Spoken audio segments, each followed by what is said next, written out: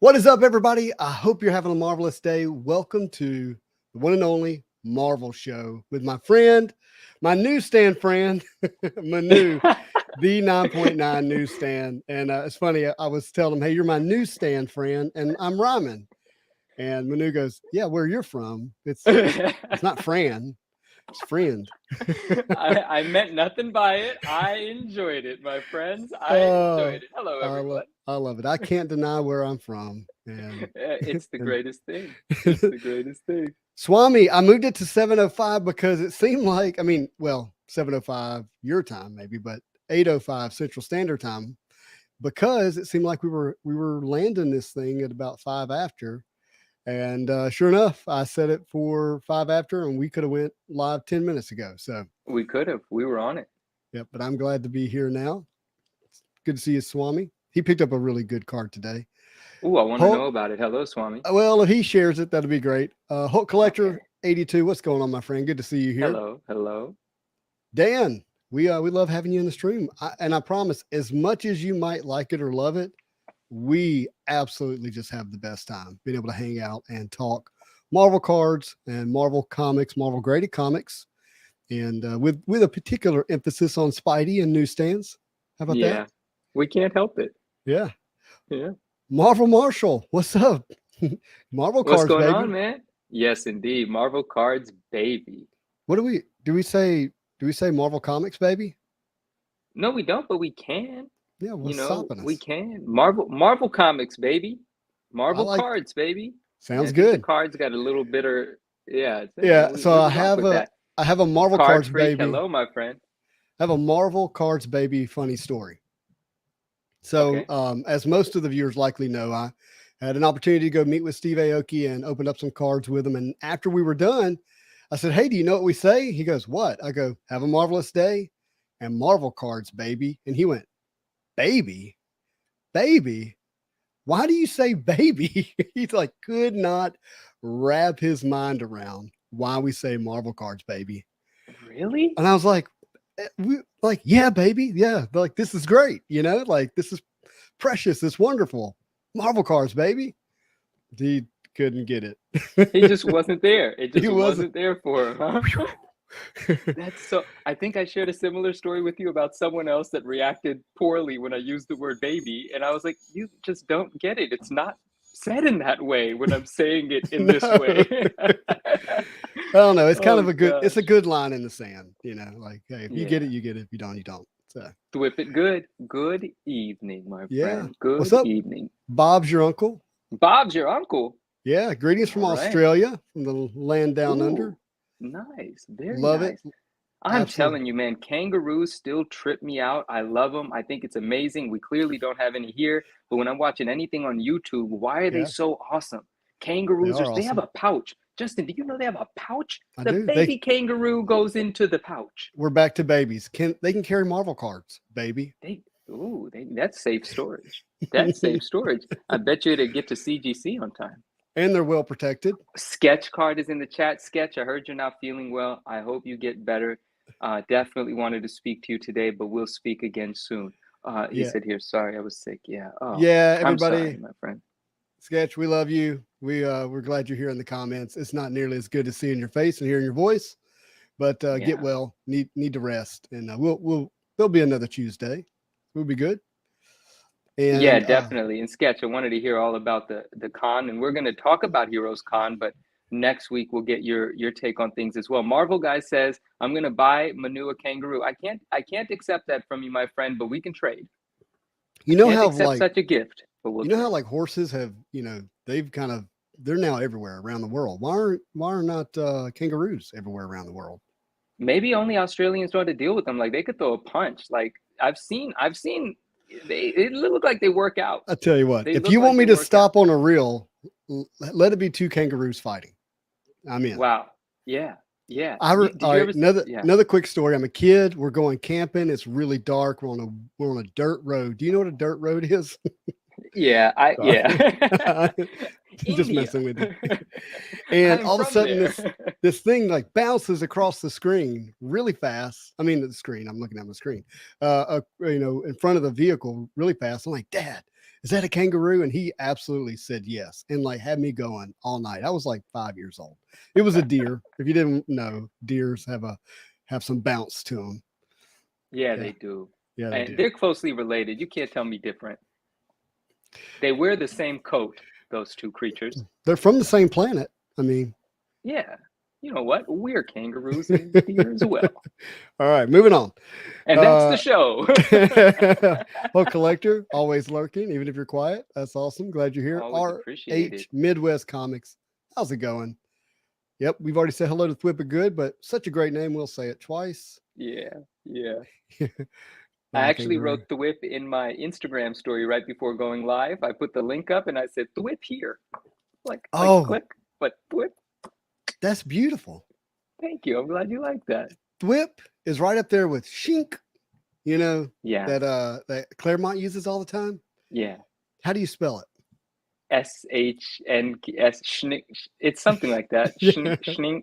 I can't You know, spell it. the first time that I saw that, like Yeah. when I first entered Instagram world in terms of like in regards to comic books, Uh-huh. people were using that everywhere, right? And I was like, I don't want to be a fool, so I don't want to ask what it is. But then what? And then I was like, what does that stand for? They're like, it doesn't stand for anything. It's the sound right there. Yeah, Yeah. Schnink, you know, it's the There it sound, is. dummy. And I was like, oh, gotcha. Yeah, the claws just right out. Shink. Yeah. Snink. Did he make that up, or was that already in use in the English language somewhere else? I don't know.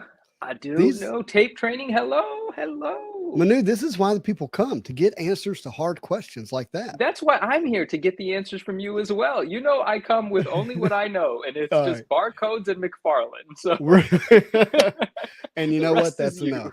That is enough. I promise. Vintage Card Freak Lord. said I bought 4 graded comics in a week. Thanks, Manu. I know about 3 of them, so you're gonna have to drop in the chat what that 4th one is. But congratulations wow. on all of them. It's a virus that's spreading. Oh, I was like, Alonzo, wait, what? that's my bud, Alonzo. Yeah. Alonzo, hello. Here we got. What is a good price for a 5,000 count box of 90 Marvel 90 MU with about 3 to 4 or 3/4 row of 94 flare? Marvel cards are crisp but center issues of plague. 90 MU. I don't even know, because it's centering's everything. I mean, 90 MU, if it's not centered, you've got a few dollar card. And that's it. Like, 5,000 count box yeah, and 3/4 of a row of 94 flare. there's so much risk there. They're already in a box. There's 5,000. You got to sort them, clean them, verify. You got yourself a centering, pay for whatnot grading. career with that lot. Maybe so. 2 streams, you'll get 5,000 of them out of here. That was tough. That was tough for me. It I don't is, know. yeah. 5,000 is a ton. Goodness. That's a lot. Marvel Guy says barcodes and McFarlane is my next IG account. You know what? I'm there for it, my friend. I will be your first subscriber. I hope you send me an invite as soon as that page is launched. Yeah. Derek, my man, how are you, man? I feel like we don't speak that much anymore. Life gets busy. I understand. It's very nice to see you here. Hey, Derek. Good to see you. And let's say hello to Samuel. Is Samuel new to the chat? I don't remember that last name. Hi, Samuel. Let us know if you've been here before, and apologies if I missed you first. And a Spidey welcome. Yeah, indeed. Barcodes indeed, Derek. We have to talk about that. Oh, I love that mug. Sorry, I saw it in the delay. I didn't know that you would put it up. I love that mug. Oh, it's so good, man. It's one of my favorite. Dang, that's dope. It is. Well, hey, since we're showing off Spidey stuff, let's do this. Yeah. Oh, yeah. Come on. We got to see it. Thanks to Manu again. So sick, man. New hoodie. But the best part, where's it at? There it is. There it is. You got Marvel. The Marvel hit. That's So really good looking, man. That's cool. And if it looks comfy, it is. Nice. That is for sure. I'm very thankful to have it. Should we tell them what we paid for it? Yeah, it was a really great price. How much was that hoodie? I forgot. I bought one too, but I forgot. $19.99. $19.99. And is it actually from Aeropostale? Is that the was. brand? It was, right? It was shipped in an Aeropostale bag with an Aeropostale tag. That was their eBay store. It was Aeropostale's eBay store. Can you believe that? I can't believe it. And here's the other thing. I think it included shipping. Dude, I'm going to look it up. That's a no-brainer. There's another person that's selling one, like not to not to say anything about his listing, but he's got one up for $65, and the Aeropostale listing is $19. Oh no. And hey, well, What the happened? tag, we still here? You good? Yeah, yeah, yeah. Oh, I The thought you said, oh no, like I said something wrong. yeah, the tag was like $65 or something like that. It was crazy. Dude, But yeah, how could we not have picked that $27 up? Yeah. shipped. All taxes and 27 all. bucks shit. You cannot get a hoodie for 27 bucks anywhere. You could go to H&M, you're not going to get out with a hoodie for $27. Nope. Samuel says he just subscribed a few days ago. Samuel, thank you so much, and it's a real pleasure having you here. Do really And appreciate Derek, that. yeah, and Derek, we're going to talk barcodes because I don't think I've spoken about barcodes here. Kind of want to. And there was a recent barcode sale that Mhm.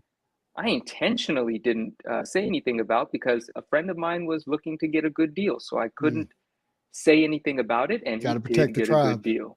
Yeah. Yeah, I had to do it. Had to do What's in the mug? I'll have you know that it's cold brew coffee. it. Ooh, and it's just straight. Yeah. Oh gosh. Straight, Oh gosh. unsweet, cold brew. Papa Juju, hello. Papa Ju. Papa Juju. All right, let's go back to Yeah. Card Freak just for a second. I bought a cool Wolverine number 17 John Bryan cover art, CGC 9.6 newsstand. Couldn't find the 9.8. Oh, John Byrne, I got you. Cover CGC 9.6 newsstand, couldn't find 9.8 newsstands. Oh, we did talk a little bit about some of the Wolverine books. Very nice. Congratulations on the pickup. And I know the way you shop, so I'm sure you got a really good deal. Yeah. There's my dad. What's up, Papa Yeah. Leon? Yeah. How's it going? Oh yeah, we have a new name now, so it's Papa Leon. It could be Well, Papa we got Hits. he's Papa Hits. Yeah, Papa Hits. And then we've got caffeine free ginger ale in the mug. I don't drink ginger ale, but good. You don't drink ginger ale? Oh yeah, you don't like sugary, sweet, candy drink things. I like Dr. I Pepper. love ginger ale. Dr. Pepper's sweet. It is Dr. Pepper. I mean, Dr. Pepper's sweet, Pure and sugar. it's got and it's got like the teeth discoloring formula, so it's slightly worse than a ginger ale. You have to learn how to let it hit and not hit your teeth. It's a trick. See? Yeah. Ding. Straws too. Straws. All right. Well, Samuel says he subscribed for the humor, but I'm beginning to question that now. Oh, by the way, so my wife was reading me some stuff the other night, like your mama jokes, and one of them called their mama Admiral Snack Bar. Your mama's so fat they call her Admiral Snack Bar, and I just died that was so funny. So now I have an employee that works for me that has all the snacks. She's officially Admiral Snack Bar now. That's what I'm calling her. What is an Admiral Snack Bar? I forget. You really are narrow-minded when it comes to what you consume. Me and my little cave. Yeah, I'm telling you.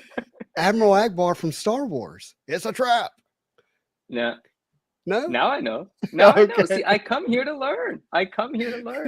You know, I have a different mama joke story, and that is that true story. Yeah. I once got fired from a job because I didn't take the joke so well. And I still don't take those jokes very well. I think those jokes need to be followed up with an apology, even if they're funny. To your mama? I'll punch you in the face. You talk about my mama again. I got fired, man, and I'm glad I did because life got better after that place. Okay, good. Well, we're going to limit your mama jokes. We love our mamas. But man, yes, we do. And this was many, many years ago. Many, many years ago. Well, we're glad you cherish your mom. That says a lot about you. But I thought my wife was reading it to me. She's a mom, so she can do that. It was hilarious. Yeah, okay. Yeah, no, I understand. Yeah. All right. Before we get way too off the track here, let's talk about 2022 HeroCon in Charlotte, North Carolina. Yeah. First off, did not realize that particular HeroCon or Comic Con has been going on for like 25 plus years. We're going down the elevator. There's some old guys, and they're like, "Hey, yeah, we've been coming. This is our 25th year to be here." What so the heck? That was impressive. Thought it was really cool. And I was able to take my daughter, which if you're a parent out there and have kids and want them to spend time with them and enjoy the hobby, I had the best time with her. Dude, that's so awesome. Yeah. Was able to, kind of show her a side of the nerd universe, right? That she doesn't get to see outside of where we live. And, people dressed up, having a good time. Everybody was, very kind and, had a lot of good conversations, and she got to meet other Marvel car collectors, and that was actually really cool too. Yeah. But so just generally speaking, she had a great time. Had a great time. That's awesome. Yeah, it was Awesome. fantastic. And we got some cool stuff, and I want to share that. I've shared it on a little bit of a recap video earlier this weekend, but it was a quick live. So I'm going to show this. I know Manu's going to like this. Ooh, I love that. What is that? Well, you recognize the artist and you recognize the art, right? Jim Lee. Jim Lee, and let's go. How cool is the Wolverine? Oh, it's the sickest. It's perfect. Isn't that classic? Yes, indeed. Okay, so this is sharp metal, like it's really sharp. Oh, wow. Okay, so this is the actual tin that is rounded into a round, like cup that held, the tin for the 92 Uncanny X-Men Marvel cards. That's amazing. This is like the box version of a printing plate. Dude, that's a great way to say it. Yes, That it's like the is box so version of a printing sick. place. It's the kind of thing that if I was going to meet Jim Lee, I would like to get it signed. Even Archangel looks dope in that. Oh yeah, Archangel's super cool. It's kind of an interesting selection because it's the X-Force with some of the X-Men. So who's right next to Wolverine? That is Shadowcat, Kitty Pryde, and then Domino. Let's see. Wait, Domino is standing. Kitty Pryde is sitting. Okay, got it. Yep. So Domino, Wolverine, Professor X, Kitty Pryde, Boomer, and she's given the rabbit ears. That's funny. Classic Rogue, Psylocke. Oh, I see the rabbit ears. Big hulky Cyclops, Colossus. Yeah. Havoc and Polaris, Archangel, Multiple Man, and Cable. Multiple Man. Yeah. I just had to say it twice because. Oh, you're the best. That just worked out. I actually didn't, but Okay, it's such a great recovery. So this is the plan. If this works out like I want, this is one of the things you're going to see up against, like where I have my card camera. Yeah. Oh, perfect. Yeah. Beautiful. Isn't that cool? Yeah, indeed. So there was that. Indeed. Now I've been hunting this for well over a year, and you've got a little bit of a story with this. This is the 1995 Flair Ultra X-Men binder, and I got some of the promos with it as well. I'll show so nice. Too. So nice, dude. That's Cyclops. Isn't that this the best? Is that who's the artist of that one? Don't know. Let's see. Hildebrandt Brothers? No, I don't think so. That is Mark Sasso. Really? How incredible! Sasso. Anthony, what's going on? But that is just the best. Dude, thank you for being in here. My man, my Bay Area family. Hello. But these binders are not cheap, and they're hard to find in really good condition, and this one is minty. Yeah, so that thing looks incredible. And because like the binder gets torn and cracks. So quick story about this. This had a base set in it with most of the inserts, not all of them. He was saying it was a full set, but it wasn't. And I went there 3 times separately. Well, he was selling it all together, $375. And I kept I didn't want to spend $375. I have most of the base set, I have most of the inserts. And so the third time I went back, I was like, hey dude, I just want the binder where you take 100. He went, sure, I can sell the set separately. Perfect. Worked out. And then for $20, he threw in the promos. I was just about to ask, so were the promos picked up randomly through the show? No, that came with the binder. Yeah, we made the deal for the binder, and as he's taking stuff out, he goes, do you have the promos? I was like, I don't need them. He was like, what about $20? There's 12 of them. Let's do it. That's a sweet pickup. And you're going to fill it up with the set, obviously. Yeah.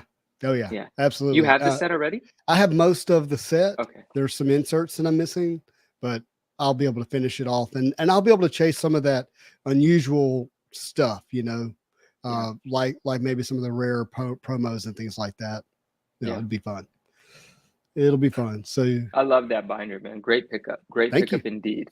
Thank you. Do we want to address some of these comments real quick? You said hello to Swish to Rips Anthony. and Yes, Anthony. Swish Rips. Hello, hello. Anthony has a couple of different Instagram pages. He's new in, well, he's not Mhm. new into the world of selling, but he's making a push to sell some books. So I Awesome. support that mission, and I'm really happy that he's in here. And he's a fellow Bay Area, or what do we call people from the Bay Area? Bay Arean? San Let's never say Franciscoans. San Franciscans, right? Yeah. I don't, yeah. I just live here. And so let's see, what did Card Freak say? All Great right. heroic on, wait, what is this? I think It he's was talking about very HeroCon. Oh, got it. Oh, yeah, So yeah. HeroCon video. Oh, it just got split up. Heroic on yeah. HeroCon. Okay. Yeah, that was a lot of fun to make. I'm getting better at those videos because I'm learning to film the way I would edit. If that makes sense. Oh, So instead of reducing the amount of editing you need to do. correct. So Yeah. it's getting better. And I hope that it shows in the video. I do have a question. Was the music too loud? That is my question for you. I went a little louder with the music in the background. Wasn't sure. I watched the entire video and I don't remember ever thinking this music is too loud. So my feedback is no, because I didn't notice it. So from Perfect. me personally, my feedback is no. Oliver, did we say hello already? Hi, Oliver. And he Hey, called us Oliver. Goonies. I like that. We're the Goonies. That's a compliment, I think. It is a compliment. This whole gang, we're the Goonies. Let's do it. We come together, we hang out, we do what Goonies do. I love it. The Yeah. White Suit Mags and Mr. Knight were awesome. There's no doubt about that.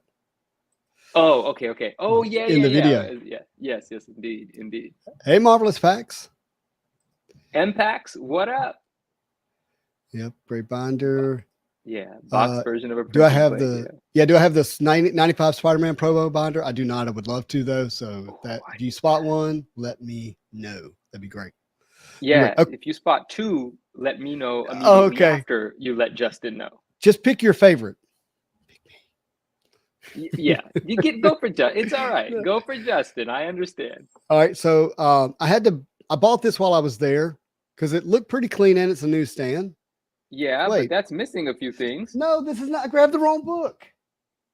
I was like, wait a second. I can't believe I grabbed that. I actually was going through my Spidey books and I found it, so I set it to the side because it is a Grab it. pretty I'll clean keep everybody copy. entertained. I'll read some of these No. comments We're here. good. It's gonna be fine. We'll be fine. Okay. I got it here. All right. Well, let's at least tell them about it. Let's tell them the whole Bagley experience. All right. So here's the Bagley experience. Okay. So as soon as we get in there, I immediately start. We kind of make a loop. We're looking for the Marvel card guys primarily, but we're noticing who, which artists, which writers, which, comic celebrities are in the building, so to speak. And I see Bagley's table and there's only like 6 people in the line. So I tell my daughter, I'm like, hey, come on, let's get in line real quick. And we're going to we'll buy something, have them sign it, say hello, grab a couple of video shots, have a good time, get to meet them. And we get in line. And as I get up to the table, I'm like, hey, how much are these things to have signed? And she goes, such and such and cash only. And I have no cash on me. Okay. Just didn't want to go spend a lot of money, number one. And I felt like I could PayPal anybody I needed to or whatever. Right. Makes sense. Nope. She said, I'm sorry. He's old school, cash only. All right. I respect that. Can I just say hi to him? And then I'll come back later with some cash. I'll handle it. Right. So we get up to him and I'm like, hey, Mr. Bagley, I didn't buy anything yet because I don't have cash, but I'm going to. Just wanted to say hello. Really appreciate all the work you do. And he says, don't have cash, you loser. What? He said that? Yes. Straight up called me a loser. And he was, Bagley. he was being playful in a sarcastic, I've been doing this for 40 years kind of way, right? In a slightly jaded, a little cynical, don't really want to be there sort of way. Come on, kid. What are you doing at a Comic-Con without cash, you idiot? Like that kind of thing. Oh and, my gosh. I was That like, part look, didn't make the video. It did. You got to listen for it though. So that'll be the replay. Go back and I didn't edit it out. I left it in there. And it's because I remember him saying it's okay. Like I remember that, like, oh, that's okay. Like that coming out of his mouth. And if you watch me, I go, yeah. Like that's what I'm responding to. And I'm definitely gonna watch it again. So we get out of the line, go around and go to the ATM, which by the time I get there is completely out of cash.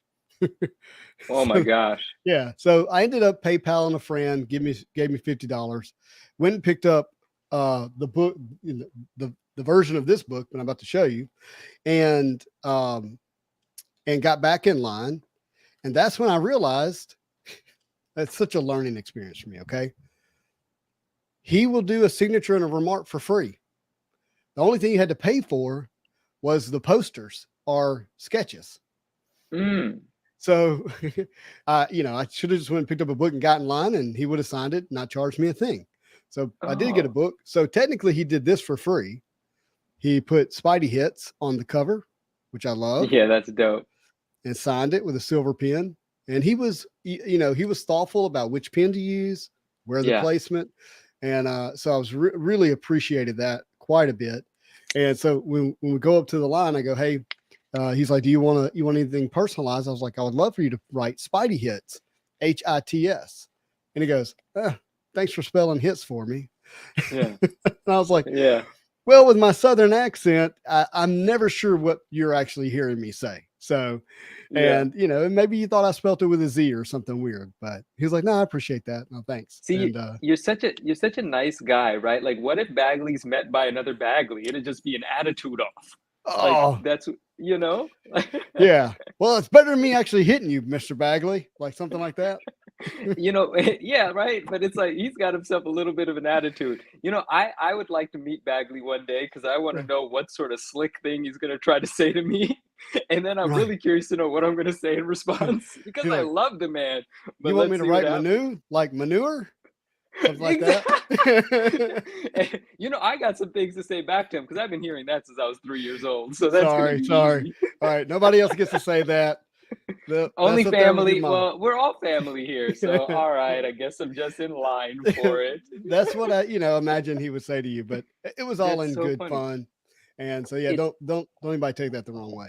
no, and it's nice that he understood the sentiment behind Spidey Hits because I don't remember you telling him to put exclamation marks. He did that. Yeah, he did. So He did. that's pretty cool because that works out well. And the place that he chose, like right on the sort of Yeah. pow, Yeah. on the explosion in the back, like that's pretty perfect. And I didn't tell him Matches that. that. I was wondering, like, okay, how's he going to process the request? But he immediately got it and did exactly what I would have wanted him to do. Right. That's awesome. And so, but I did buy a few posters. Okay. So I got this one here. So that one's really cool. He signed at the bottom. This is going to be a giveaway for the channel. Oh, you had a live where you were talking about which one you were going to give away. So you're giving Yep. that one. That's a really nice print. I think so. It's a great print. Yeah. We're going to give that signed Yeah. print away at some point. I'll figure that out. And I kept this one because of the fact that it matched the book. Yeah, Right. it's kind of in that theme. And he signed here on Venom's leg. Perfect See? signature placement. Yep. So just that's so good. And I've always just really liked how he did Carnage's head. Yeah. It's I just think Bagley's my favorite Carnage. Well, there's a lot of great Carnages from a lot of new artists, but yeah. Bagley's like my favorite Carnage for sure. Actually, there's no question there. Norn is such a big brother to me. Nobody can What did say he say? anything to me. He's like, I hate the Bagley said Aw. that to you. Norn, was he there when that happened? No, he wasn't. He probably would have said something. Yeah, maybe Mr. Mark had a rough morning, remember we meet things with compassion, right? Like we have to Yeah. think, well, who knows how annoyed he's been for the last 30 years of doing this. Let's just be understanding. Yeah, I think he was just being spicy. That's the word I'm going to use. It was Spice is a good word. If he could have been, just like, okay, all right, come back, all right, like, and there would be no story to tell. There'd be no memory. Yeah. But what's true? It's definitely not magic for him anymore. Like the moments of him doing what he does is not surreal to him. This is what he does. All right. So I'm going to say, yes, that has got to be true. I mean, we're not machines, right? No, yeah, this is normal for him. It numbs over time. However, when we were walking up the first time and there's a little glimpse of this, and I didn't want to record too much because it was somebody's child, but there was a kid. And he was like, "Hey, kid." And the kid was like, "Huh?" He's like, "How would you like a sketch of Spidey on your hand?" And he just gave the kid a Spidey sketch right on his hand. Nobody Okay, asked, nice. wasn't like he engaged. He created the situation where he did that for that kid. So he definitely still has some of that in him. I would. Good. It's very good to hear that that's there, and that's a really nice story. Yeah. Yeah. Yeah. So I thought that was fun. Yeah. And so other big pickups. Okay. These were the bigger pickups. And I'm hoping that this shows well in the camera here. Ooh, I did not see that. Yeah. I want it to focus. So here's my question: pack pulled? Pack pulled. Ooh, that's $20.99. heat. Yeah. Let's get the I hate the bag list. So such a great card here. I love it. And I don't know who the artist is. I'm not a sketch card guy. So if you know who the artist is, let me know. It's down here at the bottom. It's not gonna zoom. There it is. Is the card itself? It's a little like an off-white, isn't it? Like the colors on this Yeah. thing are really unique. I it's pretty cool. It's Yeah, it's a retro looking at Rittenhouse. the same time. It's a Rittenhouse set from Spider-Man Archives. So you've probably seen those on eBay if you're not familiar with it. It's a great set. And I'm just a fan of any sketch that actually of Spider-Man that says Spider-Man on the sketch. Oh Like yeah, as I love part of that. the label. That's a thing that I like to look for in sketches, right? And then, hey, are you watching the comments? So if we need to address any, Yeah, I so just started. I scrolled up so we can cover it on the way down. Daniel says 9.9, looking up a multiple man 9.8 newsstand right now. What's up, Daniel? I didn't do that, but now I'm thinking that might yeah, be kind of an yeah, interesting thing. Oh, that card is legit. isn't that good? Wow. So this reminds me of the 95 Flare Ultra Spider-Man where he's web slinging. Yeah, okay. And I actually want to stop and look that up in a second, but this is out of 125, 64 out of 125. Oh, nice. This card would have cost me a lot of money a few months ago. I got a pretty good deal on it, I think.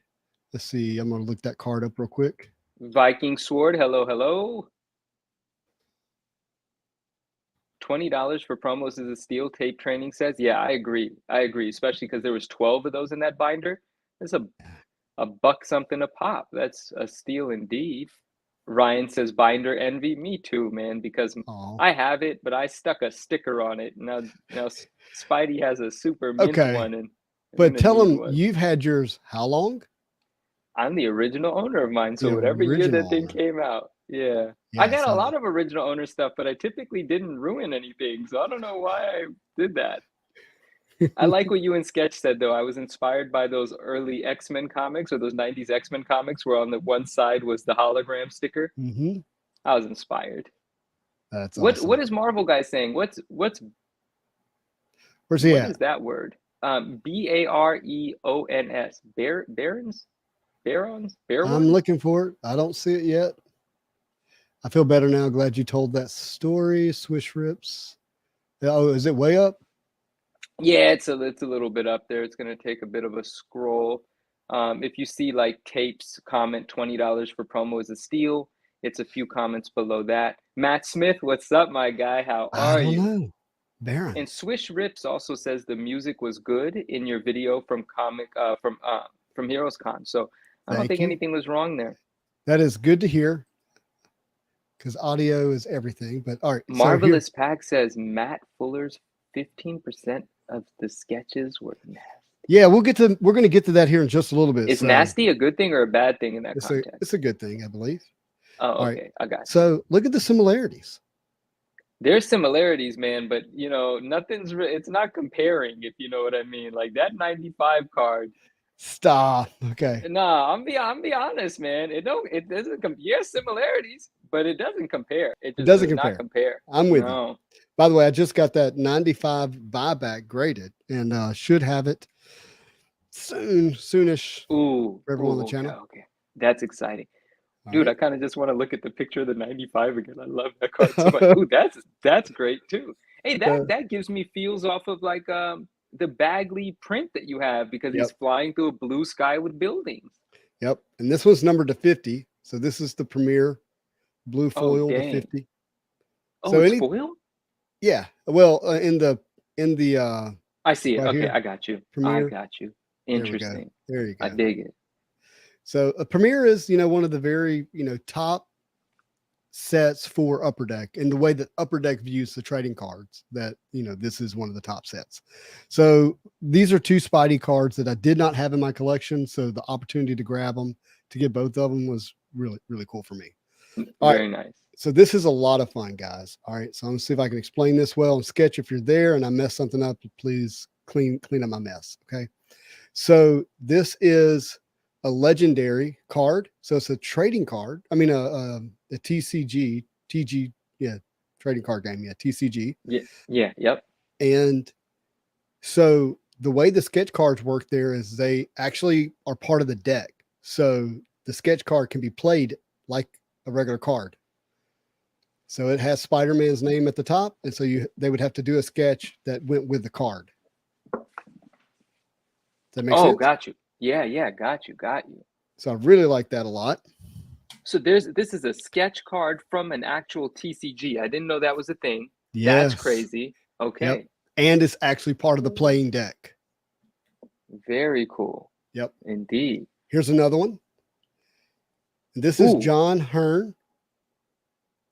Or Han, sorry. Haun. But dude, anytime you can get a full body Spider-Man that's got all the line details, that's done well, it's just, to do that on the trading card is special. I dig it. Isn't that really cool? And that makes sense. Yeah. A full body Spidey's on a sketch, because usually you just get like the side of the face, the face silhouette sort of thing. Yep. Which I love, which is obviously amazing, but that makes the full body stand out. Sure does. Another legendary. So I just couldn't pass up on those. I got these for like $50 a piece. Nice. Very nice. I think I remember in your video you were saying they both had like the same like powered scale on it or something. Yeah. Whoa, look at this thing. Let's get focused. Come on. I want it to be focused. There we go. Oof. There we go. Look at that, guys. Here. That's crazy. I actually don't know who the artist is. Forgive me for not having that. It's Dan something, but okay. Again, not my specialty. All right. So remember this, and I'll put it up here with this in a second, but it froze. Oh my gosh. Dude. How sick is that? I mean, it's too sick. Isn't that the best? And this is from 2013 Flair Retro too, by the way. I love that. That's impressive. To me, this was too special not to get. Very thankful that person let me pick it up. Let me do it. Both from the same artist. So I had to, even though I'm not a Venom collector, I had to get both of them.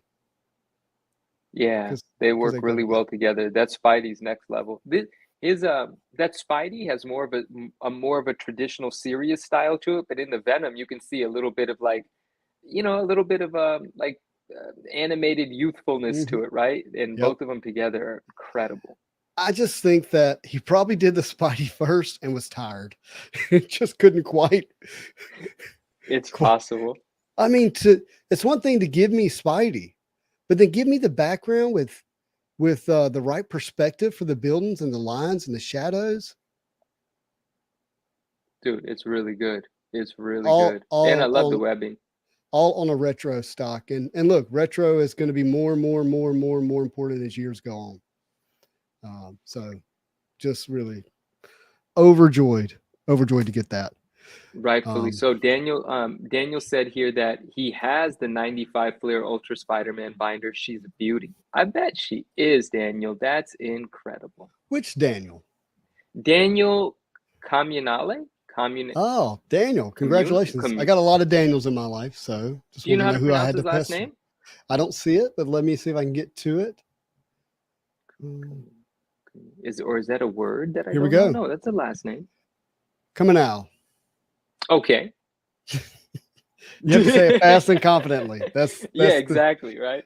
That is the key. That's key. All right. Don't let them see you sweat. Don't let them see you sweat. That's right, man. Okay. The next card. Let's see if we can get it to focus. Bought that? You got that? Yeah. Oh, dude. Congrats. Too special. Yeah, I remember it from the video. I did not know that you made that happen. Yeah. Yep. Wow. Well, it was in the pickup at the end of the video. Oh, was it? Yeah. Okay. Okay. Yep. And John Romita Jr. was there. We saw him, and let me tell you, that guy still definitely works out. You could tell he was in shape. Dope. But Very cool. But yeah, this card. But again, obviously the artist John Romita Sr., Spidey, but for it to have Spider-Man across the top. Here's the other thing that's really crazy about this, as compared to other sketch cards, is the set. Like if you were going to collect a base set, you have to have these sketch cards to have a full set. It's not like an insert and there's various sketch artists. Like this artist is a part of the set with this card. So without it, you don't have a full set. Wait, does that mean only? Wait. I'm sorry. There's only no, he did more than one Spidey. Gotcha. But only however many he did, that's how many limited sets can be made. Exactly right. Like you need it or else you can't complete it. So you are going to have a John Romita original. Yes. To complete that set. Yep. And it's done by level. So you have to have one from each level. This is level 2.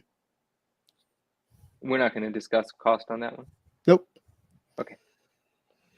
Nope. Let's see. Was there anything else from the con? Not from the con, but I did get, and I know I'm dominating the show for a moment here. So you got that thing? I didn't get mine yet either. I just saw the other. Oh yeah. I'll show that in a second. Yeah. Right. So I had to pick this up. I'm gonna go ahead and spoil why I had to pick it up. Okay. Because I have the 1994 Flair buyback of this card, numbered to 20, and I got a PSA 10 on it. Oh wow. Okay. So now I have a 9.8 newsstand to go with my PSA 10 of the buyback. Newsstand baby. Yeah, newsstand baby. Oh, I like newsstand. I don't like Marvel Comics baby. That's just too much. But I like newsstand baby. That's good. That is good. I like it. All right, why don't you tell them about this? Because I just bought it based on your recommendation. I mean, it's Batman 423, and this was just a recent reprint that was done in 3 different versions. It was this virgin cover here. It does not have the trade dress across the top. There was a black and white sketch version and a black and white sketch virgin version as well. If I remember, I didn't pick up the black and whites. Yeah. I wanted this color version in a virgin version. Now, the interesting thing about it, I forgot the outfit that did this. I forget the company's name that did this, but we should probably mention it. If I remember, I will. It was inexpensive. It was released. I think it's sold out. Now, it's just awesome. That's why I wanted it. That's why I sent it to you. But interesting thing about it, the errors on the normal 423, the 2 areas where the sun or moon or whatever is actually missing its color, they corrected the errors in that version. That has the errors filled in. So it's almost like a perfect version, which makes it kind of not as great as the, original. Yeah. But it's just such a beautiful piece of art to have at a low cost in a virgin variant without the title at the top. I thought it was a must buy, so I'm really glad that you picked it up. I think I actually picked up 2, so I'm happy with that, and I'll give one away, and someone else can be happy with it. That's really cool. That's really cool. We'll do that one day. Yeah, as soon as I get them, wherever they are. I've got 3 other things to show real quick. These were not con pickups. Okay. Oh, let's not just talk good stuff. I want to get critical about that label again. Bring that 9.8 up real quick so I could talk my mess about the label one time, please. Let's get this. Because let's just talk a little bit of design, So this label is beautiful. This custom label is beautiful. It goes great with a lot of stuff happening. Magneto's really prominent, right? Yeah. Why does it just turn into a white box behind the hologram? Why couldn't they do a more evenly spread gradient? That's it, guys. That's all. I can't. It's not in my nature to just accept things like, oh, thanks for the great label. Thanks for not taking the time to design it properly is more like it. I'm sorry. I'm done. Let me know in the comments section if you agree or if I need to shut my big mouth. I don't think it should be a big white box at the end of the label. All right, I'll give a quick review. I see this as a Spidey hit. There you go. I like it. There you go. We're like Siskel and Ebert, is it? And you just gave it a thumbs up. I didn't give it a thumbs down because I think the book is awesome. And okay, since you gave 2 thumbs, I'm like this then, right? Because I'm torn on the label, but I love the book. All right. Card Freak totally agrees with who? Oh, both sides. Oh, you can't do that. You can't land in the middle. I mean, he doesn't want to start any fights here. I get it. All right, both marvelous. sides, both marvelous. sides. Are you 2 thumbs up 100%? Are you with Manu? Nah, MPAX is like, me and MPAX, we get critical about things together. I think he's taking my side on this he one. probably I don't know. He probably I don't know.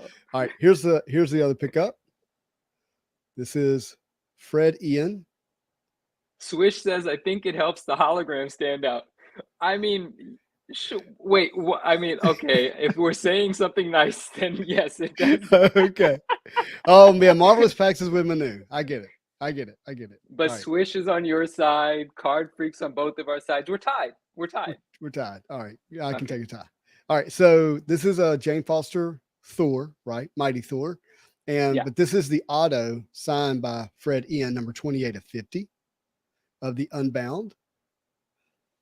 Very cool. Sideways thumb. What? Yeah, sideways thumb. This is the Gladiators. This is good. This is bad. I'm gonna come at him like this, whatever this is. Why do I feel like some character from a cartoon, like a fish in Mario Brothers? What is he doing here? What is he doing? What are you doing? What this is that a thumb dance? We're done. All right. Yep. That's the equivalent of the jazz hands. And that is the limit of Manu's screen time today. So. Exactly. Banned. Right. So got that. Yeah, I'm okay with it, but Manu's right. Not much effort in the design. Hey, look, when you're throwing up Jim Lee, you don't need any more effort. Who said that? Who said that? Who gave me the partial agreement? Who validated me a little? Hulk did. Thank you. Thank you, Hulk. Hulk Collector. Thank you. All right. So here is the Fred Ian Wolverine signed, numbered to 50. Ooh, Samuel's on my side too. Samuel, I'm really glad you subscribed to this channel. Thank you. Oh, sorry. Let's look at the cards. No, Justin, you're good. I'm sorry. I'm so glad you're validated. This is number. Okay, so I want to talk about this. This is number 5 of 50. 5 of 50. Just double checking. Yeah. And I'm gonna tell you, I have a relationship with numbers, and I love that. The 5 to 50 really works for me as a hard number. Nice. It's like better than 11 of 50. You know what I mean? Or 17 of 50, or 24 of 50. Like 5 and the 0550. Like I like that.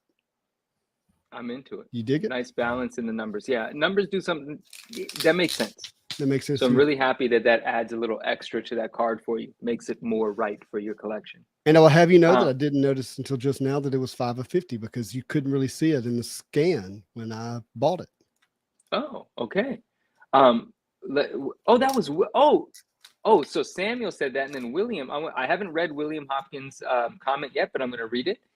From an artist perspective, I think it would have been too busy background for the label to stand out.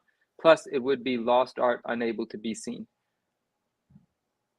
No, I understand. So they deliberately focused, like they're trying to push visually back towards the Jim Lee art by widening out the background.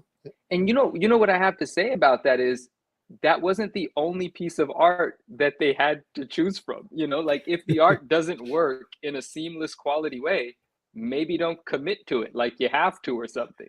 Sorry, guys, I'm a designer as well, and I'm a visual designer. And so I agree with some of these designer sort of oriented statements. But I understand to make that label work, they did what they could. They could have done better some way, somehow, but they did what they could. Francis, what's up? What's going on? And he says, LOL, I think it's because Magneto is the furthest character on the connecting cover. There's nothing left past him. Absolutely right. If you had to make that label work, it makes sense. It's much better than what they did with that Fantastic Four label where they just put the hologram on top of Thing. Top of Thing. Just completely removed him from the scene. So disrespectful. Like that was up there with Bagley. Stop. All right. The next one is Spider-Man. Now, this one has a cool story behind it. So, when I was in Atlanta at the card show, I was able to come across a blue Gambit PMG, which I purchased for my brother. Okay. And he was going to pay me back for it. But then he opened up a pack and pulled this card. And so I was like, just keep the blue Gambit, give me the Spidey. And that's what we did. So I traded a blue Gambit PMG for this. But it's numbered to 50, Fred Ian. Look at that auto. Look how it hits. Yeah. I will admit it's not the best ever Spidey art, but I do like it. Oh, you admit sometimes that things aren't amazing, Justin?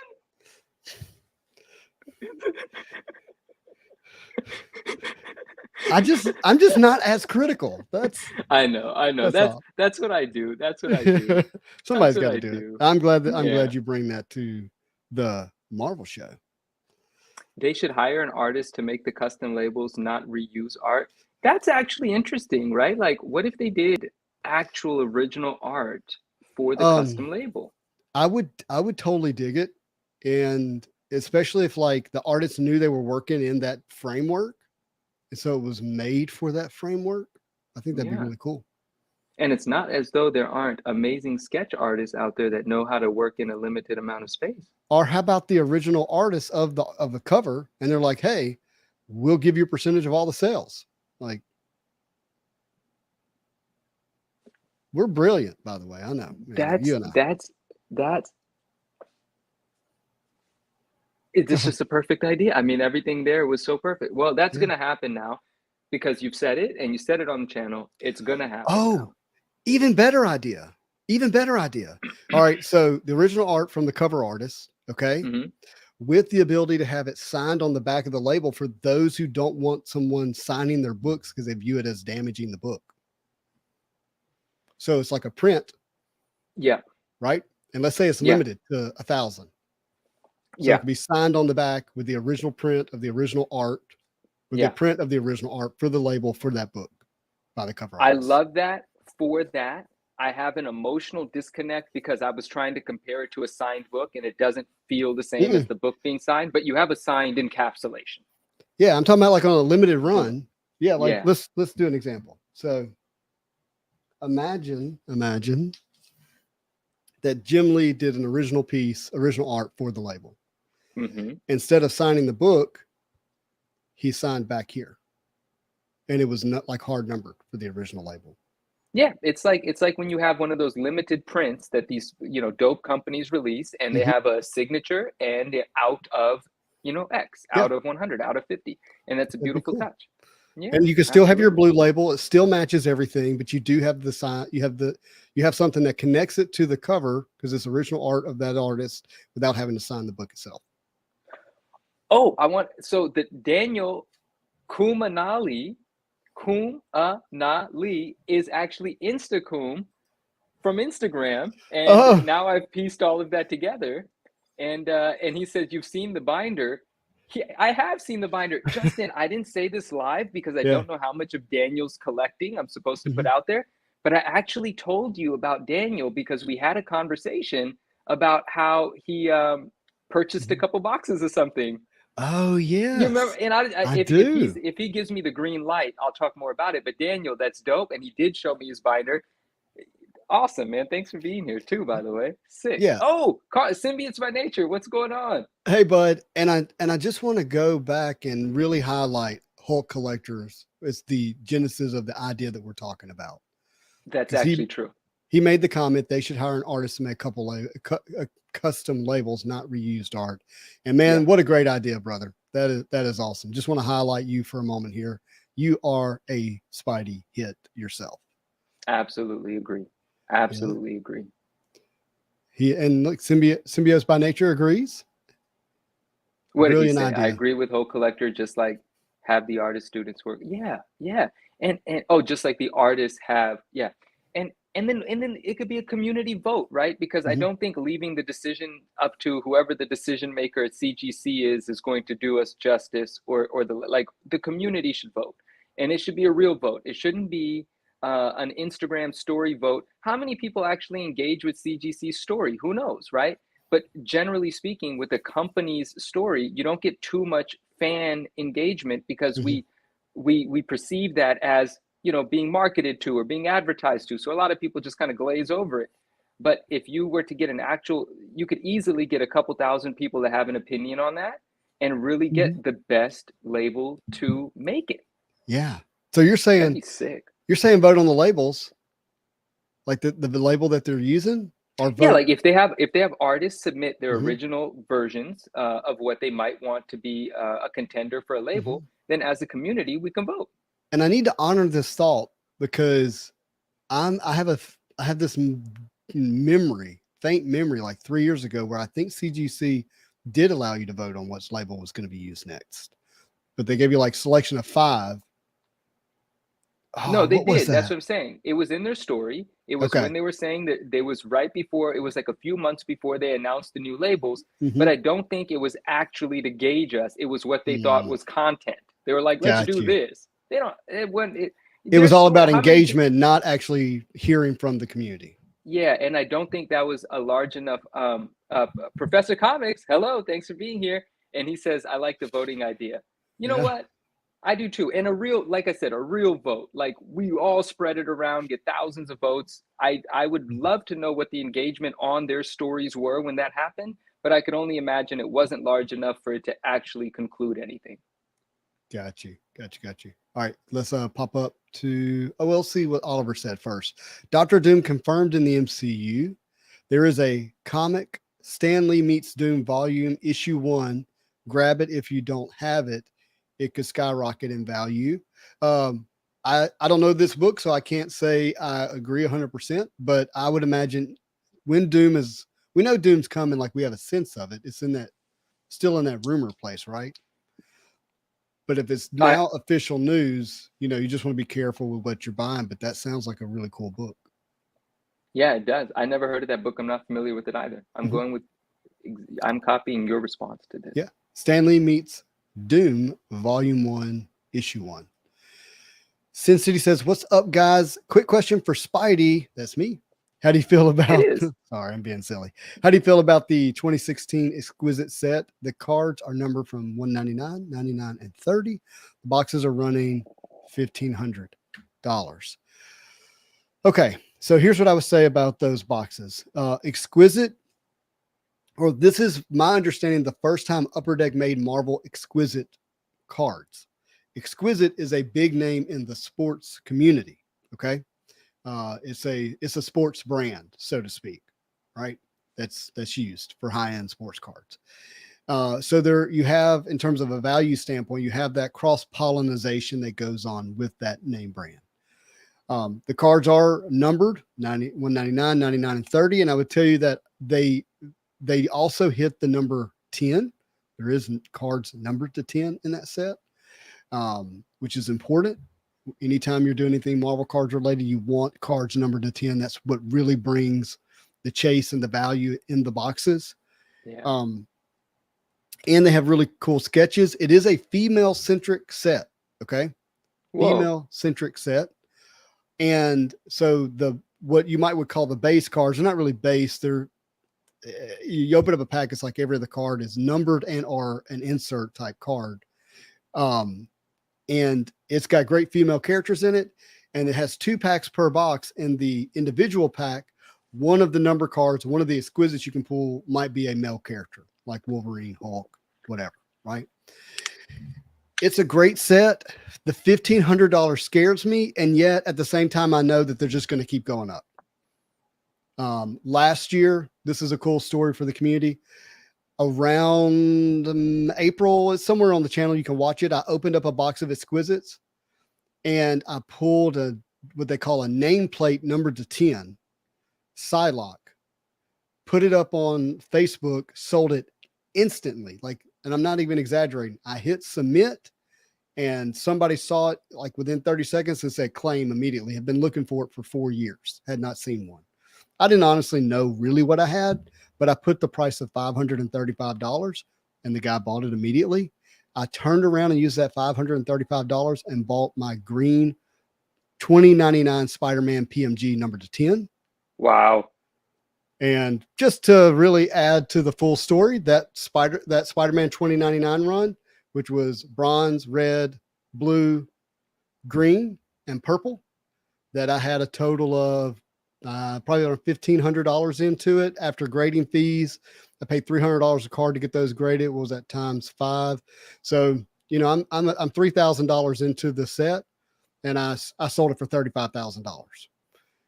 But the exquisite is where I got the number to 10 to get the money to buy the green, which is why I share that story. But how incredible. Really incredible situation. And they're great. I just wouldn't open it. If you're paying $1,500, I would keep it sealed and just know that's coming from somebody who opens everything. Yeah. If Justin's saying don't open it, whew. Yeah. And I would tell you that $1,500 would buy you probably quite a few nice exquisite cards that you would probably hope to pull out of the box still. Is still at that level. Bryce says, I'm late, but I'm here. What's up, Bryce? Thank you for being here. Yeah. It's very nice to see you. Good to see you, Bryce. X-Men label 1 could not be lazier. X-Men 1 label could not be lazier.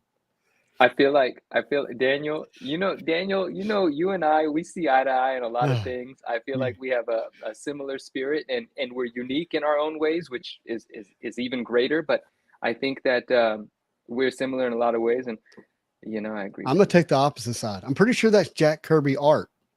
How are you calling that lazy? No, wait, what are you talking about? Is he talking about the Jim Lee label 1, or is he talking about the X-Men 1? Yeah. No. He's talking about, wait, there's no CGC label with X-Men 1 art on there. Is there? Well, I'm just assuming he's talking about issue number 1. No, he's talking about, he's talking about the label that we were discussing, the Jim Lee label, which is the Magneto from one of the versions of X-Men 1 from the 90s. I'm sorry. Man, I should have stayed in the conversation we were actually having. see, Justin, Spidey Hits does not like it when we start talking bad about that label. but friends, we're just telling the truth. It is not a bad thing. It is a critical eye. We are here for our visual appreciation of such things. And we may take it personally when something isn't done justice, because it is very special. And I sometimes take it personally, which is very clear. All right, I have another confession. What's this confession show? Okay.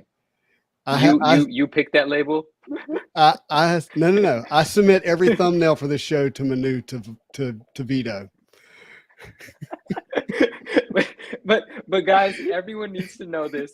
I do not beat Justin up with scrutiny. Okay, I'm also easygoing at the same time, and I love everything Spidey does. Okay, I just say I love it. See, my relationship with Spidey is such that if I were to scrutinize and be critical and be the Manu that I am when I can afford to be, I never would have been on this live. I never would have been in front of a camera. So the energy and the dynamic that you and I have is unique to us, and you bring that out of me. But when you put something designed in front of me that's not you and it's not your family and you didn't have anything to do with it, well, I'm going to tear it apart. Well, here's the great thing: you make me better. Oh man, likewise. Yep. I love it. Same. All right, before I get sappy, let's go on to this. Yeah. Why do I have to cry on every episode? Okay, I don't have to cry on every episode. Yeah, right. You do not have to do that. All right, Alonzo. No, I heard Spider-Man Metal got pushed back more. I haven't heard it, but Dave and Adams changed their date of when it's going to be released to August. Man, Matt Smith and I were just talking about this. Mm-hmm. It's oh god. And did the price per box go down? He said it's $560 right now. Didn't they have a pre-order at $599 at one point? They had it at $599. That was the last I saw. So let's take a look at this. Going to Marvel Masher bromance up in here. Marvel, not Masher. Marvel Marshall. I know that obviously, bro. Yeah, you know it is. Hey, it is. Right. What are you gonna do? Card freak with the hearts. I love it. I wish I could. Well, I can put hearts in here. I can. Wait, I don't know how to get an emoji from a desktop. I found it. I'm resourceful. I didn't find it. Forget it. You did not. Right, let's figure this out. Okay. You're finding prices? I am finding dates and prices, as is what I'm attempting to do here. You guys cannot beat the heart that I just put in the chat. That is not where you write in the chat. That's why nothing popped up. oh my gosh, if you actually do this thing with the number 3, it turns into a heart. It didn't even let me do the old school version. I wanted the Oh, analog version. Wow. oh, there's your Spidey again. Daniel says, please speak. Love to hear it. Thank you, Daniel. I appreciate it, man. I All right. appreciate it. So we've got August 10th, $5.99 on Dave and Adams. Okay, it is $5.99. Why did Cool. that change like that? Okay. Oh, my phone went. And then let's look at Blowout real quick. And Blowout doesn't have the price, but they still have the release date. Can you, Spider-Man Metal coming soon this October. July 29th. So Blowout's got a different date. Oh no, yeah, that's got to be. Oh, where'd it go? Where'd it go? Oliver There he says is. we need to That get a is room. Keith. Keith is the best. He comes up with the best stuff. That is Keith. That is Keith. Optimal. Yeah, Crush 777. Do you know Dr. Collect? No. Do you know DLR Collects? I don't. So DLR Collects has been commenting on my videos, and it just says DLR Collects. And so in the last live I was in, he jumped on live and I said, "What is it?" He says, "A YouTube channel. Check it out." I have not checked it out. I don't know what it's. Well, it sounds like it's about collectibles, but I don't know anything about it. But well, thanks for the comments. DLR Collects. Keep it up. Yeah. So and hit the thumbs up button too, because then we'll put a like on your comment. So Kent's still hopeful for a July release date. I just, you know what? I just have it. I just have it out there of this thought. And why am I big? Okay. And the thought is, I just want them to get the quality control right. And I just said, I'm willing to wait however long it takes for that to happen. Yeah, I'm with that actually. Do not rush it. Do not give me a reason to complain, please. Forest Moon Collectibles. Yeah. Hello, my friend. Ghost Al in the building. There he is. Oh, we're using our real names, not our superhero names. I've come out of my shell. What? I have a face and I have a human name. Manu, we're going to have to work. You're going to have to watch the movies because you're missing the reference. Oh, what was the reference? It's in Avengers Endgame when Doctor Strange is like, getting on to Spider-Man and he goes, call me Doctor Strange. He goes, oh, we're using our superhero names. Oh, well, let me ask you this, Justin. Do you really want me to watch the movies? Wouldn't that just ruin everything if I did? With your critical eye, it's probably best you stay away from them. I'll tell you something. Guys, story time. Marvel Marshall retracted a message. I always get so curious. If you ever want me to really, really be interested in what you have to say, delete it, okay? Because then I really want to know. I see the word shuts up, and I hope someone's not telling me that. No, I don't think so. All right, so here's the story. And, on Netflix the other night, I just wanted something to watch while I made dinner and ate dinner. Okay. I think I started it on no, it was just like my phone propped up in the kitchen, right? And usually I'll be taking in some informational YouTube about some market somewhere. Yeah. But I saw that an actual Spider-Man movie was on Netflix, like one of the ones that was a real movie. And it not Tobey Maguire, and I forget the actor's name. It was from 2012, this movie. It's the one with yes, and it's the one with the lizard in it. And it's a terribly so it's a great movie, like I really enjoyed so much of it, but being the critical, can't just take it easy, can't just enjoy something for what it is sort of guy that I am, man, there was so much in there that I cringed at, and it took a little bit of the fun away for someone like me, which is I know that about myself. So sometimes I have to just not watch it so that I don't lose appreciation for what I used to love. Because when they screw something up, it's like, why? I don't know. Well, don't watch. I'm not easygoing, I guess. And apparently I can't watch Jurassic Park now after your review of it. I didn't see the whole thing, so that's not fair for me to give a review. But that's your review. You didn't even make it through the movie. Yeah, that's true. That is true. But that movie, that 2012 Spider-Man with Lizard in it, You know, I always want to see Lizard with like an actual lizard mouth, but they Yeah, did a great job. Like he was so cool. I was so engaged by his character. He definitely reminded me it's of almost those dinosaur characters like. from yeah, from the remember the Mario Brothers live action movie? Hmm. And you remember those big bodied guys with the little heads? It was Hold that on. face. Okay, all right, Mr. Critical. You're going to reference the Mario movie as a great, thing that they recreated. Okay, got Yeah. No, yeah. I it. really loved that movie. I wasn't So critical did back my then. I daughter. saw My daughter loves the old Mario movies. Like yeah. There's a new loves one loves. coming, right? I can't wait. There is Chris Pratt is going to play the voice of Mario. There he is, Smash Bros. Super Mario Brothers. I love that. That game, by the way. Great is So, covered intentionally. Sorry. yeah, yeah. Okay. Cards Across America. What is up? How's it going? All right. Oh, So hey. let's. Hello, hello. All right. I wanna talk about this. Okay. Where? Marvel Marshall talking about Spider-Man Metal delaying and Upper Deck delaying the release again. You know, and when we say delayed the release, Upper Deck has not given us a release date. They told us midsummer. And so technically, whatever that means may still happen. They just said it's going to be hot, okay, when we get it. And the distributors have changed the dates that they have up for release. So that's what's happened, okay? And Marvel Marshall asked, do you think they pushed it back to make more base, to make more boxes, and add and odds get fewer? I think is what he means. Like the number cards are going to be harder to hit. The inserts could be harder to hit. And I would tell you that I don't think that's true.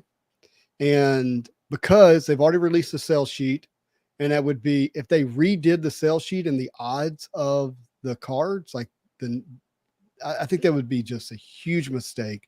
And they would lose a lot of trust in the community because people are paying a lot of money because of what they expect to get out of a box. Okay. Right. And they're Right. on record verbally saying it, and it's in print. Okay. So that's number one. Number two, based on conversations that I've had, I think it has 100% to do with work shortage. They don't have enough workers, and that is it. Period. There's nothing else around it. Is having enough workers to put out a quality product, and it's not just Upper Deck; it's every aspect of the supply chain and how to get the cards to us are all short on the labor force front. And I've heard it multiple times now, and I tend to believe it.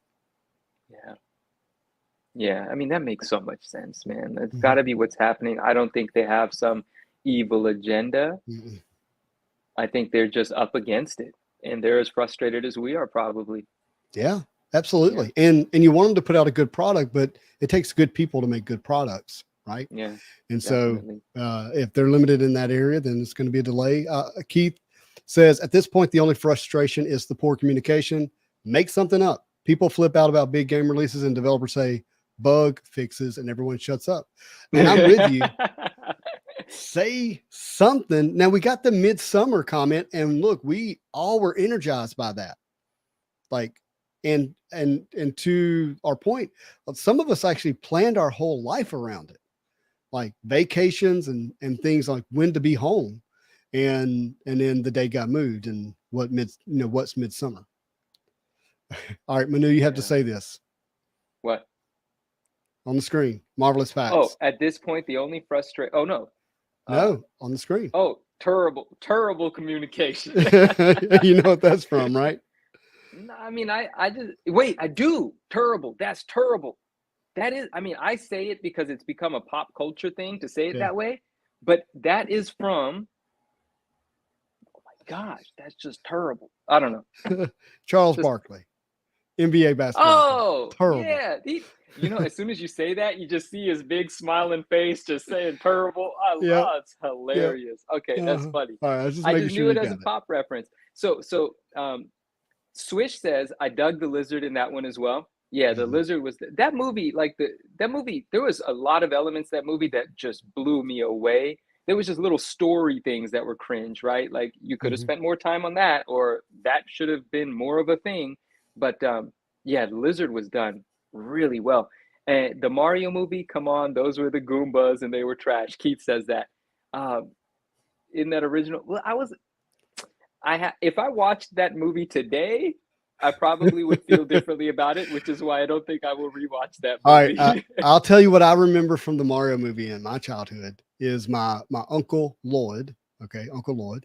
Mhm. And that's all I'm going to say about him. There's so much more I can say, but I remember him Okay. saying, "I'm just going to wait till it comes on regular television 10 years from now," because back then when a movie came out, it took a long Mhm. time before it would show up on television, where you didn't have Yeah. to pay a ticket to go to the movie or buy the movie itself. He was like, "I'm going to wait till it's free," is what he was saying. I remember saying it's going to be like 10 years before I see Mario. I remember when it used to be that way. You know, I'm still of that sort of like that still runs through my veins more. Like thinking if a movie's in a movie theater, I won't get to see it for years because I have to wait until some, normal avenue to watch it. But these days, it's in the movie theater on Saturday, it's on Amazon Prime or Disney the next weekend, which Yeah. makes sense because none of us are waiting for any hard cassette. We're not buying anything Uh-uh. physical. Stream it. There you go. It's there. It's already there. Yeah, Marvel's back. He meant TV network. Yeah, like he meant NBC summer movie, like With commercials. Yeah. with commercials. I'm like, With commercials, come on, some scenes took out, you know. spend the $7 and go see it, and use that time to go make some money. Like, All right, funny thing about movies. This is a mhm. couple of years ago. So you guys know about like I think it's called like Blue Box and Red Box, Oh yeah, absolutely. right? And so I was like, okay, there's a bunch of movies that I want to watch. I have no way of watching them. I'm also like against subscription services. I only have one, but that's because my parents wanted it, and obviously I'm going to get it then. And so I have a Netflix No one. one, no one can own Manu. Like I don't, I owe yeah, no, I owe nobody nothing. sorry, exactly, man. Like no strings attached is rich. Like that's my Mhm. life, and that's all I want. I love it, And man. so, but I was like, there's a few movies I want to watch. And someone was like, go to this red box, go to this blue box, whatever. And there's an app for it. So I go and I grab a bunch of movies and I'm driving home and I was like, wait, I don't have anything to put these discs into. And so Oh, I you were couldn't so. watch anymore. You didn't think about that one. No, that's my story, guys. I did a couple of days later, or however it worked out. I did end up at a Target. I did buy the cheapest DVD player you could, and I ended up watching some blue box films. This is years ago, Okay, but that's there you good. go. I Last love it. time I ever watched anything. Rinse DVDs before he has DVD player. That's hilarious. Yeah. Oh my Oh, goodness. so RH Midwest Comics says I've been picking up some old sketchographs from the 98 Silver Age. Can't find any from 97 Flare Ultra Spider-Man anywhere. Are they like unicorns? I'm gonna be like Frank. I really don't want to talk about this publicly, but it's a real thing. So yeah, so now okay, let's back up a little bit. Everyone in the chat, what is the first year that Marvel released sketch cards in their packs, in their boxes? That would be the question. And you think about the impact that sketch cards have had on the Marvel trading card community. Like it's been significant. I mean, think about it. Marvel cards declined significantly, right? Right. And then they make their way back. And one of the major things that really drove the resurgence of the Marvel card collectible was sketch cards. And you think about what was going on in Marvel in 1996, 97, Marvel was going, bankrupt, right? And so you got these huge artists sitting around like, Stan Lee, and they're like, you know what are we going to do? And they actually do sketch cards and put it in 1997 Flare Ultra Spider-Man. Okay. So these are our first pack insert sketch cards. And there's a little bit of debate around that, but that is like the what most people consider the first pack pull sketch card. And it's all major artists. And they followed that up with the 98 Silver Age. And there's a lot more of those than there are from the 97. Okay. And, Stan Lee's in the 98. He's in there. John Romita Sr. is in the 98. He's in there.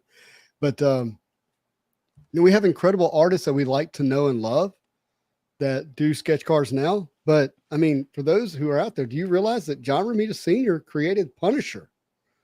Like this Wow.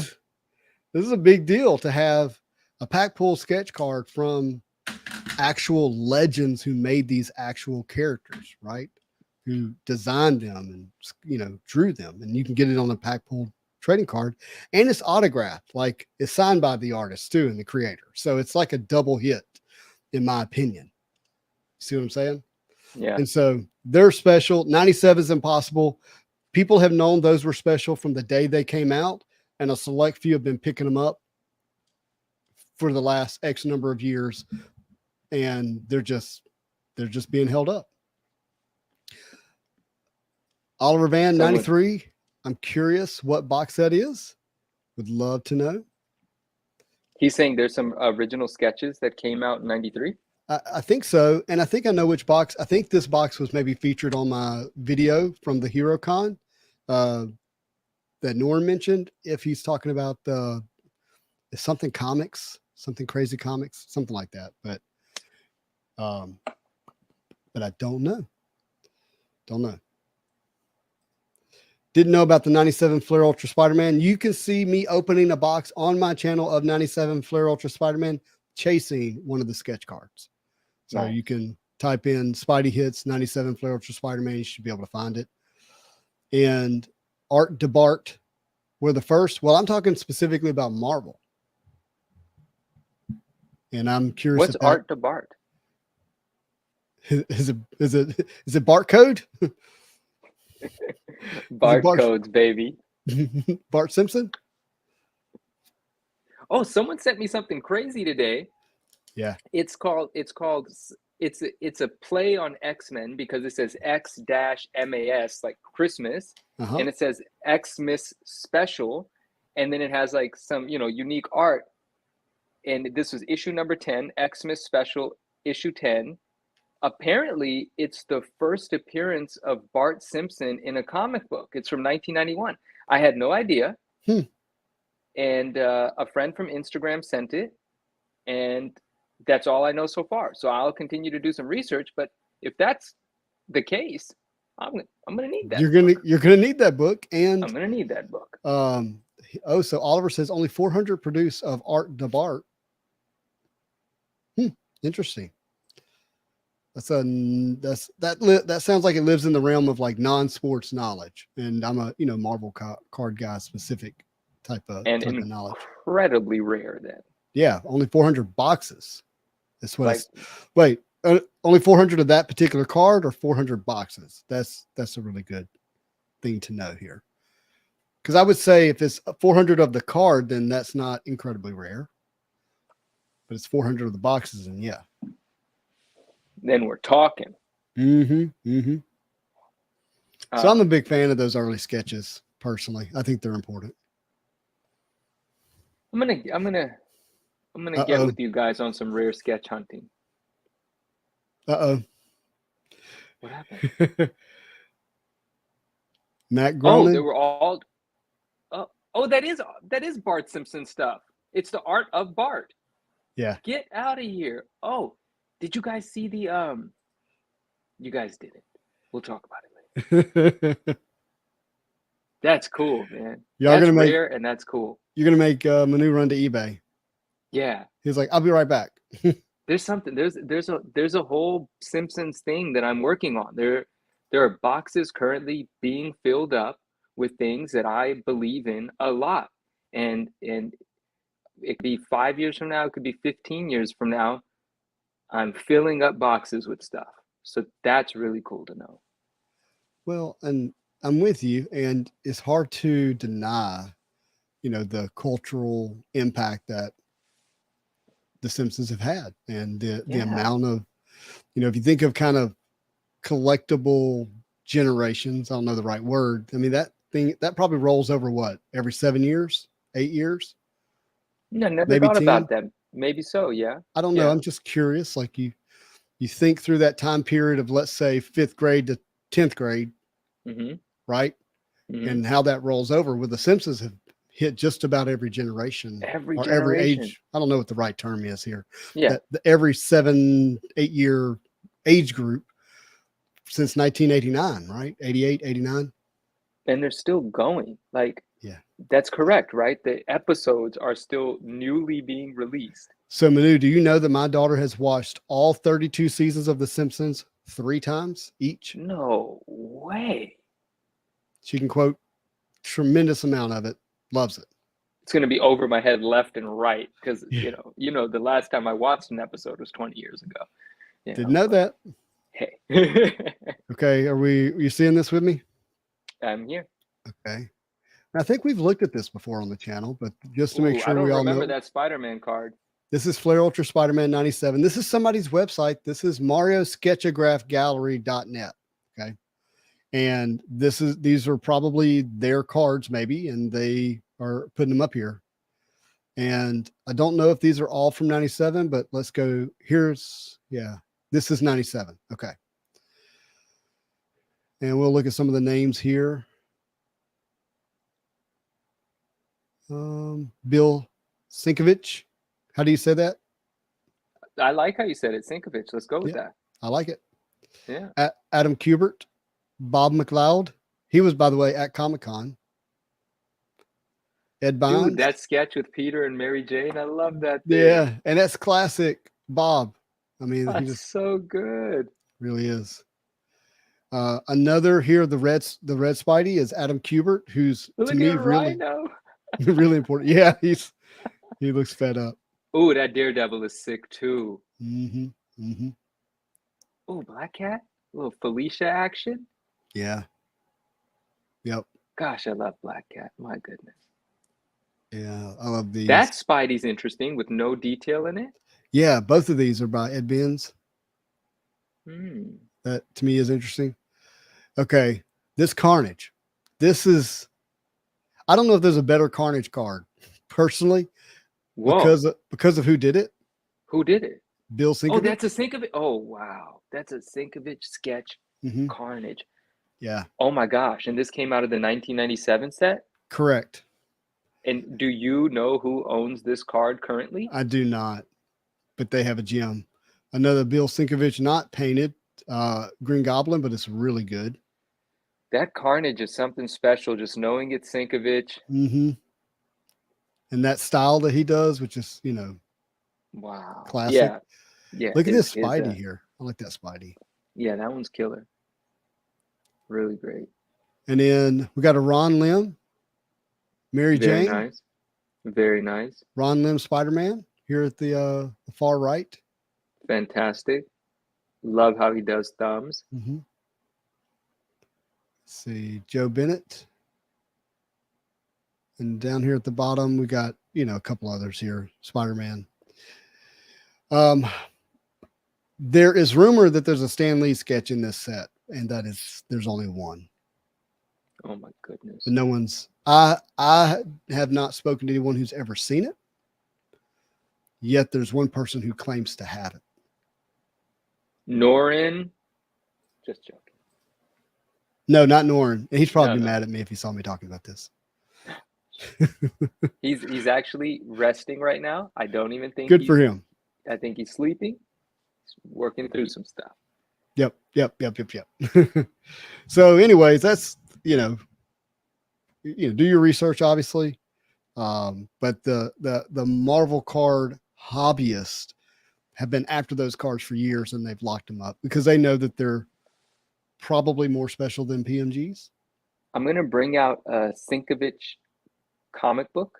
Yeah, do it. And I'll be right back. Do it. Everyone here must know it, but I haven't looked at mine for a little while, so I'm gonna pull it out. Just gonna take a second. Okay, you go do that, and I'm gonna treat the people here. You ever get these from Walmart? These are kind of the mystery packs, and I'm gonna open up one if I can find a blade here. You're opening up a mystery pack of comics or cards? Comics. Dude, I've never bought one, and I've heard all about it. Who's on the top of your mystery pack? This has got Iron Fist. Cool. But do you remember the uproar about this? Some of the one per stores and incentive variants. Yeah, like all these rare books, 1 in 100s just showed up in. I remember Patrick Gleason was quite upset about that because I think some of his books were part of the debacle. Keith, his Norris sense is tingling. That's true. That's true. All right. So there's that. And we have a Hawkeye. I have no idea if these books are special, but we got a Hawkeye here. Let's see what it says here at the bottom. This is issue number 2, and this is a first print. So nothing special about that, Hawkeye. And then we have a Daredevil book here. And this is one of the ones. Oh, there's Phoenix. Look at that. It's one of these books that do this whole number. Oh, lenticular. Lenticular. Yeah, there you go. That's good. Lenticular. I feel like there's probably a third, and I'm just not seeing it. No, there's usually only 2, right? There's usually only 2. Okay. Yeah. Well, Marvel cards typically have 3. So what? You're gonna have to show me one of those because I remember those Marvel motion cards. The Mirages. No, I'm talking about the whole set called Marvel Motion.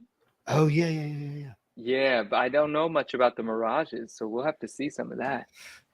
I have 2 that were just graded. All right, I've got another one. So, or do you want to show yours real quick? Let's do that.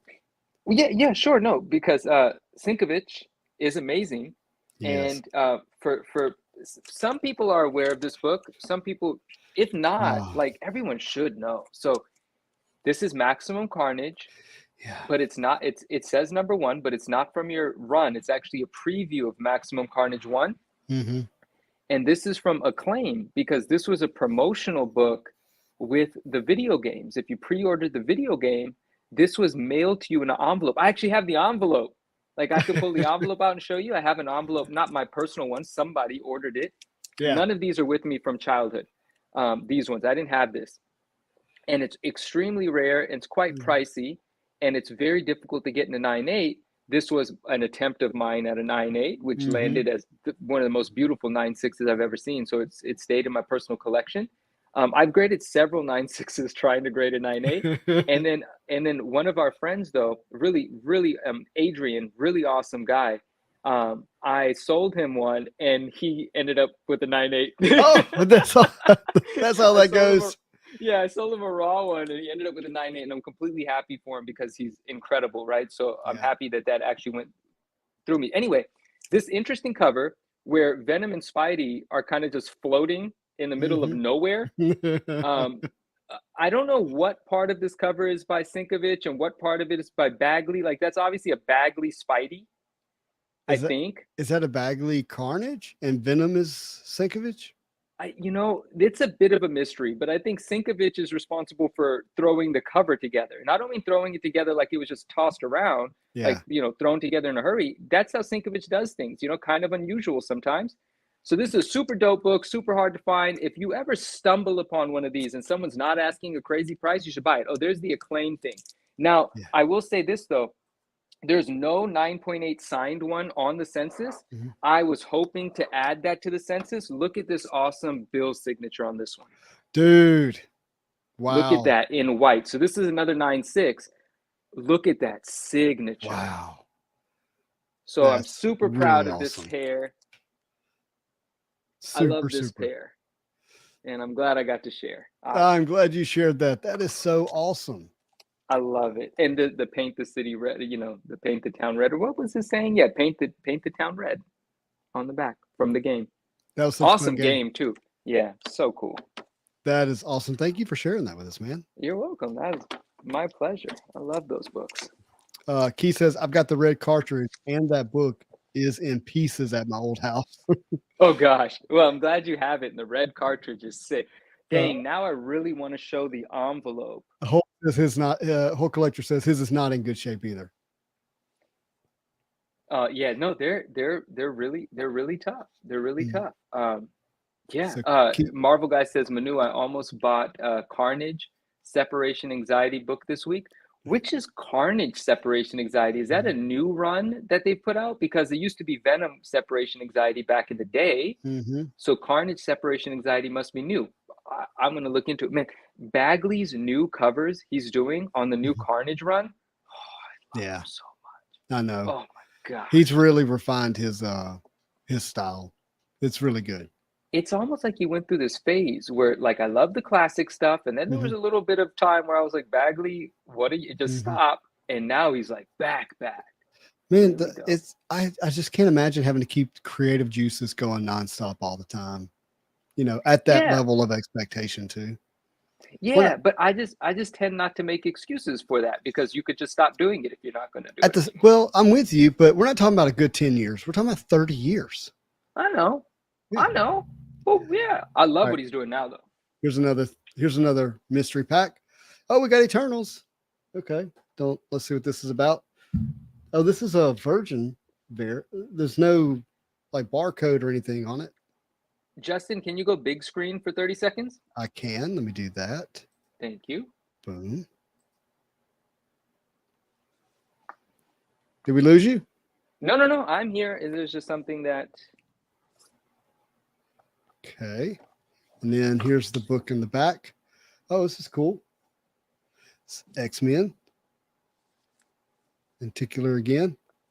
All right, I brought another show and tell item. Lenticulars. I love lenticulars. There's an amazing Spider-Man book. I forget the number, I forget the title, but it's a lenticular that goes between the 316 cover of Venom on top of Spider-Man to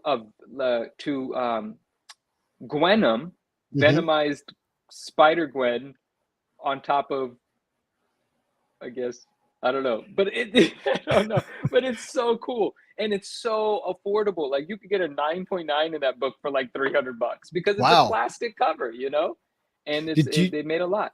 Did you notice the metal comic book covers in the I did. HeroCon video? I did, and I noticed how you lifted one and like threw it off the table. Essentially, I'm like, oh god! But those get 10s all the time. The Mario 10 that I had was that kind of metal cover where the top is actually a sheet of metal. Gotcha. But I never had a chance to open one because mine was slab, and you actually got to handle one. Yeah, I there did. was a It whole was very interesting. table. Should I of them open there. this one, by the way? What, the lenticular? No, this is it's another pack. Yeah. Yeah, I think you should open the packs. I mean, that's up to you. But I what if you get one of those special surprises in there that aren't supposed to make it to I Walmart? know, that's kind of my thing. Some people think, what is that? This That's the is envelope. the envelope that the Maximum Carnage books came from That's in super cool. 1994 or wherever it was. Hold on, And let's so do this one was addressed to somebody, and you could see that it was torn open on one end. I love that they put the cover of the video game coming September 16th. Yeah. Isn't that awesome?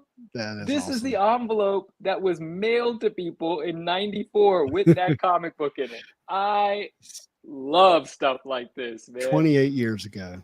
Wow. Open immediately, it says. Do it now.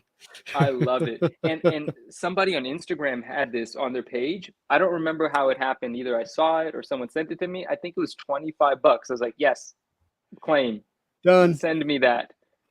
Easily worth more than $25. This is not something you just find. I'm sure is incredibly difficult. It is. But to have it with the copies that you have, the only question now is, do you have a copy of the sealed video game? Do you have a copy? Do you have a video game? I actually don't, but the QVC packs, the QVC boxes were these huge boxes with the Maximum Carnage print through it. The black and red. Naj is in the building. Naj, what's up? That's awesome. Yes, and so these big boxes that were QVC exclusives, I forgot what they were limited to. I want one. I want a sealed one badly, but I specifically want the one that has the Nintendo cartridges in it, the Super Nintendo, not the Sega. Not because I don't love Sega, but we all had to pick sides when we were younger, and I was definitely a Nintendo person, and I still am. Sega's my thing. I love Sonic and all that, but if I had to pick, I'm rocking with Mario. So I wanted the QVC pack. I want it sealed. It also comes with a red leather-bound Maximum Carnage book on the inside. The book alone sells for several $100s if it's in good condition. But I want that sealed pack. Haven't been able to find it. Had an opportunity to pick up a Sega one for less than $1,000, but it was the Sega one, so I didn't want it. Yeah, I believe you're going to find it.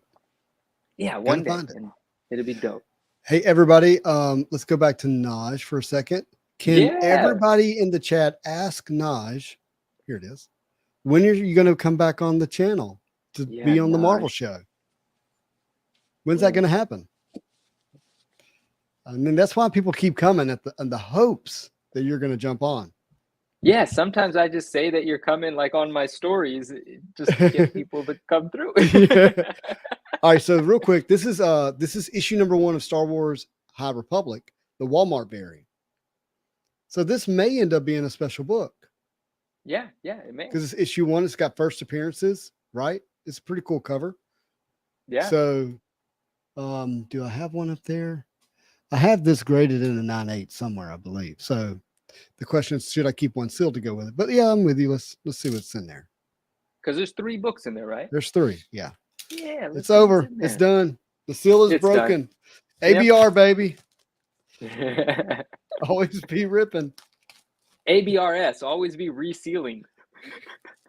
No, sorry. No, stop. I didn't say that. Stop. Scrub that from the record.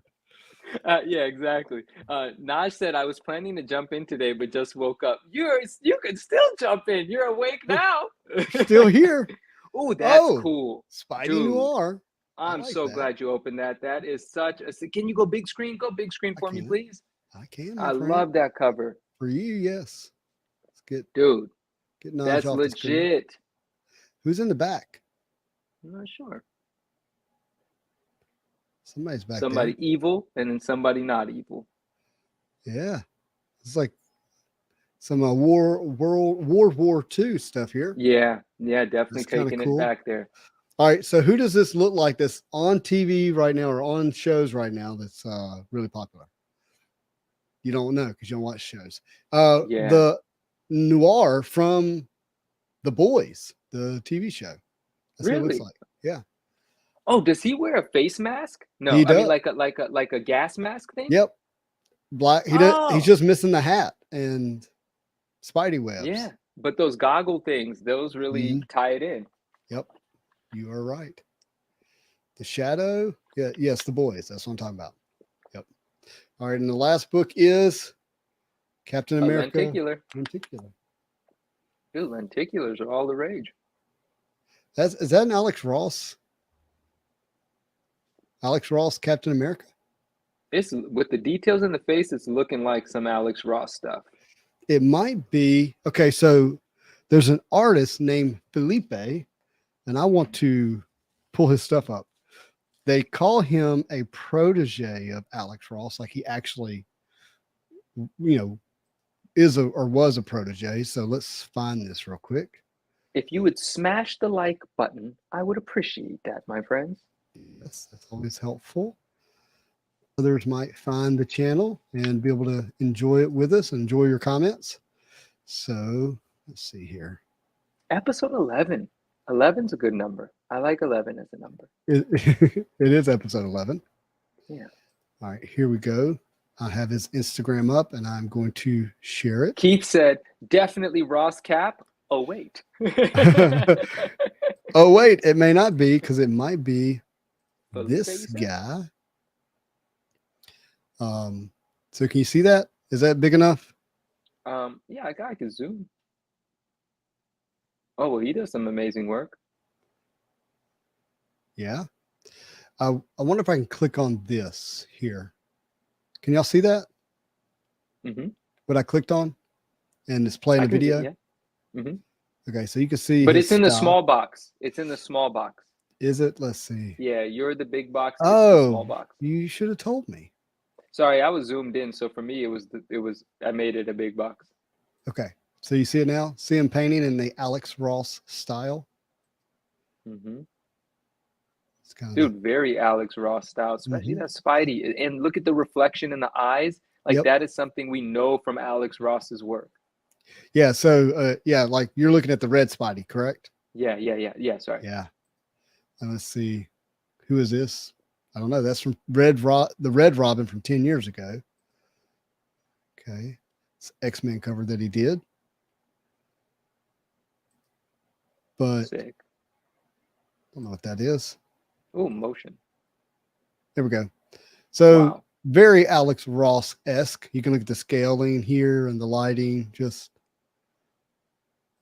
But more very Alex Ross, but pulled back a little bit, like the serious and realism dialed down just a tad intentionally.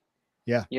A little bit more vibrant, a little bit more youth, but very like this Oh, person obviously loves and respects Alex Ross. yeah, and I love the fact that you added the word youth there, because Alex definitely seems to go to the further end of the realism extreme. Yes, definitely. It just sounded like someone was jumping on my ceiling. That's a bit of a concern. Look at this Venom in the background. Do you see that? That is, wow. I wish I could zoom into that more. This is the same artist, huh? I'm surprised Yeah. that he did Venom that way. Oh, that's lovely. Yeah. So this is Felipe. Really cool stuff. He's on Instagram. Make sure you follow him. And yeah, like it feels like a definitely an Alex Ross protege. Yeah, definitely. A lot of respect. So he may have given to done Ross. that, Cap. I bring all that up to say that. That was good. That was a nice little adventure. Marvel guy, can you just tap it? Tap the like button. Yeah. You can hit it. Thwip it. You can thwip it. Thwip that thing. Hold on. Bam. Oh, I just saw two likes show up right when you did that. Oh yeah, see? Really good. Very good. I want Ash to do this live art. Man, that would be nerve-wracking to me. If I had to draw live, I'd be like, why does he keep using his eraser? Certain things, sometimes you don't want to pull the curtain back, let the magic be the magic. Yeah. Right. Yeah. You watch people really talented in their process, and it's almost like that's not magic. Yeah, that's really impressive. That's what that is. And especially, because he's using a paintbrush, right? He's just like going quick, like just it's amazing. Super. I don't know. It is amazing. It's incredible what people do. Cannot comprehend. I can't comprehend. When it comes, interesting about this is actually really, this is my sketch. Okay, hold on. Oh, it's okay. This. So basically, okay, you drawing you right? Yes, but there's a reason that it's a sticky note. Okay, and it was done obviously probably at my first job that I didn't. The one where somebody yeah, got but you. There's a piece of cardboard paper or whatever it's called, black paper, and this frame. It's been in here for like 20 years. And I always just liked it because I was like, I'm not an artist, but look, I sketched my hand and it just symbolized, well, I could be creative if I wanted to. This is the beginning of any of my creativeness long time ago. Yeah. So I kept it. And here it is on my desk. How crazy. Are you where Incubus got the idea for their music video? Where he draws himself drawing? I don't remember that. You never seen that Incubus video? I probably have, but I don't remember. Super talented guy, Brandon. But yeah, that was me drawing my hand. Yeah. That was funny. That's very good. I've kept it with me. It's always been with me. Every city I've lived in, that thing in that frame has come with me. For some reason, it means something to me. You got a nice Manu and nice hand, and that's cool. Thank you. Read my disclaimer. Okay, so Oliver is he's telling people to check out his YouTube channel. He's got some tips on doing some comic book restoration or something. Yeah, it says read his disclaimer. And then we've got another question here. Symbiote Rain, what frame is that behind you? It sounds like you're specifically asking about the frame of which I can give you the information. But if you're talking about the print, I can provide that information for you as well. Let's do print. Let's go print. The print is a black suit symbiote variant of the standard suit print that this company put out. This company is called Gray Matter. Oh, over here. Sorry. Yeah. The company is called Gray Matter. And this was released maybe 2 years ago. It was find them on eBay. It is glow in the dark.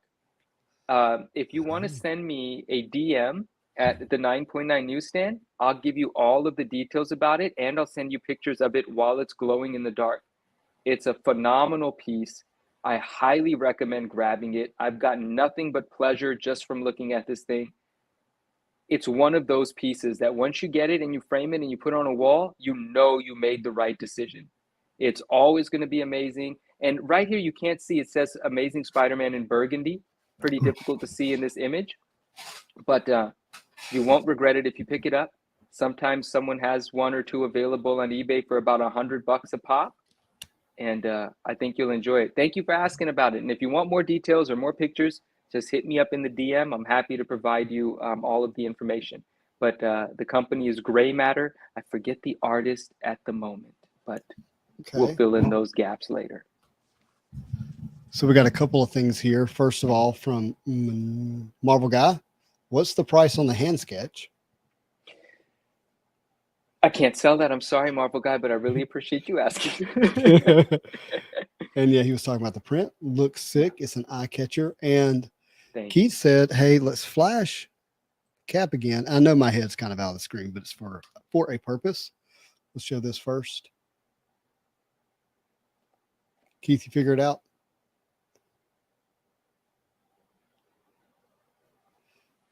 It's like the exact same stance as Iron Man here. So yeah, let us know what that is. And then a number of us Marvel guys got this in the mail this week. And since we're showing prints, Oh my goodness, what in the world? I know that art so well. What card set is that art from? this is Unbound. Okay. This is Fred Ian. Focus. Look how big it is. It's huge and it's beautiful. My Mhm. goodness. That is glorious. Some close-ups here. Oh, I love it. And it is signed and numbered. So this is Beautiful. 463 out of 999. I love me a good $9.99. Yeah. You would have liked that set. All the cards were numbered out of 999. Dope. This Ooh, is very that gave me a elegant. brilliant idea.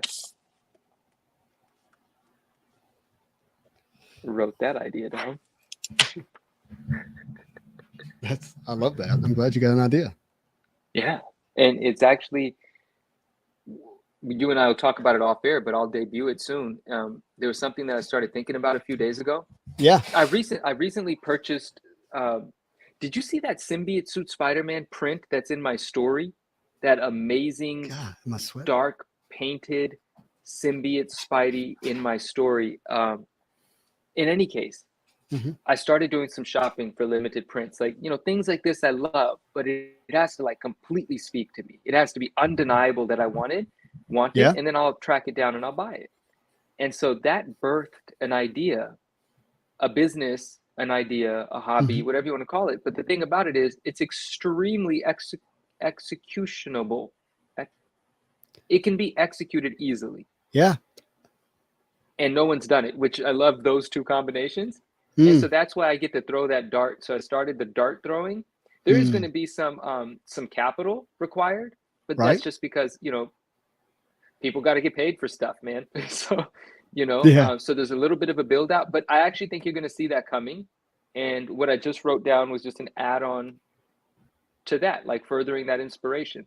But I think it falls in line with my brand. It falls in line with what I love doing. And it allows me to expand into a world that I'm not, but in a seamless way. So I think I'm going to go ahead and do that. I'll tell you more about that. I can't wait to hear. Yeah, I can't wait to hear more about it. For And sure. our friend Keith says, yeah, definitely Alex Ross. He went and found it. Oh, dope. Nice job, Keith. DM. Yeah, he's cool. I'm telling you, he's great. He is awesome. Very cool. Awesome. And you had me thinking about something here. Oh, my hair is so long.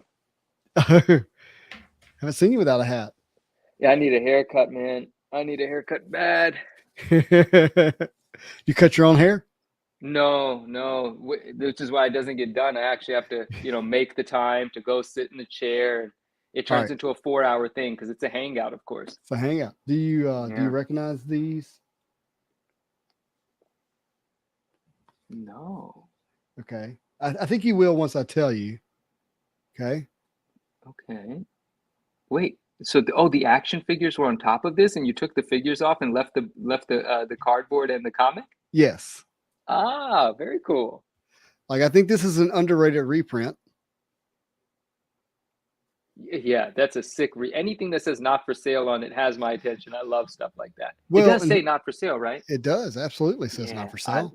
And therefore it's for sale. Yeah, not for resale. Yeah. But here's the thing. People are gonna love this, I think. Anyways, but this is from Toy Biz. and this is one of their first releases. And here, let me tell you about Toy Biz just really briefly. Mhm. Imagine a bunch of fans of action figures got to run the company. Oh, I That's what love happened. that. So Great. guess what they didn't do? They didn't make any Uh, money. oh. Because they didn't say, hey, let's put out a good action figure. They said, let's put out the best possible detailed articulated action figure with bendable toes and hands and everything you could ever want. Let's give them the figures they can never get on the shelf because they're so big via a build a figure piece. See, you get all of them together, you build a Sentinel. And Oh, this is the pit figure you were talking about, the Builder figure. well, that's one, but this is the Sentinel. Right. No, I just connected with what I The heard in the video. Pit is the same. And let's give them a comic book to go with it.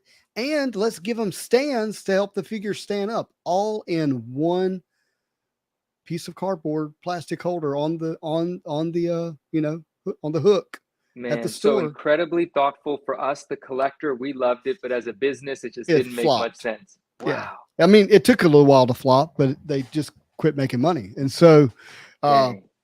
but in there you have these, I'm gonna call them variants. Do you Yeah, see man. that? You see this right here? What? See that? What- See that Yes. crease? Yes. That's Definitely. where the plastic camshell sat, Got it. and it right up against the book, and it puts a huge crease in almost every one of them. Got it. So to get this in a 9.8, insane. This is why the first full appearance of Spider-Man to 2099 in the white cover is Mhm. so expensive because you had to get it in this packaging. I'm going to tell you a story. And so if you can get a 9.8 in that, you're generally looking at 1,500, 2,000. I think there's been sales even higher than that. Yeah, it's 2,000 to 2,500. Mhm. Which is a sick book. But here's the thing, Amazing Spider Guy. Yeah. I bought my 9.8 2099 Toy Biz from him, and then I sold it. I sold it much later. I didn't sell it Yeah. immediately, No, but you're someone good. made me a really good offer. I sold it. I told him too, and I you're told him, fine. You're fine. yeah. But I got mine from him. He personally graded 3 or 4 hunting that 9.8. Yeah. And he comes from he's about the figures, man. He's about that life. figure life. That's it. We're gonna keep that secret for now. But yeah, he certainly is.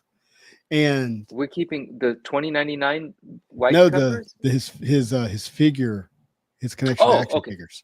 Yeah. Oh, okay. Yeah. And so Yeah, but Symbiote Rain, you're right. You're absolutely right. it is a great cover.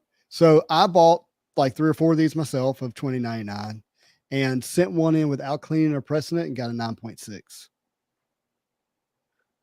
Where is it? It's in my other room. When are we going to turn it into a 9.8? Whenever you're ready, I'll send it to you. Let's do it. Taj, Epic Comicology, recently took a 9.2 with the fingerprint on it, cleaned the fingerprint, pressed it, 9.8 came back. Of 2099 white? 2099. He could see the fingerprint through the case, and he said, I'll take that. It was a 9.4 or 9.2. It was not a 9.6. 9.2 or 9.4. And he saw the fingerprint, and he was like, yeah, I'll buy that. And he bought it, cracked it open, gave it the treatment, 9.8, sold it for $2,500, out of here. Well, I got a 9.4 as well and sold it for like, I don't know, $350, $400, something like that, just to get my money back. Because to buy the action figure, like to buy the 2099 in the clamshell can be $300 or $400 just to have a chance to get the book to then have it graded. I kind of want the action figure sealed with the book just to have that, like the novelty of that's dope. I don't have a complete one. I think I'll just get a complete one for $300-$400. Who cares the condition? Because I want to keep it sealed. Those Avengers. This is a cool one. Yeah, that's dope. Yep. That's dope. There's also a Venom Lethal Protector 6 that came out in this Toy Biz variant. And the Toy Biz don't know that cover. Don't know what it's about. This is a cool Gambit cover. Yeah, it is. Does that say Wizard at the top? That doesn't say Wizard, does it? No, you saw series 4. Oh, okay. But yeah, that to me, the 2099 is the most important of those. But I think this one's actually important too. As issue 1, like the original, continues to hit insane, absolutely nuts. The only way to own these is reprints for a lot of us. And I don't know what you would say is the first reprint, but I think I think reprints become more and more important. I think they do actually. And I find myself in certain arguments sometimes, people telling me they're not important. I think they're extremely important. And the difficulty in attaining certain ones in high grade just makes it even more important to me. I want to pull out another book that's quite rare, has a very cool story as to how you find it. And then I'm going to tell you guys why this is the rarest version of this one. But while we're talking about interesting things. So, right. Oh my gosh. Let me make you big. All right. Let's ignore the fact that I just broke the case. Did you really? No, I did not. I didn't actually. So, As We Love, not for resale. Okay. So what did it come in? This came in the movie Spider-Man 2, the second one, in the Walmart exclusive packs from 2002 or whenever that movie came out. One of the Tobey Maguire movies. 2004, 2005. Yeah. Yeah. One of the Tobey Maguire It probably movies. says it on the CGC slab. Let's not. You're right. Spider-Man 2. No, it just says Spider-Man 2. Yeah, Spider-Man 2 Special Edition DVD promotional. So very cool. It was in the DVD. You open it up, it's in there. It's only in this sealed 2-pack one. There's actually a sticker of this book on the cover, so when you're hunting for it, you'll know. They come out of that box demolished because there's 2 plastic clips holding it in place, and it really digs into the book. So I don't know how some of them get 9.8'd. Anyway, so this in a 9.8 is already really dope and worth having. I wish CGC would have cases that properly fit it, but it's still super dope. And then obviously I love the fact that this one's signed by Todd with the full Todd. Yeah. So I love that. But here's the thing, guys. You ever watch Christmas Vacation? I have before. Yeah, well, the neighbor, the neighbor's husband's name is Todd, and she's just like, Todd. Anyway, I just love it. Yeah. You guys, most people really store a lot of film stuff. Like it's like, okay, I got to catch up. So here's this. Yeah. This is dope. If you find this in high grade and you like it, buy it, whatever. I don't know if it's a spec or anything. It is hard to find in a 9.8. People tend to let them sit on eBay for a while at 800 or $1,000. But anytime they pop up for 250 or 300, they sell. But here's the thing, guys. Most of them have this advertisement on the back that's showcasing other movies. I think one of the movies is Men in Black. Okay. Here's what you'll have a very difficult time finding. And when you find it, either buy it or call me. Those should be your only 2 options. Oh, no. Back. Are you serious? Web of Spider-Man 1, Charles Vess back. I have no idea why some were produced like this. I have no idea in what amount. But I'm going to tell you now, you could look at 100 with the other back. You may not see one with this. Anytime you see this book on eBay, this front, and it's one of those sellers that's not showing a picture of the back, ask for a picture of the back. That is tough to find. Wow. That's all. That's what I got. More rare stuff that I like talking about, and I'll probably pull it out all the time now. Yeah. So this is why you stay to hour 2, the end of hour 2, to get this kind of goodness here. And this is special tips, man. It's special. And guess who was at HeroCon?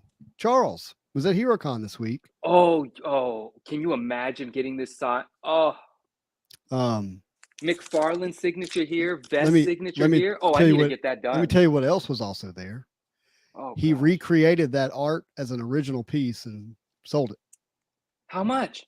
I think it was, you know what? I'm not going to say because somebody told me privately. Okay. But it wasn't the original. He recreated. How amazing. Yeah.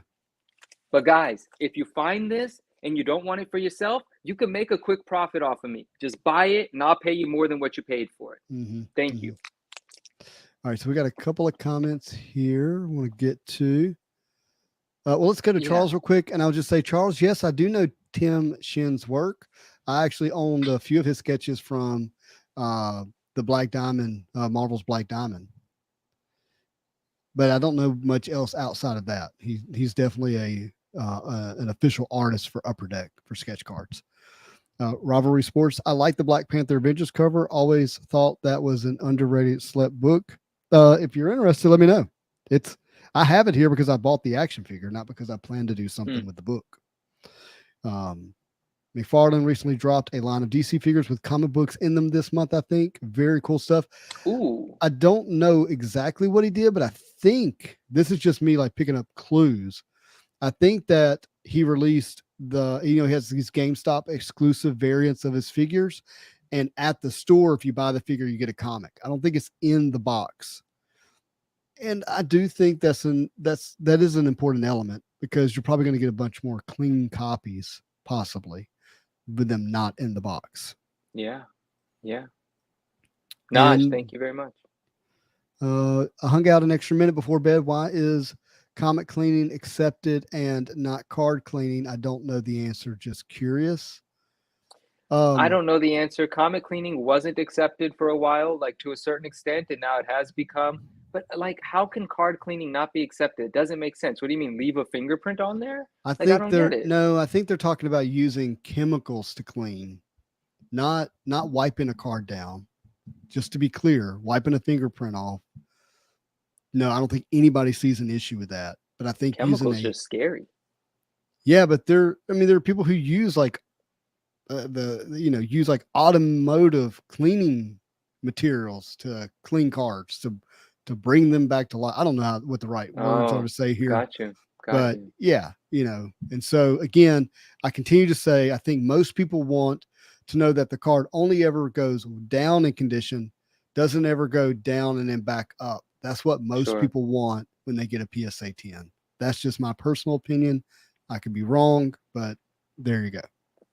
And in the idea of comic book cleaning, even using like really invasive methods Mhm. to bring a comic book to a it used to be looked at as exclusively restoration, right? So people didn't say I'm cleaning this book. They're saying, I'm restoring this book. I'm Right. preserving this book. Oh, that's why they have a preservation label as Mhm. well as restored labels. It was different ways to look at it, and I don't think that sort of ideology has attached itself to cards yet. Like I've never really heard anyone say I'm restoring this card, but like if you got like a 52 mantle, it might be worth restoring it if it's going to be designated restored. Who knows? Right. Right. Yeah. So here we'll show. I don't like talking about this kind of stuff very much, but we will highlight Keith's stuff here. Again, my personal feelings with that is that on uh, both ends, pressing is fine. Any form of chemicals introduced or polished whatsoever, or cutting or trimming is the reddest of flags. I think cutting and trimming is at the height of the worst. Oh yeah. Like Boom. that's Yeah. you know and then everything kind of falls beneath that because I mean that's clear fraud. I'll put that in the realm of fraud. It's fraudulent, which Yeah. is terrible. Okay, yep. But appreciate the conversation here, Definitely. and we'll move on it with. Somebody said I agree with Justin, so I threw it up there. I have no idea what he said, but if a comic has Great, Justin. You issues, got one today. finally, finally, somebody says, Justin, hey, we agree with him. But if a comic has issues and then it's pressed, it's now 9.8. It's different. We're talking about paper versus cardboard. The card is meant to be read and held, but it's not meant to be turned. It's just a different. I don't know. It's a different lifespan of how the thing maintains what its use is and what makes it a high condition. One, it is, and I'm not trying to.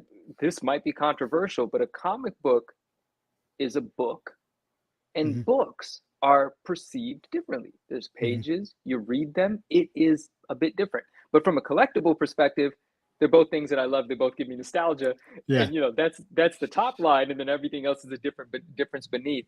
Naj says that's an awesome Venom in the background, and she's Oh, talking about this figure here. And let me tell you guys, this Venom talks. Okay, it's from 1994. oh, it's It's a it's an oversized version of the action figure. and it's awesome, and it's my favorite thing, and it's Does my it's got a original from rubber head that 1994. pulls off? No, no, no, no, it You doesn't. The know what I'm head talking doesn't pull about, off. though, right? The Eddie Brock. It's a rubbery I do, head. I do, I do know what you're talking. I have a lot of my original action figures, dude. I got to show you so many things, Justin. There's Mhm. there's a whole side of me that you don't know exists. There's Oh, a door that you can't see that goes into a room that's all toys. why haven't you not told me about this? I'm literally I sitting like in it. a room surrounded. I'm I sitting in know, a toy. I No, I'm know, sitting in a but room surrounded by toys. if I just did that, we gotta peel Ah, back the layers here. I got it. I got And it. so I got it. you'll see I have tubs full of toys, unopened, sealed from the 90s, as well as open stuff. But this one here, I just made a short reel about, and I'm going to post the reel, I guess, tomorrow morning. So Naj, when you see the reel, let me know how you like it. I made a Oh, short little reel about it. okay. So does that mean you're going to save the answer to Keith's question about does Spidey say I will eat Spider-Man's brain? Does that 'Cause- Venom? No, it doesn't. It says four things. Mhm. It says we are Venom, Okay. obviously. Yep. It says gonna get you, Webhead. hmm It says Venom plays for keeps, and it says "Arr." Not like a pirate though. Not a that pirate. was very R, I'm sorry. piratey. Yeah, That was he terrible. doesn't say arg. He makes a growl. And so those are the four things he says. And I just recently changed the batteries, and it works. And there's also a Spider-Man one, which I'm not as fond of, but I do have it, of course. But it's not on display because I don't really care about that one that much. All right, so we'll play a little game here. I have 4 action figures in front of me. 3 Toy Biz, 1 is a Maplex. One of them you should already know. Kent. Sorry. Oh no. There's a whole side of me you don't know exists. Always a good confession. Yeah, no doubt. All right, so Manu, what 4 action figures, what characters do I have in front of me right now on my desk, not in the room? Wolverine. Okay, you're right. Spider-Man. Let me show. One at a time. So here's the Wolverine. Spider-Man. No Spidey. What? For some reason, I feel like you have a Captain America. Is it the shield in the background? So no Captain No, America. I I'm just gonna thought tell you you. would. I'm gonna tell you. No, Magneto. Nope. The 3 are gonna be. All right, you got to hard. tell me now. All right, I'm gonna show the one we've shown on the channel a few times. Ah, that's why I was thinking Cap. I remember Yep. there was like an all-American hero. It was Superman. Superman. Yeah. By the way, Edgar Church, Spider-Man. All I ever think is about Spidey. Superman 1 sells for $5 million last week. Did it? How did I miss that headline? The Edgar Church pedigree. Yeah. Superman 1, I think it was 8.0, $5 million, highest sell ever.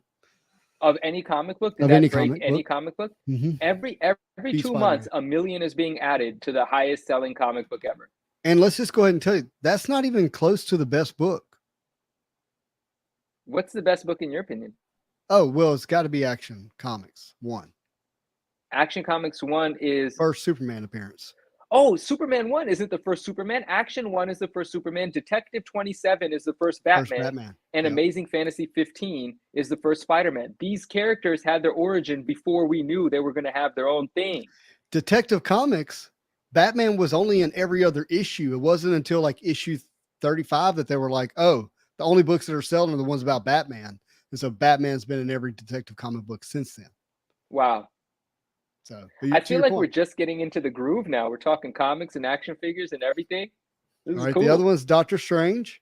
I never would have guessed that. Okay. It just happens to be sitting here, but the fourth one, the fourth one's going to blow everybody's mind. Okay.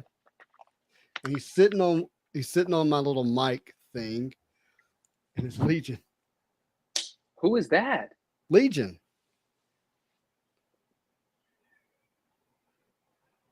Right. You don't know who Legion is from X-Men? No. Wow. I've never seen that hairstyle or anything. Ah, come on, man. Legion. Yeah, he's super powerful. He's got a legion of personalities, and they're all very powerful, and you don't know which one's going to come out. And yep. Man. So a little bit of a curveball here, and mainly this stuff is up here because I need to clean up. But that is the 4 action figures in front of me. Keith says there definitely is one that says I want to eat your brain. He's in the attic at the parents. I love it. This was at my folks' house too, and that's where I pulled it out of recently. Does I want to eat your brains make it out of like post like in the production, like, hey, we're sitting around. I always think of the movie Big with Tom Hanks. You know, he works at a toy. I got to show you something. Show it to me. But I'm gonna say this, like they're sitting at the table, like, hey, what do you think kids are gonna like about this, about this, about this? I still believe that's how toys are made. Dude, I love you. You don't. I mean, maybe you know. I know you love You. Big. I love Big. Who doesn't love Big? I Voltar also is going to love. grant our wish. I also love VHSs. This is the original in like a super high grade. This is the first print, Oh, sealed. whoa, whoa, Well, whoa, whoa, this whoa, is whoa. so. I mean, it's in a bag, but this is the first print you, sealed. you graded it already. Well, yeah, I'm gonna get it graded when it works out. And this is the second print, not so great condition, but I still wanted both of them sealed. Oh, very cool. Dun, dun, But dun, dun, dun, absolutely dun, love dun, this dun, movie. dun, dun, So dun. this is the back of the first print, guys. Don't let someone sell you the dark back. The white back is the first print. Knowledge, man. That's what we get here. We get Odd stuff. knowledge. That Yeah, is great, hopefully man. it might be useful knowledge one day. Bro, grade it. I'm going to. I'm literally waiting for just it to be a more reasonable process. Like I don't want to send my movies and then have them sit around at EG. No, what's the company called? For uh, IGS? I don't know. All I can see is this comment that I have up here right now. What's it say? Rivalry Sportswear says if they made him a new action figure that would talk, it would say, I have to show you something. Wait a minute. I have to show you something. Stay right there. I love that. I'll be right back. I have to show I you love something. that. Who said that? Rivalry Sportswear. You're awesome for that comment. I absolutely love it. Oh man, Thank you. that is sweet. That is so good. Rivalry? What would my action figure say? Oh, I already know. Have a marvelous day. Have a marvelous day. That's great. Yeah, there's a lot of quotables from you though, but that's Is there you know. really? Oh yeah, are you kidding? You know that. You know that your voice and the things that come out of your mouth. Come on. There's a lot of quotables. But you hear them. I say them, so I don't hear them, so I don't realize. I mean, obviously, right? No, look. Here's what. Let me tell you what I love about Have a Marvelous Day. It is so much about what I want to be about with my content. I want it to be Marvel. I want it to be marvelous. And I want you to have a marvelous day because of it. Like it embodies. It's like my mission statement, right? Yeah. And it was in my very first video. It's been with me from day one. Beautiful. And absolutely beautiful. Holy smokes. that is one. Yeah, I do say that. Yeah, that's a good one. I had to screenshot that comment from Rivalry. I really enjoyed that. That's a great comment. And so I was humming the keyboard scene, but Marvel Guy 239 picked up on it, but you didn't react to it at all. I didn't pick up on it. And it's a 2-part deal, man. It is. Yeah. So yeah, it's a great movie. I remember the emotion of things, even if I don't remember everything that happened in them. And that's how I associate my memories. It's just like, that makes me feel good. Just hearing the name of that movie. Oh, I feel great. And that means I love it. So yeah. That's it. Card Freak says, let's see the traditional wizard showing Manu. That's the variant action figure. I'm reluctant because I don't want to just bore everybody with it. But I got some new wizards I could pull. Don't let this slow you down. This is why they keep coming. They want to hear you say, hold on, I gotta show you something real quick. And you pull out some fire, like the AMS 300 mini book. I don't know what the proper term is. I'm telling you guys, do not sleep on that book. I have them raw as well. It's legitimate. There's one guy on Instagram right now that has one. He won't sell it to me. He hasn't even posted it on his page. He went through a box and showed me the back of it. I was like, yeah, that's it. For sale? And he said, I don't know how to price it. And that's the last we ever spoke. I love the guy, but I was like, oh gosh, just price it. Say any number. Look, if I can pay it, I'll pay it. Yeah, and the person that I'm going to talk about may see this, so I want to be as gentle as possible with it. Okay, as gentle as possible. And if I'm not gentle enough, and you hear this, you person, like reach out to me. Okay, but there was someone who walked up with some really special cards, a picture of really special cards, not the actual cards. And let's just say one of them was numbered to 5. Okay, it's just incredible card. Okay. And he's like, hey, do you know anybody who might be interested in it? And I said, like, yes, give me your price. Mm-hmm. No, I think, it was probably first was like, hey, what do you think it's worth? I was like, no, I can't do that. Right. But if you want to sell it, like, give me your price. and understand that I know you probably have some stuff going on inside of you right now that might sound like, well, what if I sell it too cheap? What if I sell it at the wrong time? You know, all these different things. I haven't seen another comp of this particular card at this particular whatever, right? And yeah, that speaks to this, what makes it special. But I can't take it to somebody else without you giving me a price that you'll take for it. Yeah. And here's the cool part. It's not a wrong answer. Right. It's not pass or fail. Like, people may not agree to your price, but it's your card. It's your price. Right. Yeah. And so I'm not frustrated at all, but I just want, like, it's like, hey, if the only way I can really help you is like, do you know what you'll sell it for? And if you haven't done that work yet, then unless you just want to have a long conversation about it, maybe that's good, but that means you're really not ready to sell it. Yeah. Dude, I wish I knew what cards they were. That's for the after show. All right, bet. All right, we missed some comments here. I got Top Bunk. Dude, that movie is the best. It is the best. Oh, and Tom I did not Hanks is the best. I did not remember I put that up here because I was going to come back and ask him what he meant by that, because I thought he was like still doing the action figure quote. I was like, guys, I don't remember Manu ever saying I got the top bunk. Guys, that is so me. Like, I was so oblivious when it would come to girls, right? Like, it was so many times. Oh, you were big. Yeah, man, they were come over. I don't have my pajamas on me. Like, what am I gonna sleep in tonight? I'm that guy. You were that guy. Hey, hon, I got the top bunk. Oh, that's hilarious. Great times, man. Great times. Everyone knows. I think everyone knows I have a twin brother, so we had bunk beds. That's what we grew up in for the most part. And I was the top bunk kid too. No, it would just be a little girl squeal. It's a hit. What? Oh, Terry with the joke. Terry be having jokes, man. Terry was on me last time too. He had a couple of laughs at my expense. Terry, I remember. Oh, so Keith says, show me X-Men Anniversary Wizard with the poster, with the card and poster. Is that the one with the foil cover with the X's in the circle that kind of do the prismatic colors? I do not have that, but that is a beautiful magazine. Mm-hmm. A beautiful magazine, if that's the one. And I do believe there's a SDCC variant of that magazine that you're talking about, if I recall correctly.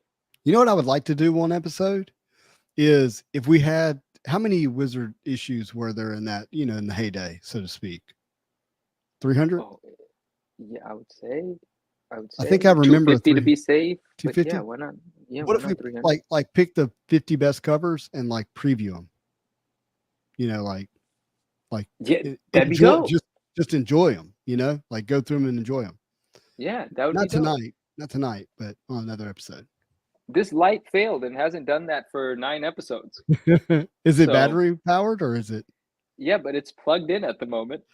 Oh, I got it. It charges, but it's actually plugged into its charging source, which is ridiculous that it would. I guess it runs out of light faster than charges. It makes sense because it's a lot of light that comes out of that thing. Yeah. Whatever. It's after dark now. It is now Marvel After Dark. Where's our guy? Oh, his name is. Yeah, there he is. Cardboard After Dark. Yo, yeah. It is currently actually Cardboard After Dark. Hey, I've got to mute just for a second, guys. All right. Justin's muted, but I'm here. I'm gonna read some comments, man. 1988 Hostess Mini Big card is Tom Hanks. RC standing for rookie. There are a few different cards from the big movie in the set. I didn't know any of this. Pretty cool for those that care about oddball stuff like me. I care about oddball stuff. I never imagined there's a card that had to do something with Big or Tom Hanks. I need a screenshot this comment. That's what we just did. All right, what else we got? So should I grade mine? Yeah. What are you talking about, Keith? Grade it. What? Oh, the Wizard? Yeah, grade the Wizard. Well, if you think it's a 9.8, if it's not a 9.8, don't do it. They later issues of Wizard, more recent ones, they're only going to have value anytime soon as a 9.8, but you might as well go ahead and try because it's going to be the only 9.8 on the census, that's for sure. And that would be dope. Oh, he has one. So Yeah. my wife is telling me that my daughter spilled glitter all out my door, right out of my hobby room, and that I'm trapped until she's done vacuuming it up. So It's yeah. like when I painted the garage and I started in the wrong corner. Oh, you were stuck until it was dry. Huh? I'd had to do some jumping around, yeah. Well, she does. My daughter likes to create little art pieces and she sells them. And like for her fraternity and stuff like that. It's Oh, cool. yeah, it's good stuff. And anyway, she was painting right outside the hobby room. Apparently, she like poured glitter on the painting, but then like tracked it everywhere. My wife said so. Oh, dang. It's going to be shining for a while. Yeah. It's a 90s foil cover for a couple of weeks. Yeah. No, Keith, I wasn't on eBay. I would just made an excuse. Yeah. Yeah. Keith says he read the crap out of his Wizard magazine. So yeah, and that's part of the reason why they don't exist in the high grade. That's why they're so cool. But dang, I really want that one now. Swish rips. That's good. My favorite emoji ever, by the way. It is a great emoji, and I never use it. How do you what word do you type in to get to pull up? Is it sparkle? Glitter? Yeah, if you do sparkle, it'll pop up. If you put in shine, it'll pop up. If you put in star, it'll pop up. But isn't it interesting how it pops up one way in the chat, but when you flash it across the screen, it's actually the iPhone version of it? Yeah, that is interesting. Yeah. And Marvel Guy, hey Kent, good night. Get some rest. Thank you for hanging out. Good night, Kent. Thank you very much. I know it's late on the East Coast. Yeah. We started an hour early now for you. And he actually did. Is it bid us adieu? He whatever it is. He said goodnight like 20 minutes ago. I'm glad that he didn't leave, and I appreciate that. He wanted his questions answered. Nope. He's laughing at my current predicament, so I can hear my wife vacuuming outside the door. We can't hear it though. That's cool. Okay, good. Yeah. So Card Freak remembers watching the movie when he was 12. That's good. I love podcasts. How's it going? I love podcasts. What's up? Now we're staying on for another hour. I can't go anywhere. So give us your questions. Let us know what you want to talk about. Let's chop it up. All right, you guys you're in the after party show now. What are we going to cook up for the after party show? I'm going to show you guys something. Sorry, that was unintentional. Okay. We knew that was coming. I'm going to show you something. This is just because I was just like, what are we going to talk about? And I looked at this is an iPod case. No, what are these called? AirPod case. I wouldn't know because I didn't pay for it. It was given to me as a gift. Can I answer this question about Obi-Wan? Yeah. The last episode was the best episode. It had really good moments and some okay moments.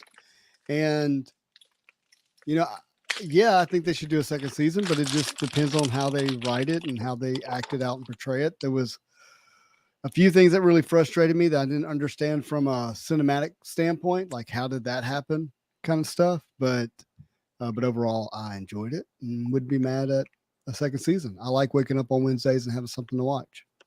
Justin, I like when you're critical. Oh, you do? I love it. Okay, I feel like you speak a little bit of my language every now and then. Okay. It sucked. No, gosh. Yeah, so Keith says, make sure the dog doesn't get into... We have 3 dogs, Keith. You have 3 dogs? And my wife says somehow the glitter got into the pool. And here's what you likely need to know about my wife is, so people will ask me, hey, do you dust? And I go, no. And it blows their mind. But if you came to my home, you would understand. It's spotless at all times. Wow. It is absolutely, I call her a human Roomba because she never stops moving. So even the action figure displays in this room, in your man cave, I wondered the same thing. How do you have exposed shelves with 1,000 little intricate figures and they're not just dusted? Essentially. They're just not. And so, let's see, in her personality, assessment, so to speak. Have you ever heard of Strength Finders? I'm gonna get too too in deep in personality assessments, but Strength Finders is one of the big ones. It's put out by Gallup, and her number one strength is harmony. So she keeps everything running like clockwork. Very So, cool. so imagine what glitter throughout her property looks like to her. Oh gosh. Not harm. So her strength becomes her weakness. Is there anxiety happening Oh, on yeah. the other side of that door right now? The way that Strength Finders describes it is like when everything's clicking, she's in the balcony of her strength, and when it's not, it's in the basement of her strength. So my wife runs a tight ship at the house, like, and it's beautiful. I never worry about anything ever. But you spray glitter throughout the house, boom. It's another story. I Love Podcast says, have you guys seen any crazy big sales last week? See, I love questions like that. So you got any that you could point out? We just talked about the comic book. Yeah, that's the one we talked about. Superman #1, $5 million in apparently an 8.0 or an 8.5, you were saying? But the most important aspect of it is it was the Edgar Church pedigree. Right. And pedigree books get a much bigger bump in premium and price. And where did this sell? Heritage, Comic Link? Where was this? Golden? Mm-hmm. No, where was? Oh, I don't know. I actually do not know the answer to that. Kent's still in here. Says, "Man, you're killing me. I'm trying to get to bed, but I have had these conversations. That is extremely wonderful." So that iPod case, EarPod. Oh, that looks sweet. In this Venom thing. What? You got one too? You're the man. That's awesome. Yours looks better though. I'm not gonna lie. But I criticized mine, and that's why I don't use it, because it doesn't get a perfect seal. Look at that line between his face. Come on. But now I'm gonna use it because it's really difficult to get the thing out once it's in. So it's. I'm gonna tell you what that is. It's rubberized. No, man, that is dope.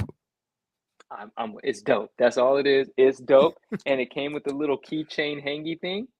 That's sweet. Little keychain hangy thing. I love it. $10. How could you not? Look at that grin. Look at that. Mm-hmm. All right. I love it. I love it. Yeah. Key says, cool cherish that marriage. Absolutely, man. I was looking for tips to clean my intricate figures, and Justin told me this, and I was crushed. Yeah. Marry well. That's what you got to do. You know what my tip? I have a tip. Mm-hmm.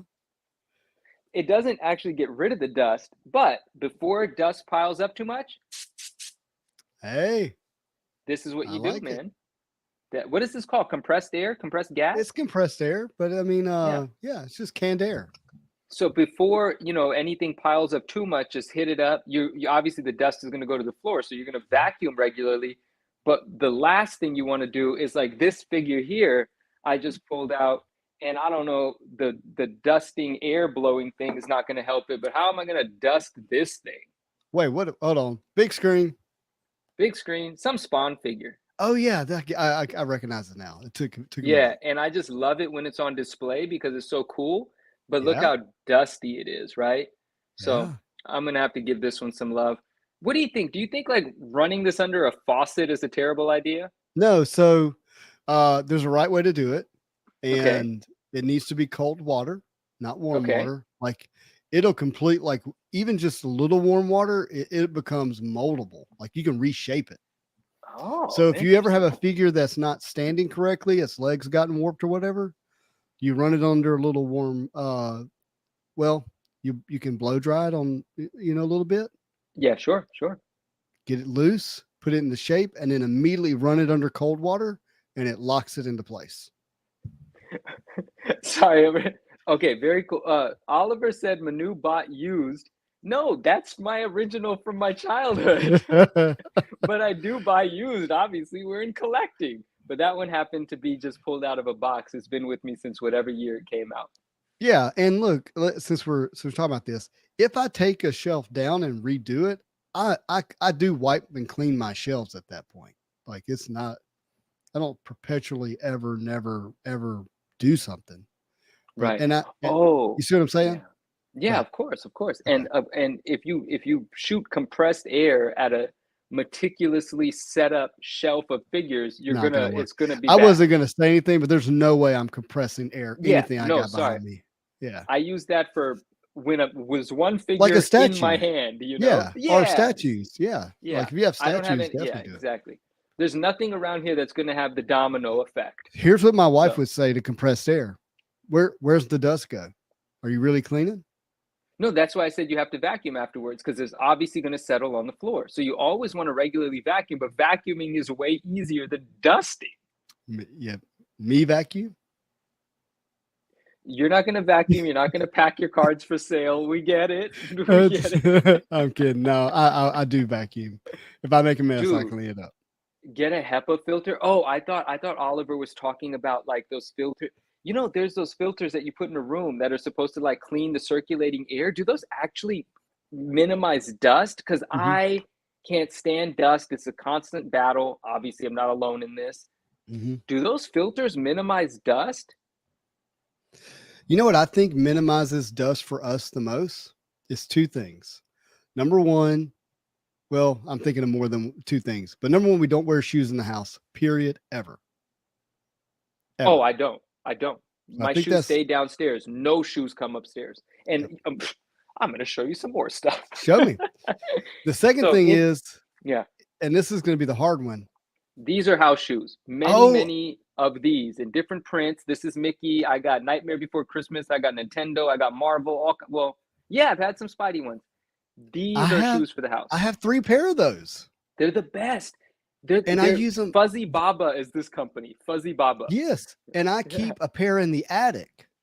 So if I have to Okay. go in the attic because I'm barefooted, I slip Yeah. those on my attic pair. I walk around the attic, and as I Yeah. step onto the ladder to go down, I slide them off. They're designated for that space. Bottom Mhm. line. I once Yep. took a pair of these. I once took Nightmare Before Christmas ones to a Christmas pajama party. Mhm. And, I had reason to fall asleep, so I fell asleep. And then when I woke up, my slippers weren't there, and there was a young lady in the backyard wearing my slippers. And I was like, "You can keep those, all right? Yeah. Because those can no longer go into my house." I feel like we're only getting part of the story here, but anyways. Right. But the other part is, and this is the hardest part, but if you want to know the truth, you clean up as you go. Yeah, if you can maintain that, You oh, just do oh it. boy, and that's the It's just you just that and that's the thing. If you can get to the place of just do, right? If you can get to the place of just consistently power don't if you can get to a place where you're not looking to be inspired to get something done, mhm, oh, you're gonna mhm. rock and roll in life. You Yeah, know, if you can yeah, put things away, do the dishes after you make dinner, it's the best way to do it, but it's the most difficult thing to do a lot of times because there's yeah. no instant gratification. Eating the dinner is one thing, doing the dishes is like, what are you talking about? I'm full now. you Dude, know I yeah, I'm gonna I tell hear you. you, I the reason I wasn't on whenever you were on the back in the background initially is because I was in the house making sure that anything I had been a part of was like you couldn't tell I was there. It was already cleaned up before I Dude, came out here. the why this is the greatest thing said tonight Mhm, is that message. mhm, If as young people or adults, it doesn't matter. If we can clean up after ourselves, if we can put things away where we got them from in that time that we're doing it, and combine that with why wait? If you mhm. can do it now, don't put it off until tomorrow. If that mentality can be sustained in somebody's life, it's just incredible the difference it makes. Yeah, but Absolutely incredible. and I have to be like really transparent with that because that's the only way you get to the real answer of why I don't have to do that all the time. I don't have to dust Mm, my figures and stuff all the time. And look, I did not come into my marriage. By the way, this September will be 20 years of marriage with my wife. congrats. I came into the marriage as a completely messy heathen who did not have my. I'm going to share too much. When I was a teenager, if it was on the bedroom floor, it was clean. If it was on the bathroom floor, it was dirty. That Say it was my again. If it laundry. was, If it oh was on the yeah, yeah, bed, if it I was on got my you. bedroom floor, it was clean. If it was on the bathroom Wow, floor, it was dirty. Like that's wow. that's how I came into the marriage. And, I got a little PTSD from the few beatings I got early on in our marriage, but, she whipped me into shape. Yeah. Yeah. Good. Good. Very good. Very good indeed. Let's read some of these comments, man. There's Okay. a lot of words and a lot of emojis. What's happening Oh, here? it wasn't good. Okay. Let's start with marvelous facts here because that's where we ended. Y'all keep me Okay. going on the long drive. Thanks, guys. Oh, I love that. I love Absolutely. that. Happy to do it. Yeah. Yeah, absolutely. And drive Uh, safe, please. yeah. I love podcasts. Any news on Spider-Man metal release? Still getting It's pushed been back to pushed the back. fall. We believe it has. We have one distributor saying August now, which is Dave and Adams, and another distributor, Blowout Cards, which is saying July. And I would tell you that the insight or intel I got was pay attention to the blowout date, but it just still seems to be a mystery. Unfortunately. Dust is But dead we skin. will get them eventually. We don't want to talk about that too much.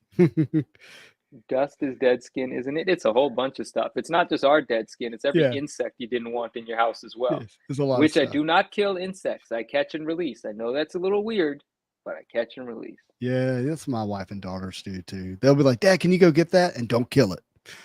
Yes, ma'am. Yeah. I feel bad when an accident happens and a bug gets killed. Yeah, I hear you. I hear you. Hey, we value life as much as we can. Yeah, Have an old okay. pair of those.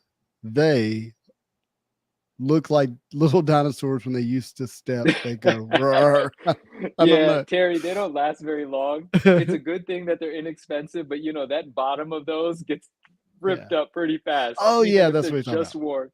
Yeah, yeah. But I keep buying them because they're so fun. You go on eBay, you look for them, you find a few for 12, $15. Mhm. Go ahead and send them on over. Yes, I love to display my cards. I display them all the time. Very much enjoy it. And but I think probably one of the things that's is the success about that is I'm constantly revamping the shelf. It doesn't just sit there for 2 years. Definitely only part of All the of story. Yeah, no, yeah. Under Terry's comment about his slippers that speak, they Yeah. don't speak, they roar. Oliver said they create more worse problems. They introduce EMF, black walls, electric magnetic deposits that replace the dust. He's talking about the HEPA filter stuff. Yeah. Oh, wow. That would drive me crazy. I used to live in, anyway, I used to live in an apartment and this apartment, whatever, this was an apartment in San Francisco as well, but I used to live in this particular apartment in a newly San Francisco was always under construction and it was way up top, so I don't know how this happened, but this part of San Francisco was being always worked on, like the buildings around were new. Mhm. If you would leave a window open for an evening Mhm. and you had like a cup of water on your bedside or something like that, you could not drink any of it. Oh It no. all got this layer of black, like fine, like a magnetic particles would look like, it looked like Mhm. some black charcoaly substance. But I'm talking about everywhere. Like after a couple of days of having a window open, you can slide across the floor as if it was dusted for you to do Oh, so. And that was just, I can't stand stuff like that. not I good. just can't. Yeah, I can't do it. Mm-mm. Swish rips. We talked about that. Sorry. Definitely part of the story. How do we've seen some of these. Okay, let's get to this right here. Okay, there we go. No way, Manu. I do the same thing. Not sure what he was referring to. Oh, about insects. Insects lives Oh, my matter. man. I I'm not surprised about that, my friend, because Yeah. you and I both have a lot of people love animals, but Card Freak and I connected on the fact that we've got a lot of love for Oh, I animals. see what So here. I somehow scrolled. Okay. Naj says, or get a partner who hates mess and would clean or get things sorted for you. Yes, he does. yeah, She's not that would wrong. work. That would So work. I'm gonna I'm gonna tell you something else crazy. The clothes I wore to work today will likely be on the hanger when I wake up in the morning. Wow. Wow. Yeah. But let's not just pretend you go out and you just have fun and party all day. You go put in a good deal of work, and someone that really appreciates how hard you work is making Oh, sure that your clothes are hung. 100%. Yeah. And my success in my career, which by the way, look, I'm sharing my life with you. Today I got an award for Chairman's Club, number one producer in the company. close almost 56 million in loans last year. Congratulations, Yeah. my friend. Yeah. Congratulations. That was today. Wow. Yeah. Nice. In Monroe, Louisiana, 56 million is a lot. It's not. Our average sales price is like 200,000. So isn't that a trip? Like over here, 56 million means you sold 35 houses. and it means almost 300 here. Wow. So one a day. Oh, Yep, we work hard. Yep. Yeah. Let's see here. Naj Facts. My wife is amazing. She hates dust and a dirty home. Yeah, totally. It helps. I guess I got to get married, guys. Marry well. No doubt. Yeah. Yeah. Okay. One day. Right here. Okay. I'm a believer of newsstands now on eBay. 90 CGC 9.8 is almost a 10-to-1 ratio versus the direct edition. Oh, I love podcasts. Thank you for coming to the dark side.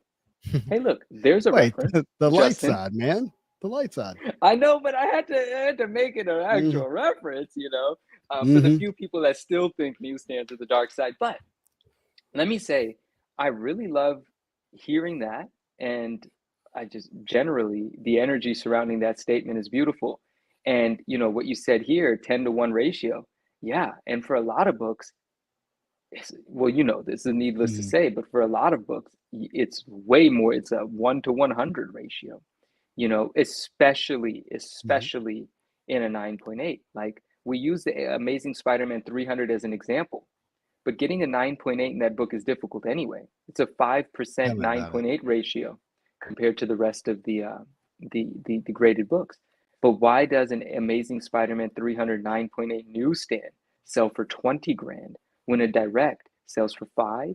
It's because it's that difficult to find that in a high grade. There's actually a book right now I'm looking for. It's not an expensive book, but it's tough to find. It's Web of Spider-Man Annual #2. Okay. Incredibly good looking cover. There's a big spotlight. Spidey's on a building. I love Spidey spotlight buildings. It's gray, it's red, it's everything cool. Web of Spider-Man Annual 2. And there's plenty of them to be had in a 9.8 on eBay right now. There's signed ones for like 300. There's unsigned ones for 200 something. But I want that book in a newsstand. I've never even seen a 9.8 newsstand of that book. Yeah. So as soon as it pops up, I'm going to have to buy it. Oh, I just bought 2 raws of it. They're coming in. So hopefully they're candidates. Maybe it's going to happen. But anyway, yeah, I love podcasts. You're right. 10-to-1 most often, and way more than that for other things, for other books. Newsstands are, for 90s into the 2000s, newsstands are the place to be. All right. So I'm not sure what Marvelous is asking here. Do you know? Oh, he's asking where in San Francisco. It was actually, it was a Rincon building. So it was on Fremont and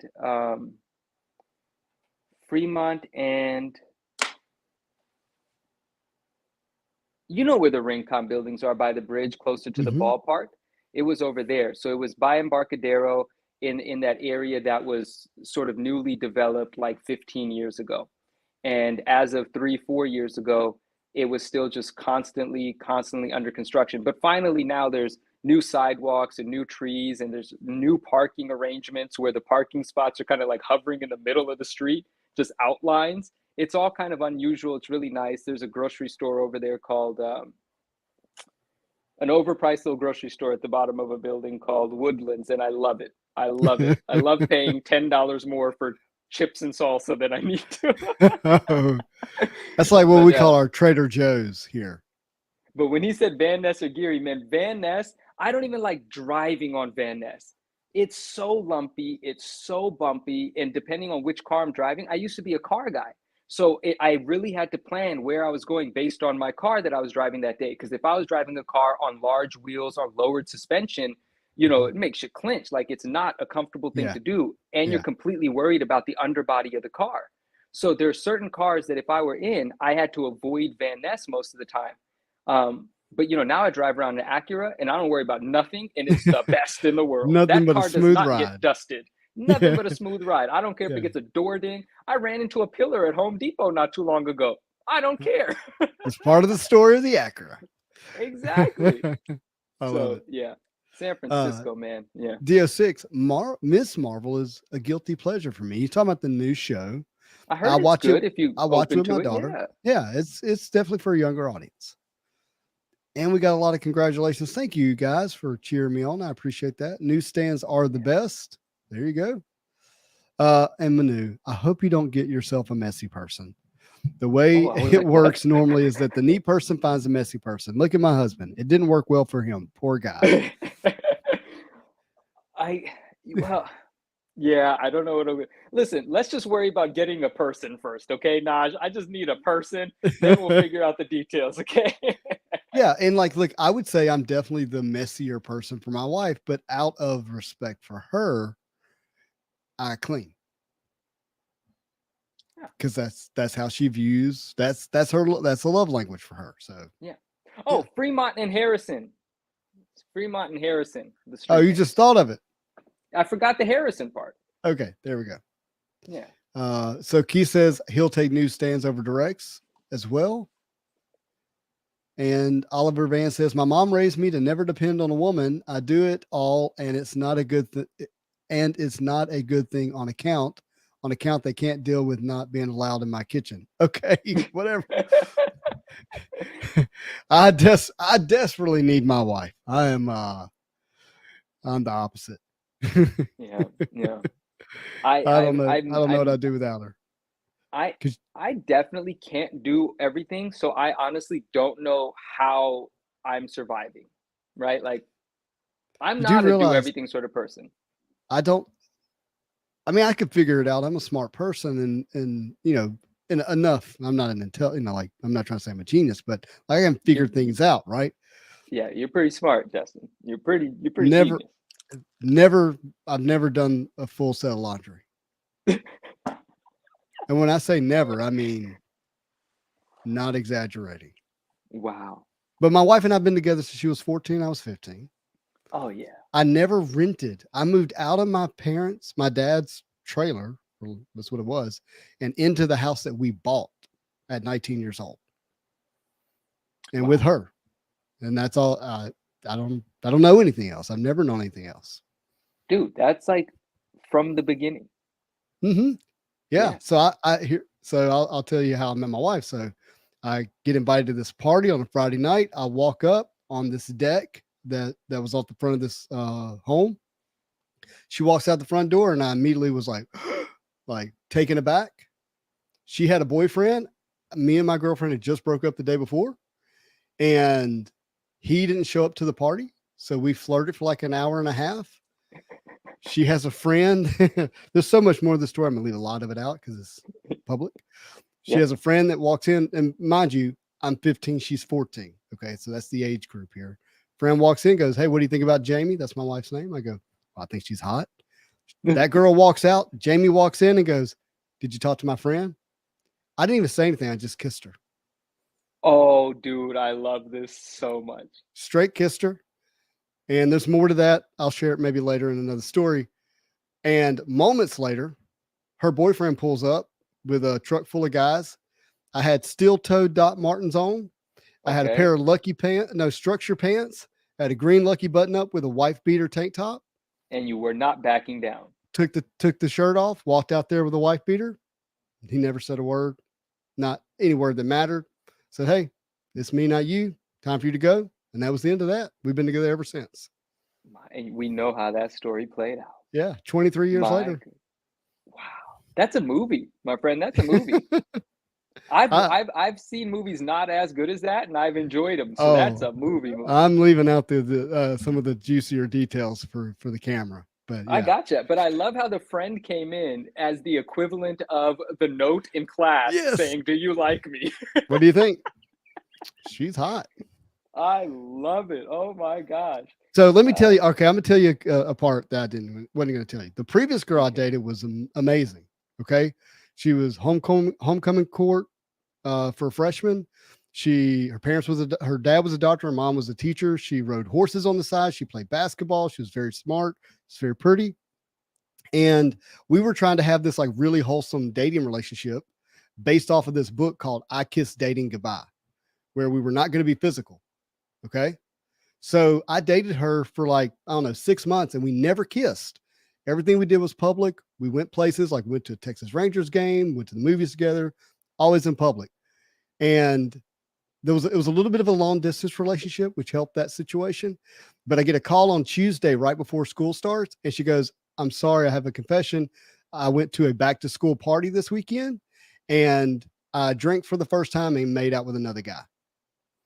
So that was Tuesday. On Thursday, we both just said, "Hey, let's just let it go. And if it comes back, it was meant to be." That was literally how we ended the phone call. Friday night, I meet Jamie. Wow. The next night. And I was like, I'm not even gonna say that. I'm just gonna kiss her. Yep. We've been together ever since. My goodness. Yeah.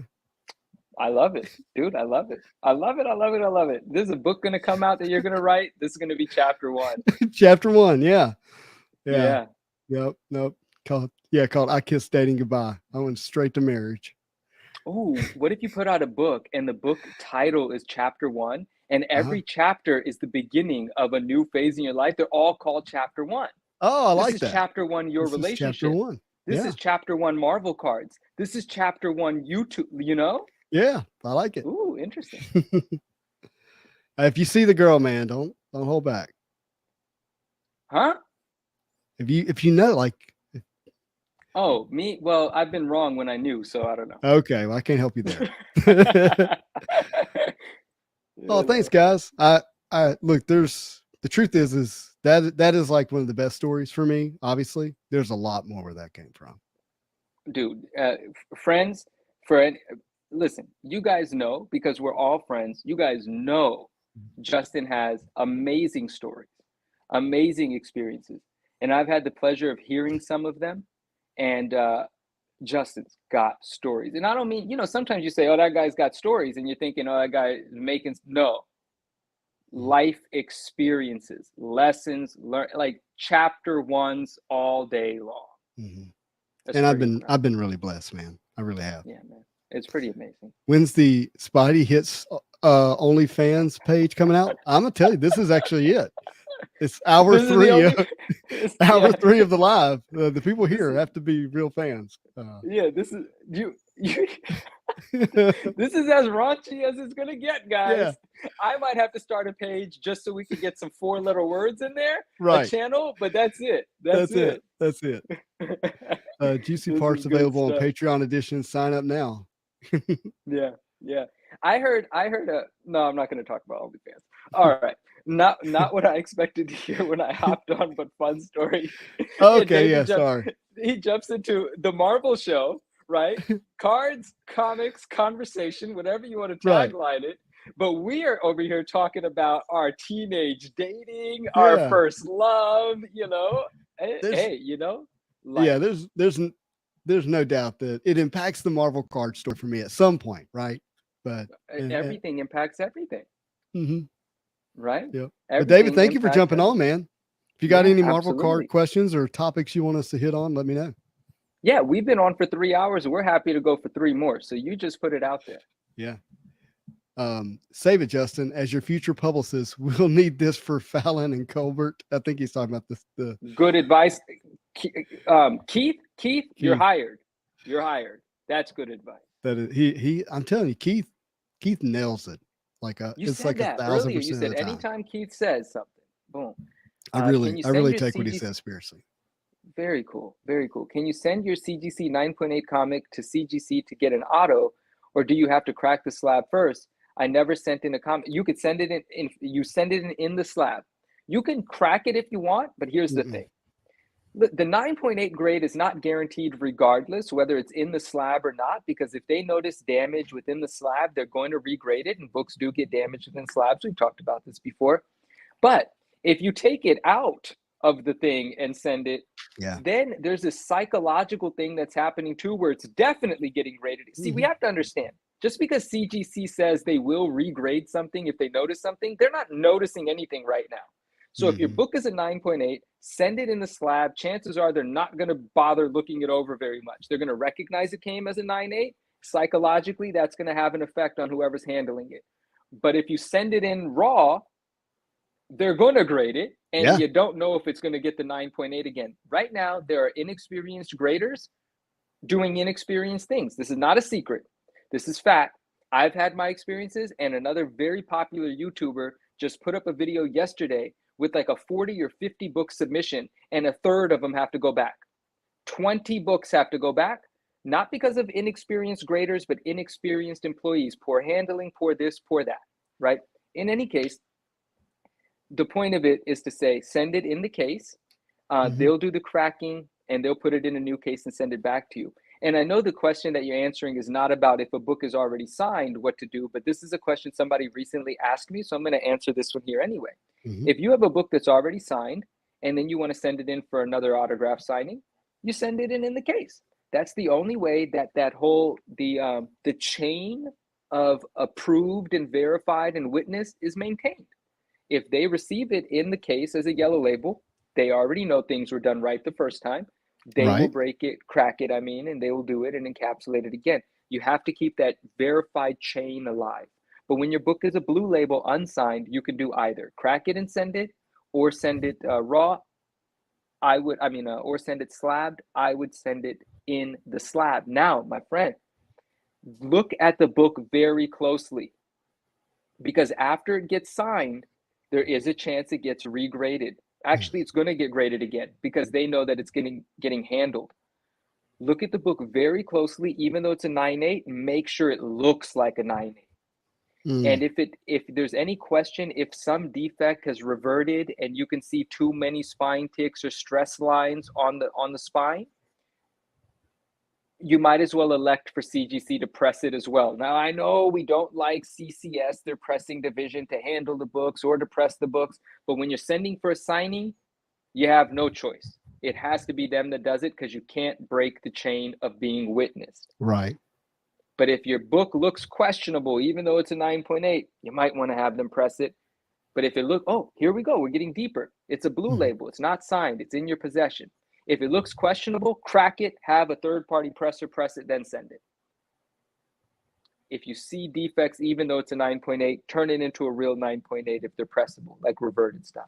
Wow, there's a lot of ways to go There about that. is.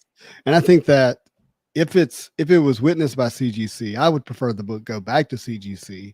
I think another thing that the case does for you is it keeps it protected in its travels, and it does put the pressure. I call it a healthy conflict for the grader to go, well, the previous grader saw this as a 9.8. It hasn't left the slab. Yeah, So that's what I'm they saying. have to just deal with the healthy Boom. conflict.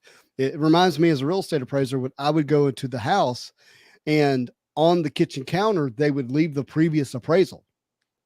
You know, maybe it was so I'd had information or whatever, but I'm going to look and see what that other appraiser came in at a value, and just it creates a healthy conflict. Okay. Yeah. Little bit of I'll show you. This is a photo of me and Jamie when we were dating. How amazing. Let's see. Can I get that to show up any better than that? Don't know that I can. How amazing. It's pretty clear. Oh, there we go. Oh, yeah. So there we are. Incredible. I'm actually in my work outfit. Incredible. She looks the same. She looks exactly the same. That's incredible. Yeah. That was a great response. And Keith, give us a little smiley face. Yeah, man. We mean every part of it. Wait, there was something that I saw here. Oh, Rivalry Sports, where it says, oh wait, it says good decision carpe diem. I don't know what that one was for. That was about kissing my wife quickly. Oh, yeah, heck yeah. Good. Seize the day. Yeah, seize indeed. the day. Okay, seize the day. Yeah, and then so now we're moving down from there. Now we already got to that. Blah blah blah blah blah. So the same thing Boom. happens with car graders. Rivalry says, I saw that video. Yikes. He's talking about when I said there was recently a grader collector dealer. It's actually Bry's Comics. So I know Rivalry knows what I'm talking about. Yeah. And Bry's does a lot of grading. And Bry's is vocal with his experiences, but you can tell in this last video, he's had it up to here.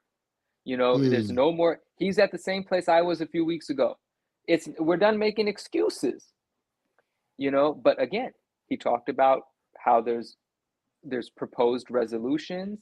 They're working on this. Just check out the video, guys. It's a real eye-opener. It's not designed to discourage anyone from grading. Chances Mhm. are still that nothing goes wrong, Right. but we cannot ignore the fact that, a third of his 50 or 60 books or whatever it was, 40 to 50 books, have to go back for a variety of reasons. Mhm. And many were purely just negligence. Mhm. An example I'll give is one of his books was a 9. He got many 9.9s because these are brand new square bound books. These books get 9.9s. These 9.9s are weighted differently than an older 9.9. Just because you get a Mhm. 9.9 out of these, this is different. But anyway, it's still really dope. He even got some 10s, I believe. But one of the 9.9s had a huge spine tick. Mhm. No 9.9 can have a spine tick. So what happened here is not that it was graded. It's Can worse. you It's hear me? worse in a sense. I can hear you. It's worse. It's not that it was graded with that tick. It's that it achieved the 9.9, and then whoever handled it to encapsulate it manhandled it. And you can't correct this mistake because Mm. that cannot become a 9.9 again. Right. That's bad. It's really bad. Yeah.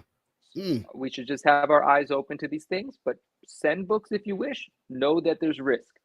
I personally am on a hiatus. Everyone knows I'm taking a break, and I mean it. And it feels good to take a break anyway. Mhm. But I will be back to grading, and I will be back to grading with CGC, and we're working together to make sure things work out. Love it. But there's a lot happening at the moment.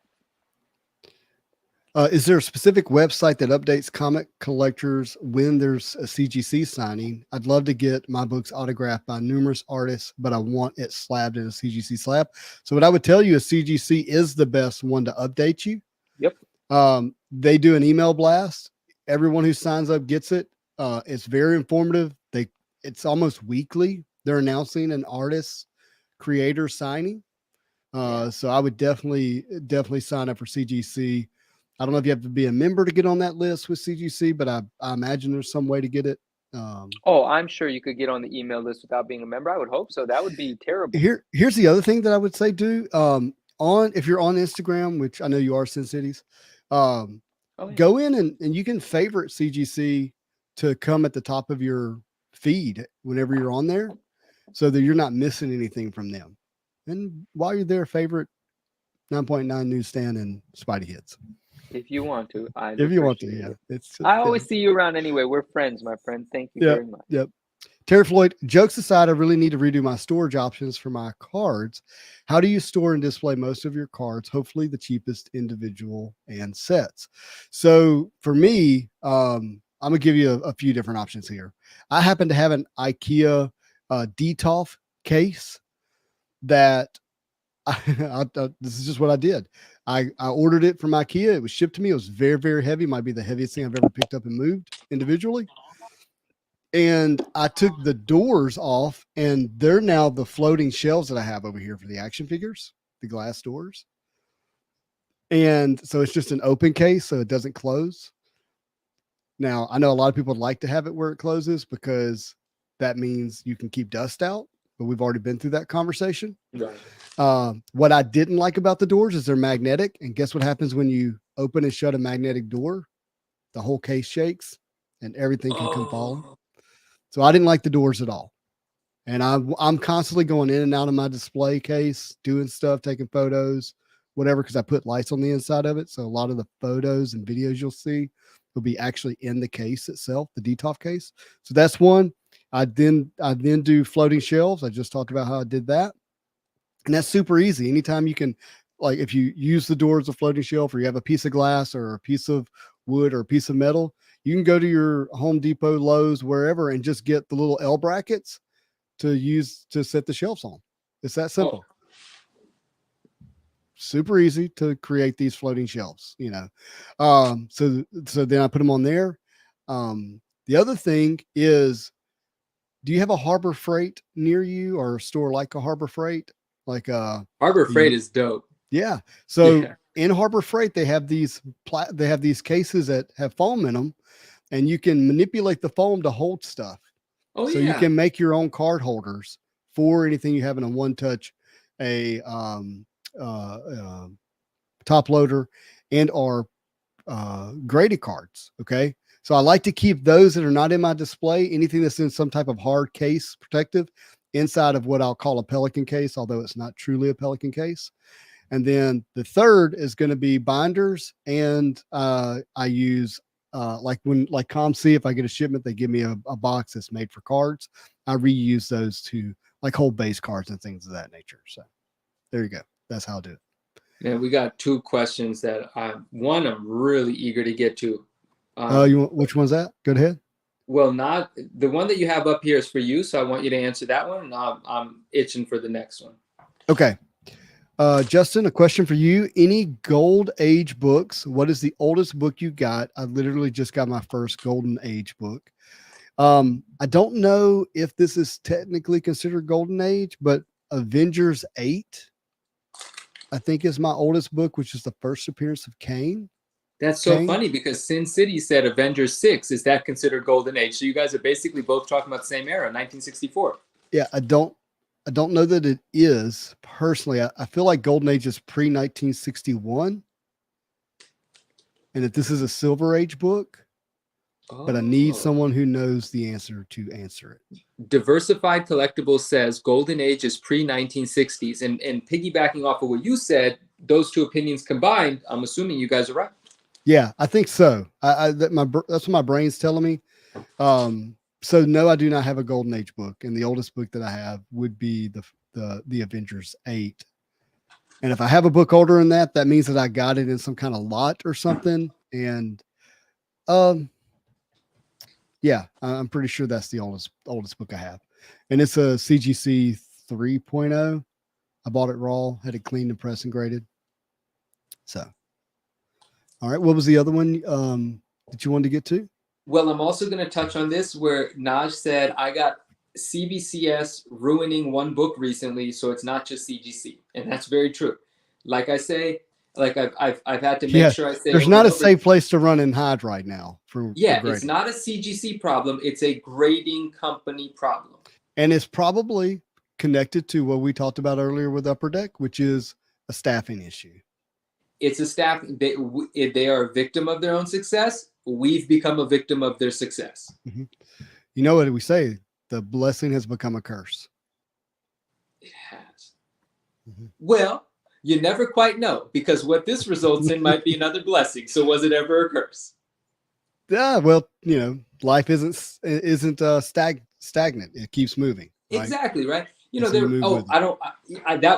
was about to send me spiraling down another tangent, but a good one, but I don't want to. I want to be right here where I Love Podcast says, do you guys have an opinion about modern 1 in 100 variant covers? Are they the modern newsstand? Are they the modern newsstand? I have an opinion. Big no.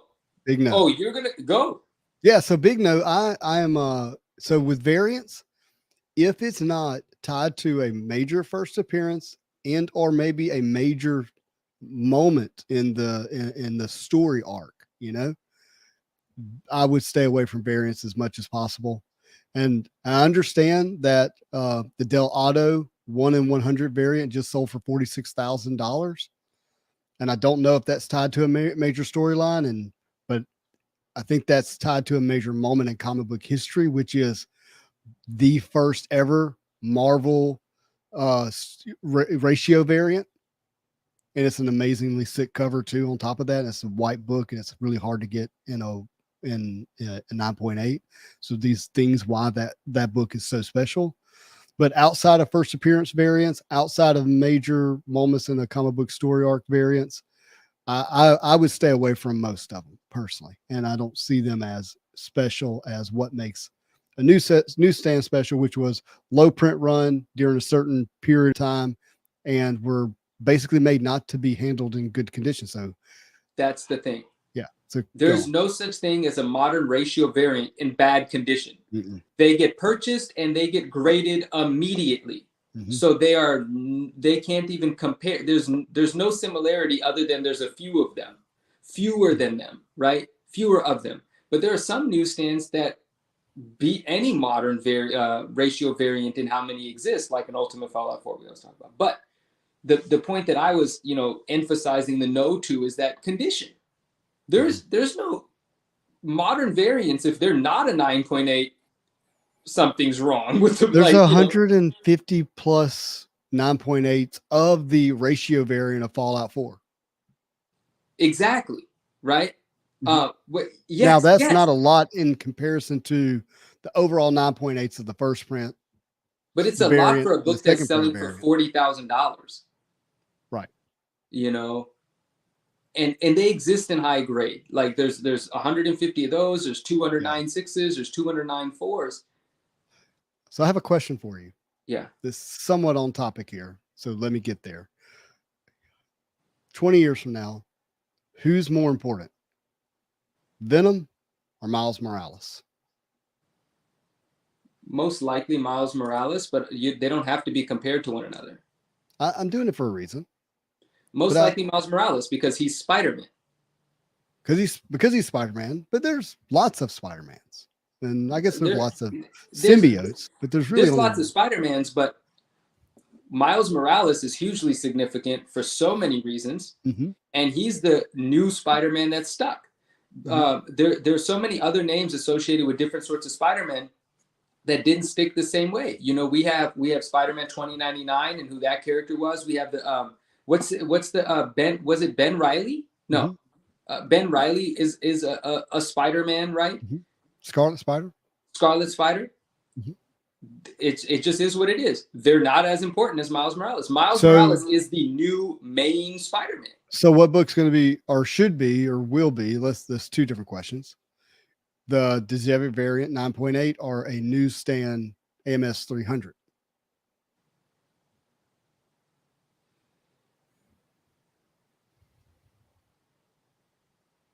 I think in the long run, the Amazing Spider-Man 300, newsstand 9.8, in the long run, it may not outperform the Dizevit variant. The Dizevit variant might just go to becoming, $100,000. Like, which one has the better cover? Oh, I don't like the Dizevit variant. I don't think that's an attractive cover. I would love to own it. No shade at the book. Yeah, but it's not. It's not the art. No. Now it's the life that the book is taking on. It's taken on this narrative of its own, which is why it's cool. Anybody that says the Dizevit variant is the greatest cover of all time based on art is tripping. No, it's not. All right. I've got a theoretical, hypothetical question. What if the art in AMS 316 was the first appearance cover art of AMS 300? Like, what if in the first full appearance of Venom, we also got a cover appearance with amazing art? Would it have been any different? No, that question is almost framed to say like what the downfall of 300 was the cover, but I think the cover for 300 is amazing. I think it's amazing too, but it's amazing because it's a beautiful cover, but it's the first appearance that's not on the cover, which the Dizevit variant is. First appearance and on cover. Yeah. That is important. It is important. I like the fact that Amazing Spider-Man 300 does not have Venom on the cover, but has Spider-Man as the symbiote on the cover. Like, I like that. I think it happened the way it's supposed to. I would not want 316 to be 300. I like 316 being 316. Okay. You like that it took another 16 issues to get Venom on a cover. Well, we got his little face in 15. Oh, yeah. That's actually the first cover appearance, but it's the size of a quarter. Yeah. I get you. 316 is full. Looking, do I have it up here? No, I don't have it. But it's tough comparing, the first appearance of Venom and the first appearance of Spider-Man. Of Miles Morales Spider-Man. It's tough. They just completely live in two worlds that, dude, the people growing up with Miles Morales, get introduced to Venom as a historic character. I'm gonna tell you why I think the Miles, and I kind of cut you off there, and I apologize. No, it's all good. I'm not fully formatted thoughts anyway. I think the spec aspect of collecting is going to continue to be why Miles will outpace the Venom book. Interesting. The spec aspect is too new to influence the younger buyers into the 80s stuff. I think so. Yeah, and it's completely but it's also, I'll tell you what because else. we feel like Venom is kind of fully baked. Like that cake is baked. He's Venom. He's here. He's top 5. He's already there, right? Yeah. Where Miles is it's all it's all like future. It's this generation Spider-Man, and they're going to grow up and have money one day and want to buy something. Like it's all kind of built on eventually he will be the Spider-Man. You know, like there's still this future speculation about it. It's not a cake fully baked, so to speak. And that's one of the reasons. And spec, let's just be real. Spec drives up value because you got to own it to be able to spec on it. And you got to outbid somebody who also wants to spec on it. And boom, boom, boom, boom, boom, you go up, right? So I think I'm a little scared of what I'm seeing with these Miles books and the prices. Mm-hmm. I think there are people making some very dangerous purchases right now, and they can probably afford to make them, so it's okay. Mm-hmm. Mm-hmm. But some of these prices for some of these books are not going to hold. I mean, over time they might. I'm not sure of anything, but spec equals volatility, because you're not collecting to collect, you're collecting to spec. And when a spec doesn't pan out, or doesn't pan out as well as you wanted to, or it did pan out and it's time to sell, you sell, and selling brings down prices. Yeah, I mean, this is if the overall market is speculative, you're in trouble. Yes. If the overall market is collectible and there's rarity, you have sustained value over time. Yes, absolutely. Marvelous Pack says Miles is my son Spidey, and I think that's how most people feel. Like Peter Parker is my Spider-Man. Mm-hmm. Peter Parker, man. But Totally. Miles Morales is the new generation's Peter Parker. He's not wrong, but it keeps the spec aspect into the collectible, which, to your point, can be dangerous, especially when there's lots of them, and there are lots of them. There's, it's just like, but I'm more so just curious to see how this plays out. Like, even if I could, now I can't afford to lose 40 grand and not lose sleep.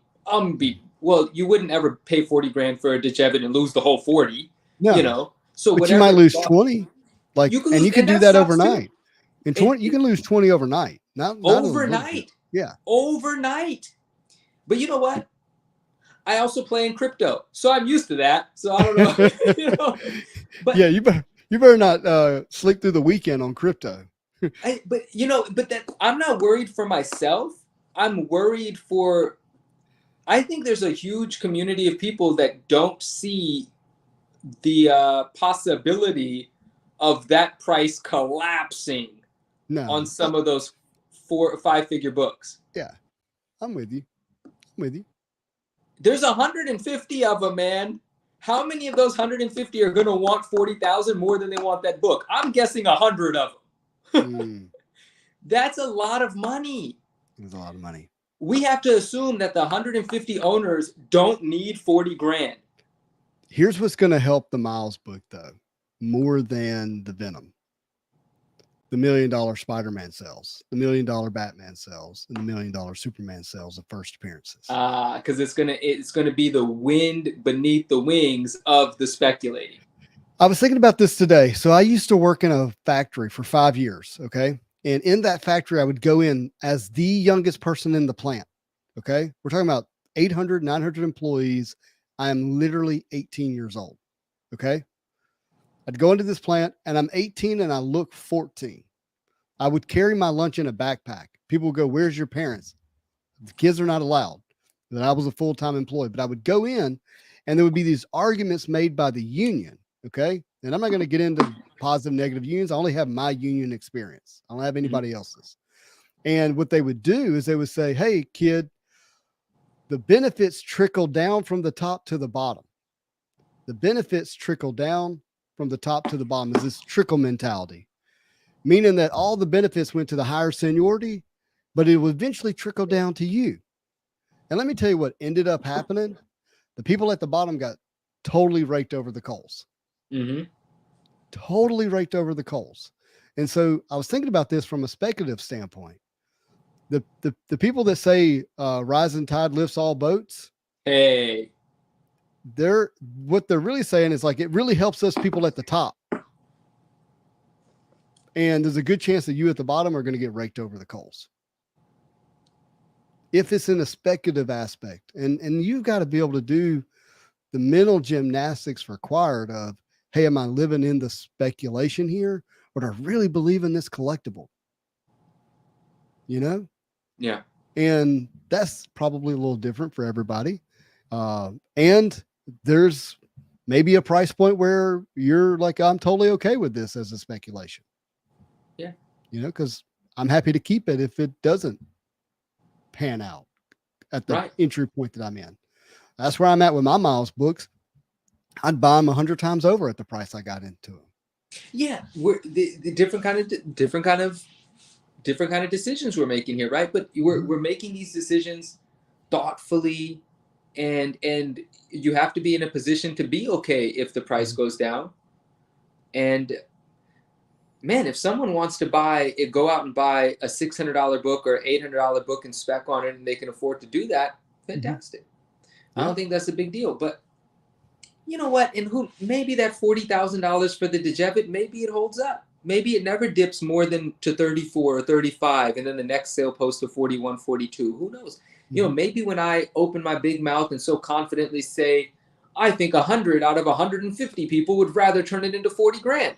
Maybe that's just me talking, you know, and I'm just projecting. But here's what I do know. 1,000 people would spend 40 grand if they thought they were going to make 200,000. 1,000 people would spend 40 grand, who had 40 grand to spend, if they think they're going to they could sell it down the road for 200,000. And that's the dangerous thing. Yeah. Okay. Michael Jordan rookie card spiked $780,000. And 250, I think, is where you can buy it today. Yeah. Because there's too many of them. There's too many of them. There's 3,000 plus PSA 9 Michael Jordan rookie cards. But how many checked? 300, right? Last checked. I'm going to tell you something. This is so eye-opening to me about Marvel cards. This is one reason I went so hard with Marvel. The very first Dallas card show I went to, and I go into it, and this again for context, May of 2021. I go into it having this really high opinion of Michael Jordan rookie. Okay. I stopped counting at 27 or 30, and I'm only on the second row of how many I saw. And I'm going, this is the best card that sports has to offer. Wait, the jersey card thing? No, how many rookies there were there? Oh, okay. Yeah, so Michael Jordan rookies from 1986 Flair Ultra. Yeah. The one where he's dunking. Beautiful card. Love it. I love everything about it. Okay. Every display case has one. I'm like, oh my gosh. I can't even find the Marvel cards that I want. Yeah. Not find one at a good price. I can't even find them. Absolutely. Go ahead. No, Sin City said, how many ASM 300 9.8s are there compared to Fallout 4 9.8s? That's a good question. There are thousands of 9.8s in the 300. There's thousands of 9.8s in a Fallout 4. Here's a better question. What's the ratio of 9.8 to everything else? The ASM 300 is a 5% 9.8 ratio. 5% of the graded books are 9.8s. The Fallout 4 is probably a 50% ratio. Yeah. And look, AMS 300, I think, holds the record for most graded comic book of all time. 20-something thousand, yeah. Yeah. But this goes back to a really early episode where we talked about what's more important, cultural significance or iconic. What were the four things? I got to pull this up. Rare, cultural significance, iconic, and I think aesthetics. Historical relevance, rarity, cultural significance, iconic. There we go. That's much better than what I said. And so right now, the Miles cover isn't even close, in my opinion, to the iconic image. The Djevit variant definitely isn't there yet. Now it could get there. It's not as good of art, and so I don't know it'll ever be there. But the AMS 300 has been homaged hundreds of times. It's and just legendary artwork. The 300, it's iconic. And you basically can't call yourself, I'm not saying this is true, I'm just saying it out loud because it's kind of there. Can't call yourself a comic book collector if you don't own one. Like everyone has to have at least one. Yeah, of it some doesn't sort. matter what grade. It doesn't matter. Go get you a $50 copy of a Ratty ASM 300. It's so significant to own. Yeah. I'm with you. It doesn't mean you need to go find it. Listen, very few people can afford a 9.8. That book is expensive. Yeah. But the cool thing about an ASM 300, I don't know what it's selling for right now. I'd imagine it's still between 4,500 and 5,500, just depending on, where it's being purchased. But that book went to 10 grand during the spike. That's crazy for that book. It's so awesome. And Miles' first appearance, first print. That's what I'm trying to say. It's getting late over here. Yeah. That book reached what? Up to 4,000 max? I think max was 4 grand. Yeah. So here's the thing. There is a newsstand version of the Miles Morales book. That's the one. Okay. Out of everything that we've said and all that we've talked about, a newsstand copy, and I'm going to say it this way, at a 9.0 or better. At a 9.0 or better, to me, would top any version of the AMS 300 and any other version of the Miles first appearance. But what did we just do? We just sealed the deal for the conversation of why the newsstand's more important. Yeah. Because it started out with newsstand or a 100 to 1 ratio variant. That's what started this conversation. That's true. And that answers it for you. Yeah. Yeah.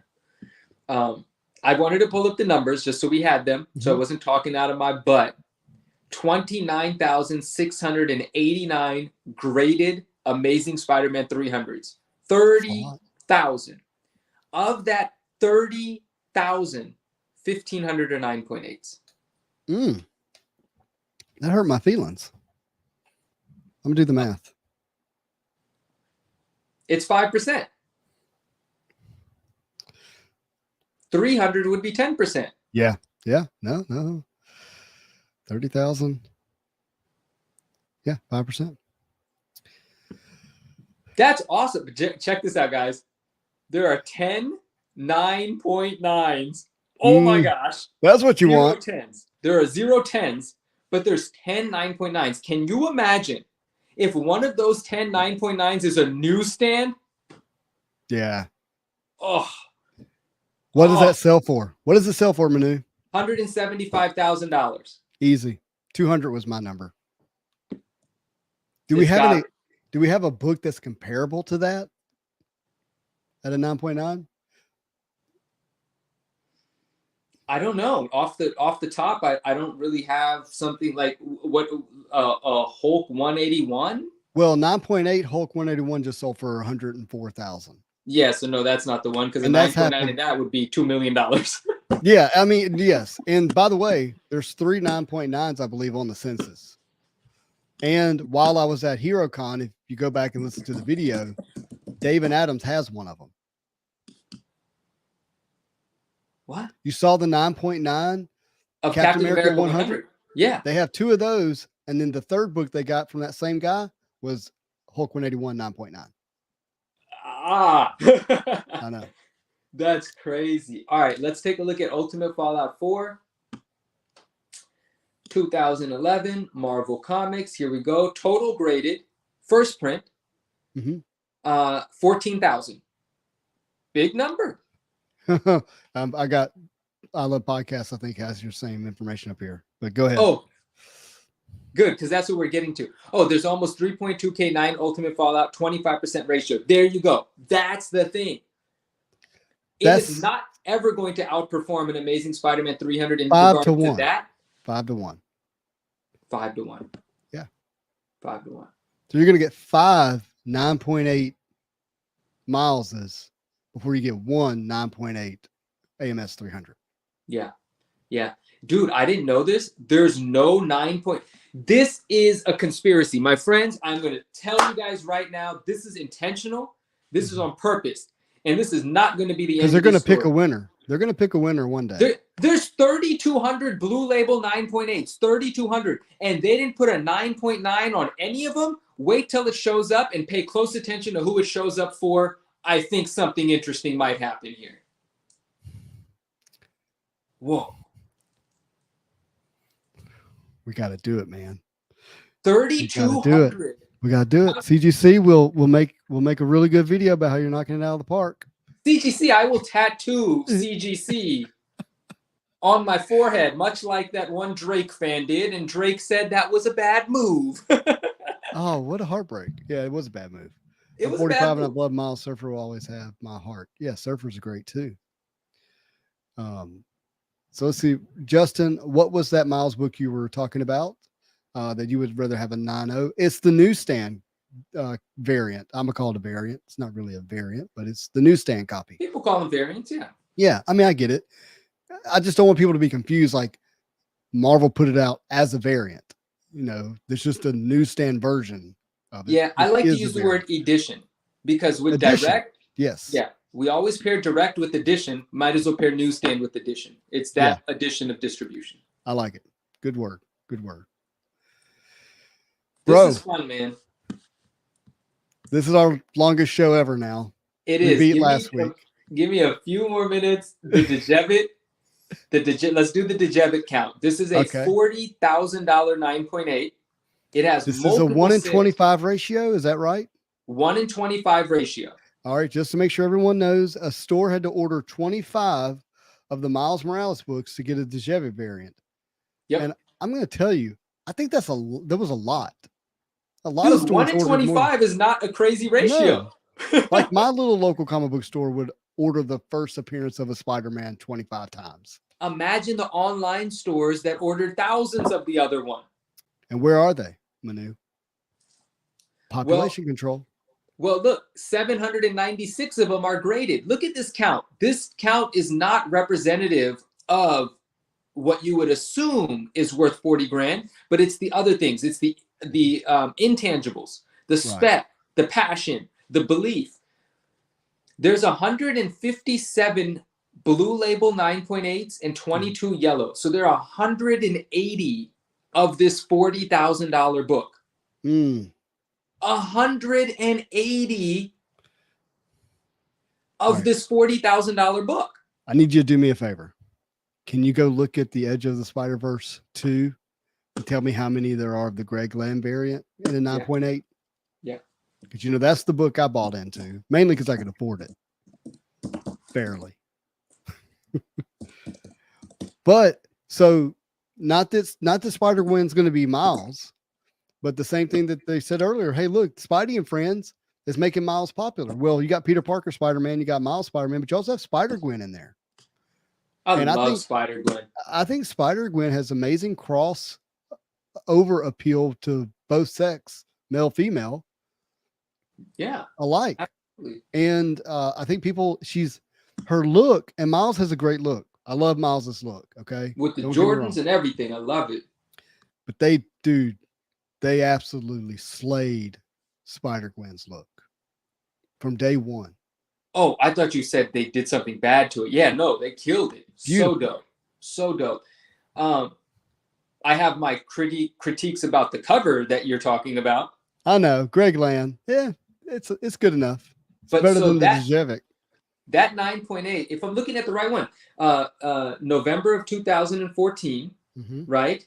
First appearance of the new Spider-Woman, Gwen Stacy. Yep. Oh, I didn't know they called her the new Spider-Woman. Okay. Very cool. And she lives in her own universe. So she is the Peter Parker of that universe. Very cool. And so the variant edition has 304 blue labels and 98 yellow, 400 9.8s, and 1 9.9 does exist in that book. Wow. So this book has 400 9.8s out of 700 graded. That's a 57, 58%, 60% 9.8 ratio, meaning they survived in high grade a lot. They knew it was good right out the gate. Right out the gate. So how much is that book right now? Oh, I don't know. 6,000? What the heck? That made it to $6,000? Yeah. Yeah, it did. Yeah, I don't know if it's still there, but that's. You know what? I might just have to take a new school approach where just because there's 1,000 of something doesn't mean it can't be worth $100,000, I guess. But again, there's just tremendous spec behind it. At least I think there is. No. I cannot deny that at all. I think you're absolutely right. But it's not because it's a nice cover. It's because it's Gwen Stacy, and the future for her is bright. She's such a dope character. Yeah. But I this think book is going to tank before it goes up. It's going to tank before it goes up. Because more are going to be graded. And it's not historical. You don't look at it and think, wow, what a treasure you found. You see this beautiful copy that was graded the moment it was released. I do love my copy. I'm not going to lie to you. I know. But I know you do. Listen, I didn't buy it. I didn't buy it for spec. I bought it because I wanted the best version of a Spidey Gwen first appearance, and it was attainable. It wasn't where Miles is. Right. It wasn't where Miles was. When did you buy it? April of 2021. Good pick. I bought it. No, I bought it when it was expensive. Oh wait, no, April's the spike. Yeah, April's a huge spike. Yeah. Yeah. I mean, it was selling for over $7 when I bought mine for $6. I bought it through a private deal. There's, I'm being a hater, man. I'm being a hater because I don't have it. If I had it, would I be sitting here yelling about how it's going to tank? Maybe, actually. Maybe. I'm bashing CGC left and right. I'm not bashing. I got to be careful with my words because sometimes people take my words and they think that's what I mean. I'm not bashing CGC. I'm honestly saying they're doing things wrong. That's it. But if I owned this book, I would still be open about it. But that's the thing. How did I unlike yourself, could never get to the point to pay $6,000 for that book. I just can't do it. So your relationship with that book is very different than mine. Here's the thing, and this is just something I got to be honest with myself about. Most expensive comic book, Spider-Gwen. Most expensive Marvel card I've ever purchased, Spider-Gwen. Okay. I just need to come clean with how much I really like her. There you go. And maybe there are 694 of you and you won't sell your books. I haven't even, it hadn't even been a blip on my radar screen to sell it. There are definitely at least 694 of you because Spider-Gwen's amazing. I'm just different. I cannot tie up that much capital knowing that there's profit there. Oh, well, I could never, you know how I would get that book and keep it? If I paid less than $1,500 for it raw and it graded into a 9.8, then I'd sleep easy and I'd keep it. Dude, that would be killer. That's the only way I can do it. That's how I do that kind of thing. Because if I spent anywhere over $5,000 for it, as soon as I can get $6,000 for it, I'm getting my $5,000 back and I'm bringing an extra $1,000 home. I like the way you think. I like that. And I'm still at a place where I didn't buy my collectibles for the purpose of the money. Like, that's not why. No, I know. And even if there's certain collectibles that I don't buy for the money, which a lot of them I don't buy for the money. I got a lot of collectibles. And it's not like I can say, let's turn them. You know how much work it would take to turn my collectibles all into money? I know. So they're not bought for the money because they aren't money. They're collectibles. But if I had a collectible, no, that's it. You bought it. You really love it. You believe in it. You're going to do fine with it. You're not in a pressure to sell it. You're not going to sell it. Even if it posts a 3,000, it's just like what we talked about houses. If you could afford your mortgage, you don't have to sell it low, period. All right. So there's a 9.6 CGC. That's not CGC. That's CBCS. These people, man, you got to watch these. I'm not mad at them. I know how people get so mad about at the end of the listing where it says not PSA 10. I love it. Keep doing that. Look, I think it's fantastic. I don't know if you can read it. Let's see if it goes into focus. Come on. It doesn't say CBCS at all. Like, it only says CGC. Oh, let me read it. Edge of Spider-Verse 2. Yeah, it doesn't say anything. Oh, wait. It doesn't say anything at all. It doesn't, but it very much is.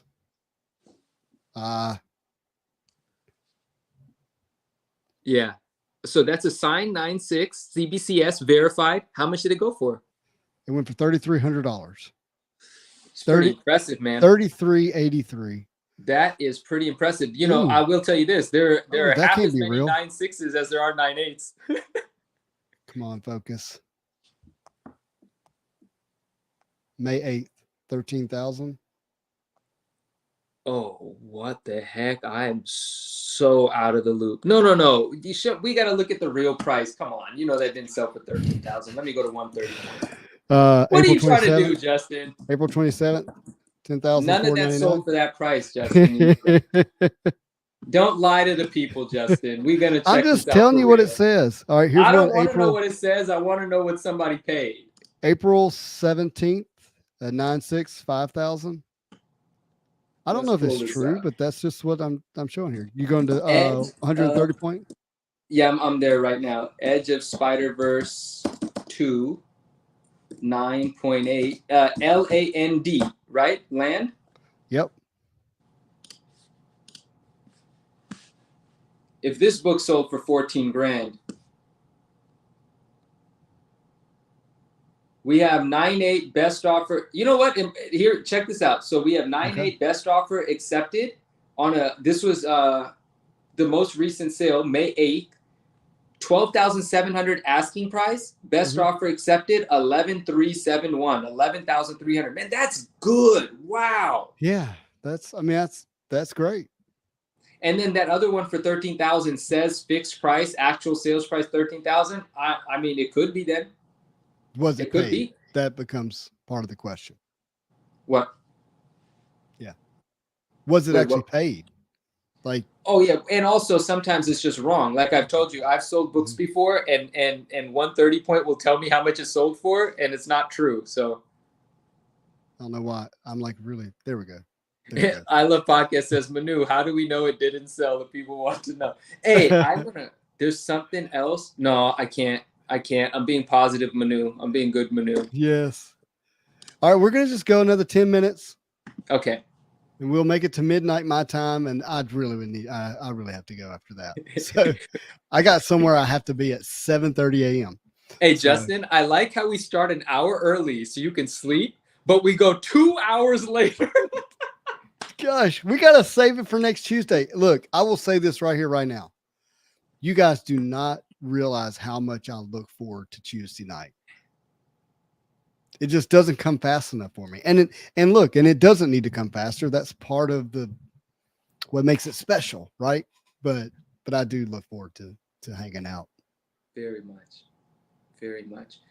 In this last 10 minutes, what are the guys talking about? What's everyone talking about here? Where it says, Swish said to Diversified, I agree, extremely affordable right now as well. I was blown away when I saw it was a no-brainer scoop. You know I want to know what the no-brainer scoop is. Diversified Collectibles?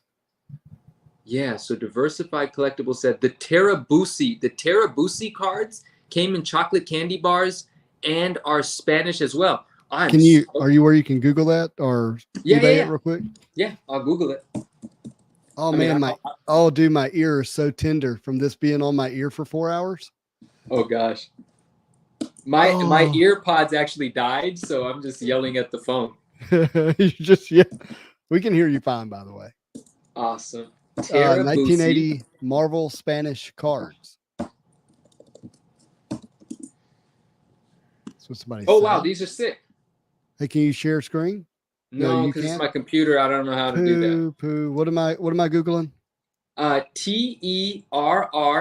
Terabusi, BUSI, one word. Cards. That's it. Okay, so it's a food company. Terabusi cards. No, they're like Marvel sticker cards from 1980. Oh, I've seen these. We've seen these. We know these. Yeah. I just didn't know they were called Terabusi.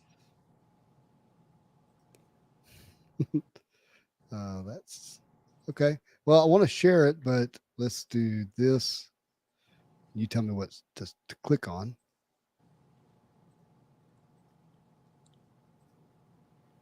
And Card Freak says 4 hours. Yes, you guys are amazing. Man, thank you for being here, bro. Like, that's incredible. You're amazing. I appreciate it.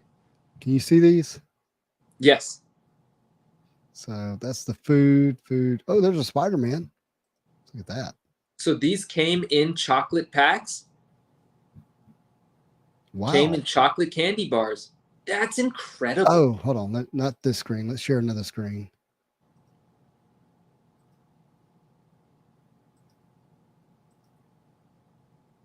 Look at that. Ooh, I love it. Yeah, that card's in rough shape, but Dude, look at that image of Spider-Man. When have you ever seen Spider-Man look that way? That's really unique. It is really unique. And I would tell you the other thing, like it's got kind of like first appearance eyes a little bit, but I'm really digging how thick he is.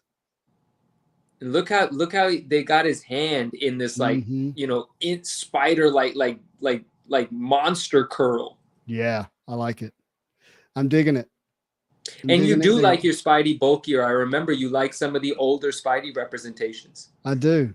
Yeah. I'm a sucker for it. Yes. It's dope. It's really dope, man. It's really dope. Beckett grades them. They have the copyright on the front. Apparently SGC grades them too. I see a whole lot of SGCs. Yeah, that makes sense. SGC makes sense on that. There's quite a few cards that have Spidey in it with other characters. Man, speaking of SGC, our friend Ghost Style Forest Moon, he's really made me appreciate some of the cards in the SGC case. Yeah, I think that in some cards they're like, yeah, they look really good. Yeah, it's like a nice vintage card. That black border really, it's like it does what it's supposed to do. SGC vintage, SGC and vintage, that's what they're known for. That's really? In the sports world, is SGC made its mark as grading high-end vintage cards. Dude, that means their optics, the way they visually come across, is done correctly, because I didn't know any of that. And that's how it sits with me, which means they knew what they were doing. Yeah, they're not people grade a lot of modern cards on it. That's fine. And the tuxedo, a lot of rage, like positive excitement around that. But they were made for vintage. They built their bread and butter, their foundation was on vintage cards. Andrew's actually in here, Bamfy, and we're in our 4th hour. We're almost. And he's in here, and he retracted his message, but I'm going to say hello. I always call that out. Someone retracted a message. Yeah, we're going to just leave it. Just correct it underneath it. The prices, that Spider-Man was $9.99. Well, if that's what you're asking. Terabusi. Okay. Learn something. Marvelous Pax is a fan of SGC. He says aesthetics is SGC. Well, that's a big Pax here from start to finish, man. I appreciate that. Dude, even Manu left for a little bit, but you stay from start to finish. Oh my gosh. What do you think about the sustainability of ASM 252? It's nowhere near how much it's going to cost. It's going to have its ups and downs. 252 is legit. It's the real deal. It is the definition of sustainable. Hobgoblin? No. First appearance of Black Suit. Black Suit. I'm sorry. Yeah. Let's talk about it. Check it out. Andrew, what up? Amazing Spider-Man 252.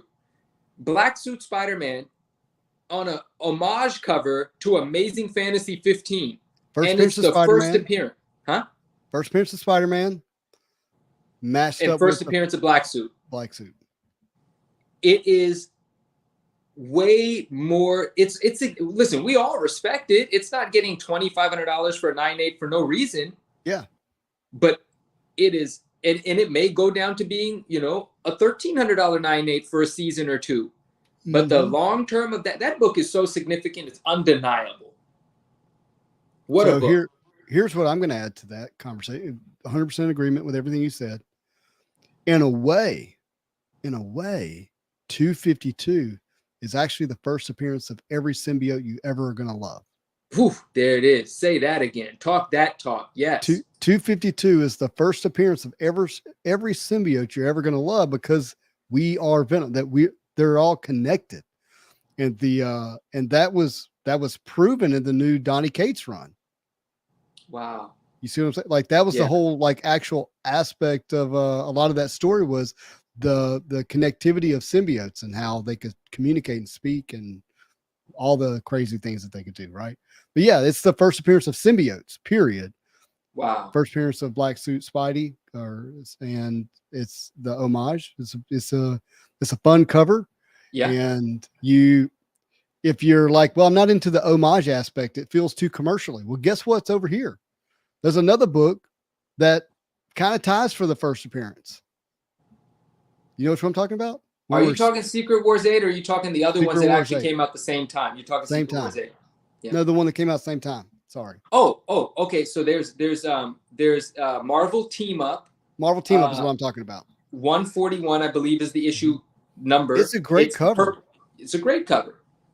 It's a great cover. And then there's another one. It's Peter Parker Spectacular Spider-Man issue number, I forget. Yeah. And it's Spider-Man like shooting through the cover and Black Cat's on it as well. Black Cat's on it. Yep. And those three are tied. I've heard some controversy about 141. What I want to say is there's some questions here we're going to get to. What I want to say is I'm just a little confused about Secret Wars 8. Now, I understand it's the origin. It's the story being told. But it came out months and months and months after 252. Did it? Yeah, it came out at the end of whatever year. And let's just get it right. Yeah, and I don't remember enough, and I can feel my brain turn to mush. By the way, it's well, we only got 5 more minutes that you need to be just here with us, and we're just going to cover this. My point is the symbiote black suit Spider-Man was very commercialized. It wasn't organic, right? It wasn't Venom. Like Venom was supposed to be somewhat of a throwaway, and became what it is today. There was a huge plan with, the symbiote suit Spider-Man. Secret Wars was built around it, right? And so there was a huge commercial aspect of, in terms of toys and everything. That's why you have these multiple books, right? Yeah, 8 came. That's what I thought.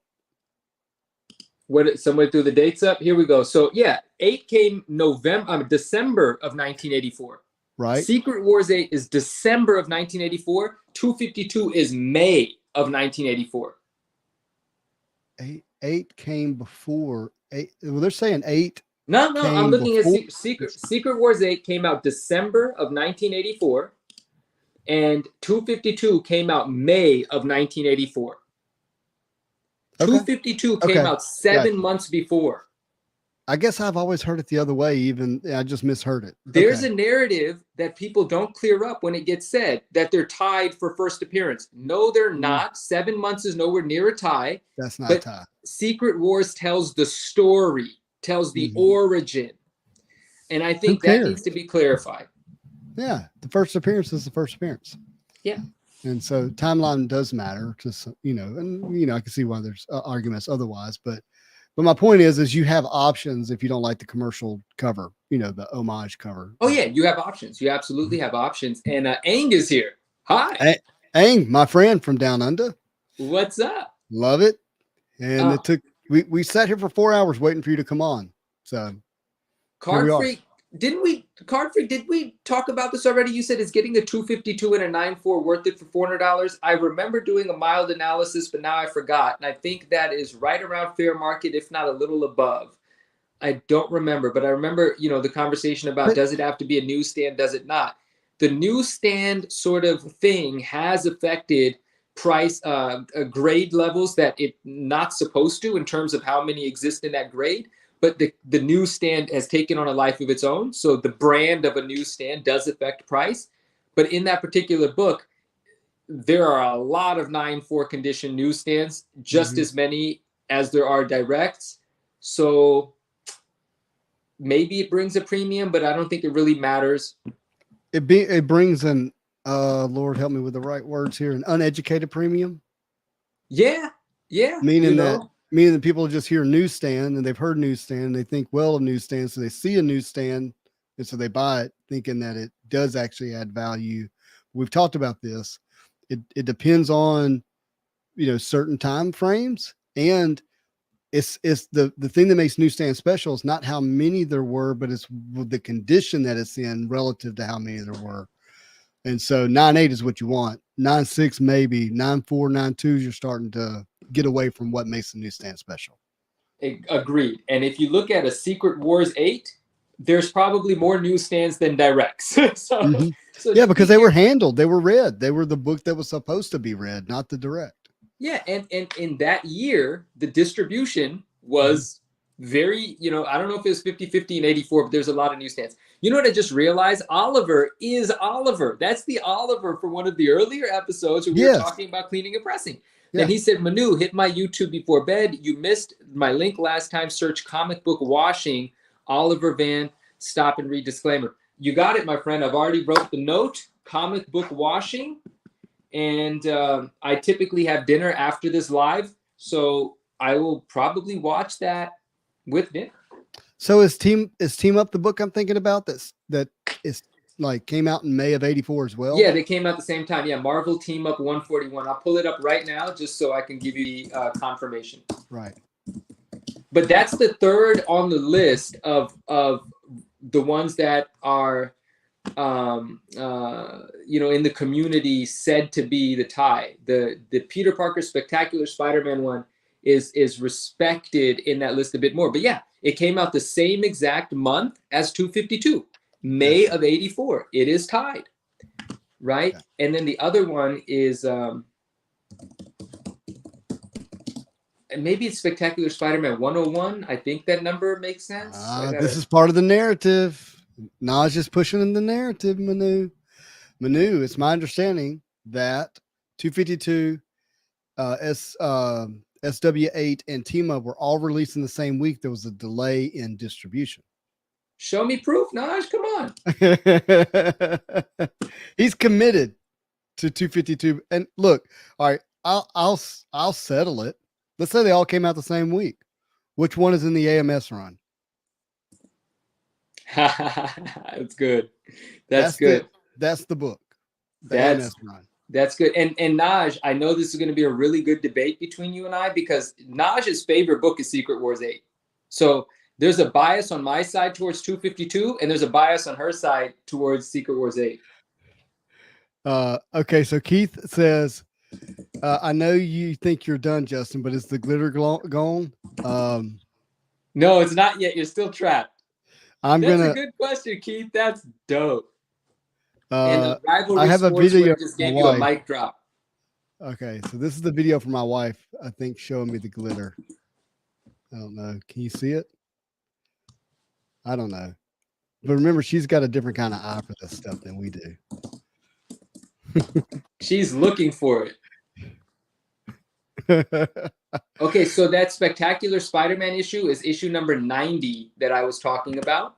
Uh-huh. And that one was also released 584. So that's why those three are said to be tied.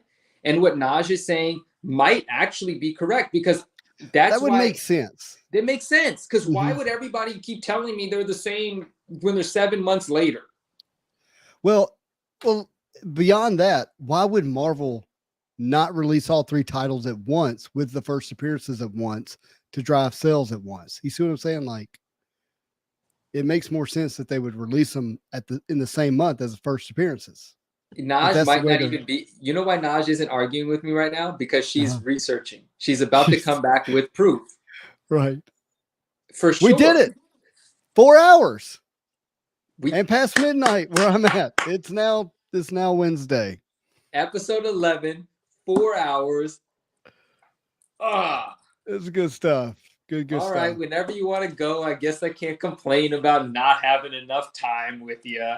I know, man. I love it. Love you. Love the community. Love being here. I just also have to be a responsible human. And, yes. And make sure that I can continue to do this. Yes. Tuesday. All right. Let's say our good nights. Good night, friends. Thank you so much. We went 4 hours. I'm indebted. I'm beyond grateful. Yeah. And Naj, when you return, we can argue all the time. I am not saying that I am stuck in my ways. I am open to hearing why Secret Wars 8 is what it's supposed to be. So let's have that conversation. Let's carry on. And let's bring it into the episode next week. And maybe you'll be on the show with us and we can find out. We could talk about everything we find out about Secret Wars Secret Wars 8.